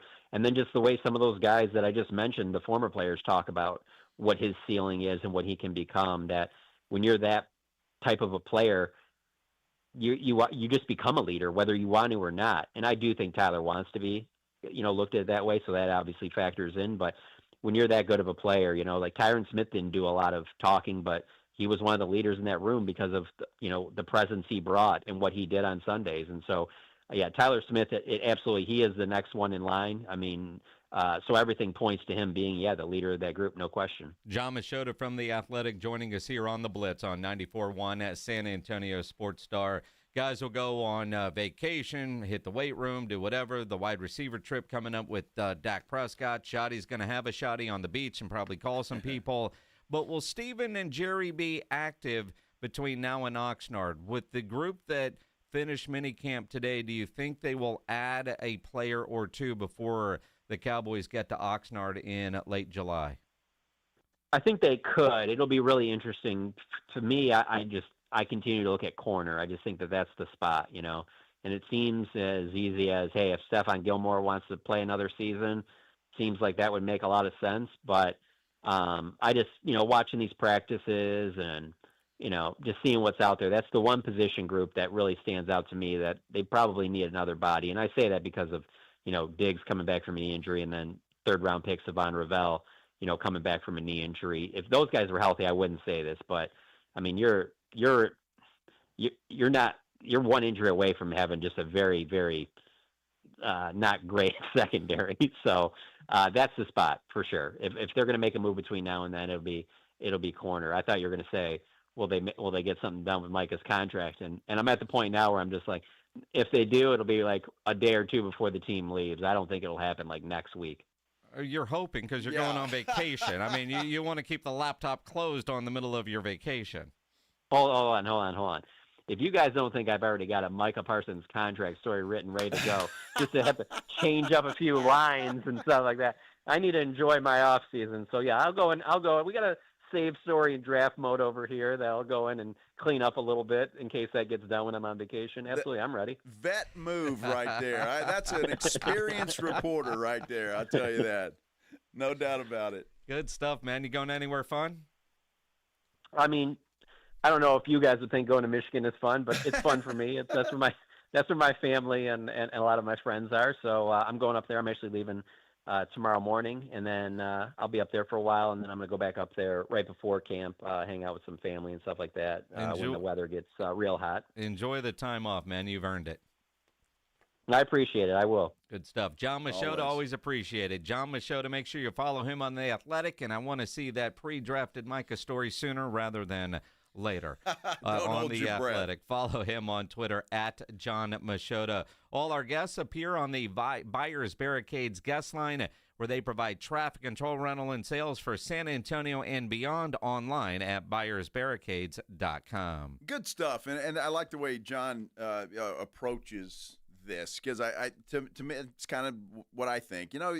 Guys can look good, but it's not the same as we're going to see in Oxnard, certainly when they put on the pads and really go at it. So, but you got to take some positives out of this camp, Jason. I think just the perfect attendance, Micah being there, not wanting to be a story during this thing with Schottenheimer there, and participating the way that he did. And so I think, again, Schotty and Cowboys, they win. I mean, June. It's June.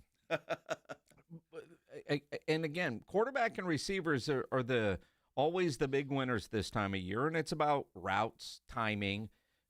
I mean, if Dak threw 4 interceptions, that'd be major headlines. But in practices like this, like I'll go to something I saw Shedeur Sanders say the other day. He missed on some reads and had bad throws. This is the time to do that. But at the same time, did he really miss the read, or did a receiver run the wrong route? Well, I mean, but that's what this part is for. So when you're hearing the high praise from the quarterback and receivers, they're on the same page. That's the best start. You can't judge running backs. You can't judge offensive linemen. Defense can't hit anybody. You almost wonder why they're there. That's that classroom stuff they've got to get into, right? They're installing things. That's what Shotty told us. Yeah, install 1, install 2. 7. Yeah. Yeah, OTA install 1B. That's it. So, well, it's over until we head out to Oxnard in late July. So looking forward to that. And but I'm sure there will be some news. It's the Dallas Cowboys. There always is some news. So we'll continue to follow that. When we come back, put on your GM hat, because the Spurs involved in a lot of trade rumors, and I'm seeing some things from some other people that really on this Dylan Harper thing. Here we go. Yeah. So it seems to be that's who everybody wants, Dylan Harper. It's done.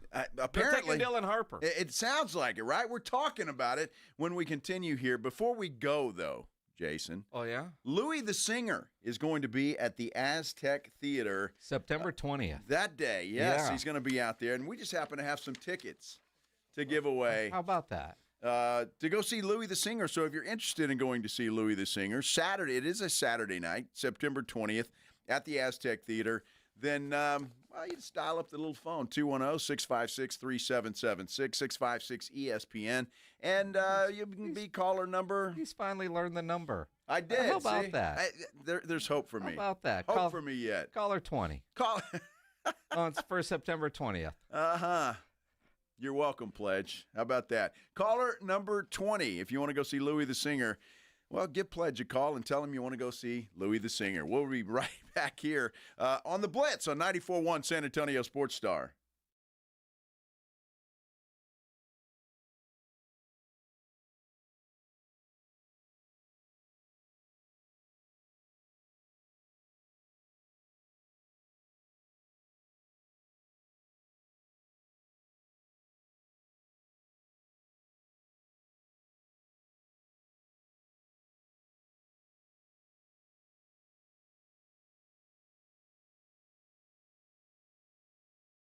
As a fan, you know all the important sports cliches. And when you save money by bundling your home and auto with Progressive, you can get out there and give it 110%, even though that's mathematically impossible. And remember, failure is not an option. Well, it's always an option, just not a good one. But you're not worried because you've got ice in your veins. You're on fire. How can both of those things be true at the same time? Well, that's between you and your doctor. So get out there and leave it all on the field. Leave what? Who cares? Just leave it and save with a bundle from Progressive. Progressive Casualty Insurance Company affiliates and other insurers. Not available in all states or situations.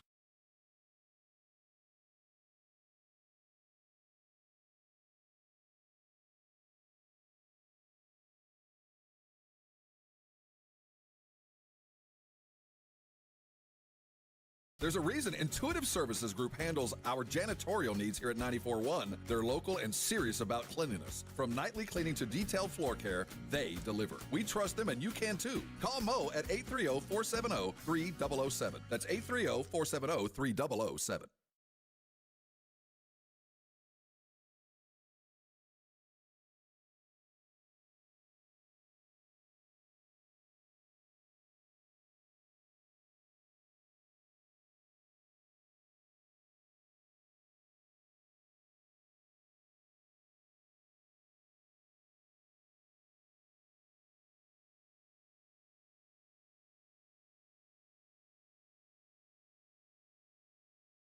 Teams are battling for the championship, and there's no better place to get in on the intensity than ESPN Bet. Go from tracking the latest game-changing moments to placing bets in just a few taps. Right now, new customers can get $100 in bonus bets when you make your first $10 wager. Download the ESPN Bet Sportsbook app and sign up with the promo code JOEQ, that's JOEQ, to get started today. Must be 21 plus. Gambling problem? Call 1-800-GAMBLER. Terms and conditions apply. See app for details. Offer not available in New York.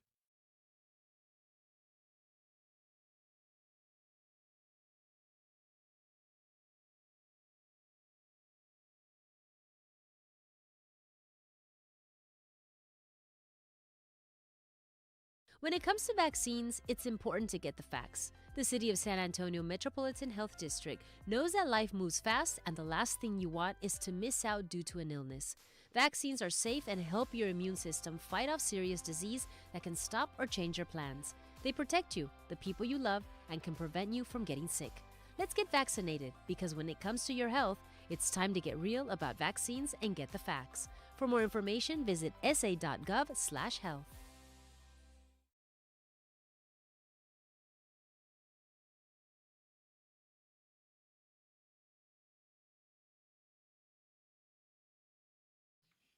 He's making no Pledge work in there, man. He's got a show to prepare for.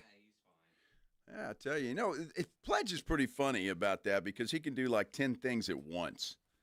Multitasker. We're recording stuff. Pledge is answering phone calls, and he's doing all that kind of stuff. And he's like the red panda lady with all the bowls on her head. You know how popular she is, right? Yeah. I mean, I know even the TNT guys, Barkley and that crew, always point her out when she's here. I used to love that lady when she came to, at that time, the AT&T Center. Yeah.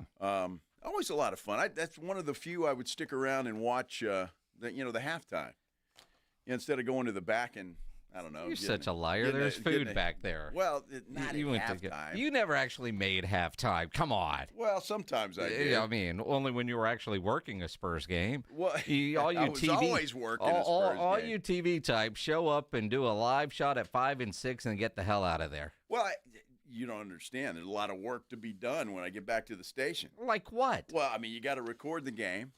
Okay. Then you're cutting highlights from said game. Producers. You got to producers. Are you kidding me? You know where I work? All right, so I know what Marcus was doing. What were you doing? No, Marcus wasn't doing that. Marcus stayed at the game. He had to shoot it. Well, he had to get post afterwards. Yeah. And then after a while, it really wasn't worth shooting because those guys used to be on the floor, and then they put them up in the corner. They get some of those highlights for sure, but better off TV. Well, sometimes it depends, but we'd always have that just in case. Speaking of Charles Barkley, even though he does not work for ESPN yet, he's spending a lot of time at the finals. He could be on vacation, I suppose, but Charles Barkley said something last night that was just funny as hell because I think we all agree. The New York Knicks have fumbled big time. The Knicks got to be the stupidest damn people in the world. Like, you don't fire no good coach like that and don't have a plan. I mean, Tibbs did a hell of a job. Obviously, something's going on there, but you don't have a plan. And now the three coaches turning you down. You got to have a plan, man. And they don't have a plan now. I mean, I don't know what the hell they're going to do. They don't know what the hell they're going to do, Chuck. They are the stupidest team in the world. And he said 3. There's actually 5 now that have said no to the New York Knicks. I mean, it just seems so stupid. It does. We talked about it yesterday, but, man, it just – how do you not have a plan? You just hate Thibodeau that much? You get rid of him and then just we're the New York Knicks. Everybody wants to work for us. I mean, and again, as clumsy as this appears on their job search, did something happen that we don't know about yet with Tibbs and management? Well, that's very possibly true. You know, Tibbs took out a page, I don't know if it's the New York Post or one of the New York newspapers, and thanking the fans and the players. And that could have very well happened, but even then, to have the arrogance to call teams with coaches that are still under contract and say, can we have permission to no. I mean, it's just that's just arrogant BS. It is. I mean, 23 minutes ago, Sports Illustrated has a screenshot of a Josh Hart tweet. All y'all talking trash about Tibbs, lame as hell. A different direction was taken, but y'all should be appreciative for what he did for the team and organization. I'm starting to wonder if the plan wasn't to fire Tibbs, even though there was talk about it throughout the playoffs. But when they had some sort of exit interview, did things go sideways in a hurry and, dude, you're fired? You know what I mean? Yeah, I mean, I guess he said something wrong, or I mean something, because it doesn't make any sense. And the guy takes them to the Eastern Conference Finals for the first time in 25 years, and you fire him. Mm-hmm. I mean, that seems like it's time for an extension and a raise, not to get fired. And it seemed like the players liked him too. I mean, you heard Josh Hart. I think well, some of the players. Well, maybe some of the stars didn't. Possible. It just seems bizarre, but I just feel like now, as weird as this has gotten, like if you're firing a coach that took you to the Eastern Conference Finals, you've got a guy lined up, ready to go that you think is going to be better. Yeah. And clearly they don't. So something, we don't know yet what, but I'm willing to bet now something must have happened. It's almost like when Ime Udoka got fired. We're like, why? How? Well, well, no. Yeah. Yeah, that makes sense. You think Tibbs was sleeping with somebody? No, God, no. Oh, somebody. Well, okay. Stop. Someone for everybody, Minix. And there might have been a nice assistant there at the Knicks facility that found Tibbs very attractive. So, Dylan Harper, huh? He's coming to the Spurs. Well, according to everybody that it seems that there were a couple of guys on our YouTube page yesterday, San Antonio Sports Star YouTube page, that said he's coming. It's a done deal. And I just saw a tweet from a respected sports guy here in San Antonio that says they're drafting Dillon. Now, there is a tweet out from Hoops Hype that suggests Philadelphia is trying to talk to the Spurs. And Don Harris from News 4. I said a respected sports guy here, but if you want to name him, that's fine. Well, it's on Twitter. Okay. Don Harris responded to the tweet, "They are not. Spurs are taking Harper, period." Jeff McDonald of the Express News follows that with, "Thanks for fighting the good fight over here on this bad place, Don. Somebody has to do it, but it ain't me." So you got Jeff McDonald and Don Harris saying they're taking Harper, period. Period. Well, look, I mean, now Harris is plugged in, but if McDonald's saying it too, I mean, maybe that's the case. Now, again, the tweet was the Sixers have engaged the Spurs about potentially trading up to the number 2 pick. That doesn't mean the Spurs have responded, but if the Spurs are doing their job, they're listening. Of course now, they are. I don't know what they would get in return for moving up a spot, but are they taking calls? Don Harris seems to think they are not. Well, that is, I think, mismanagement. I mean, look, this guy. Here we go. Again, maybe the next coming of Michael Jordan. Mm-hmm. All right, I don't know. He seems to be very highly thought of from San Antonio Spurs fans, who I'm sure watch Rutgers basketball nonstop. I mean, absolutely. Everybody here in San Antonio does. Well, sure, don't you? Well, I guess I'm the only one that doesn't. You got a magic box. You can watch whatever you want. Well, I never really thought about Rutgers basketball, and they weren't very good. That I know. They weren't very so I start watching Rutgers. I got to watch Illinois. I'm going to have to go over here and watch, Marquette, because you never know the next James Harden is coming from. So you just don't know. And James Harden came from Arizona State. Well, there you go, Arizona State. Yeah. So I got to watch their games too. Forks up. Yeah. And I just wonder, and I don't mean this is any disrespect to anybody, but is there anybody out there that honestly knows how good this kid is? I mean, seriously. I'm sure all the stats, everything that he put up, all of that stuff, but really, other than just reading what that is. Now, with McDonald and Harris, if they've got an inside in the Spurs camp and they know this for a fact, then okay. I can take that. But any fan out there, do you really know, other than what you read about Dylan Harper, that you know how good this kid's going to be? No, but I mean, that's everybody in the draft, and it's about projections, right? And the Spurs may love him. The Spurs may love Dylan Harper, but that doesn't mean they're going to take him. George Hill at one point was Pop's favorite player, and he got traded away. Uh-huh. So, again, at this point, for anybody to say, including Don Harris, period, no, they're taking Harper, period, with the exception of Wemby, or Cooper Flagg this year for Dallas. Now, would I be surprised? No. Do I expect them to? Yes, take Harper. But to say period? No, I don't know that I'd go that far. Well, I don't know how you can. I mean, unless you're hearing that from R.C. Buford or Brian Wright yourself. I don't look, and everybody's got sources, and we trust those sources for sure. All the mock drafts have the Spurs taking Dylan Harper, every single one of them.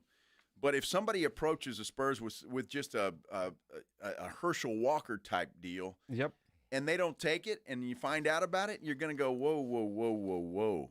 How could you not do that? Yeah. It's crazy. You know what we do every Thursday about this time? The Blitz wants you to know what's on tap. Presented by Sam's Burger Joint.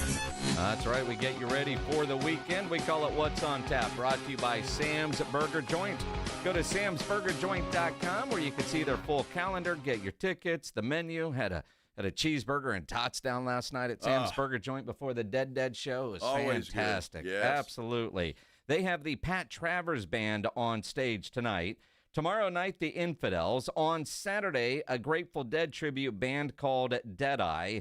Sunday, the Night Miles. And Tuesday, live and local with Jackie, not Marilyn.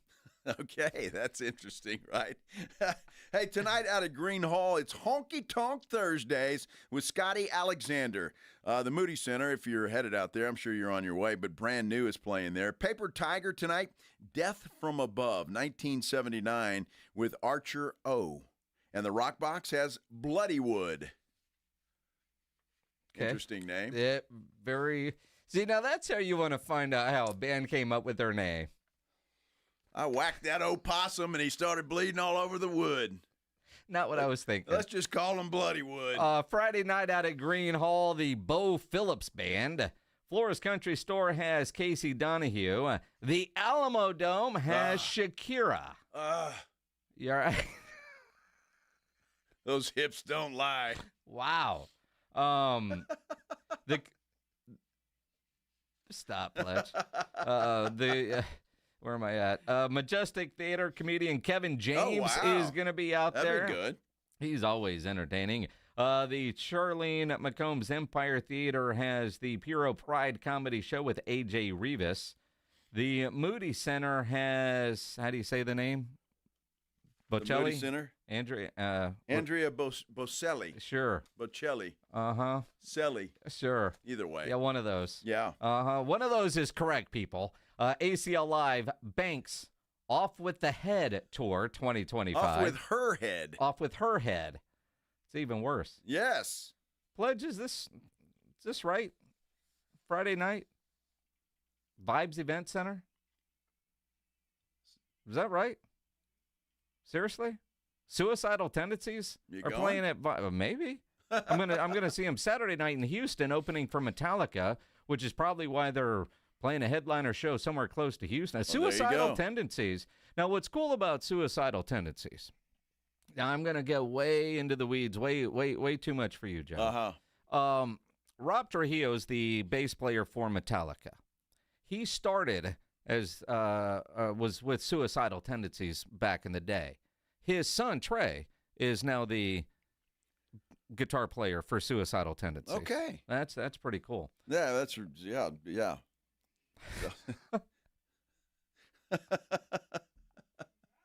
That's awesome. No, I think that's a big show for Vibes. Okay, well, good.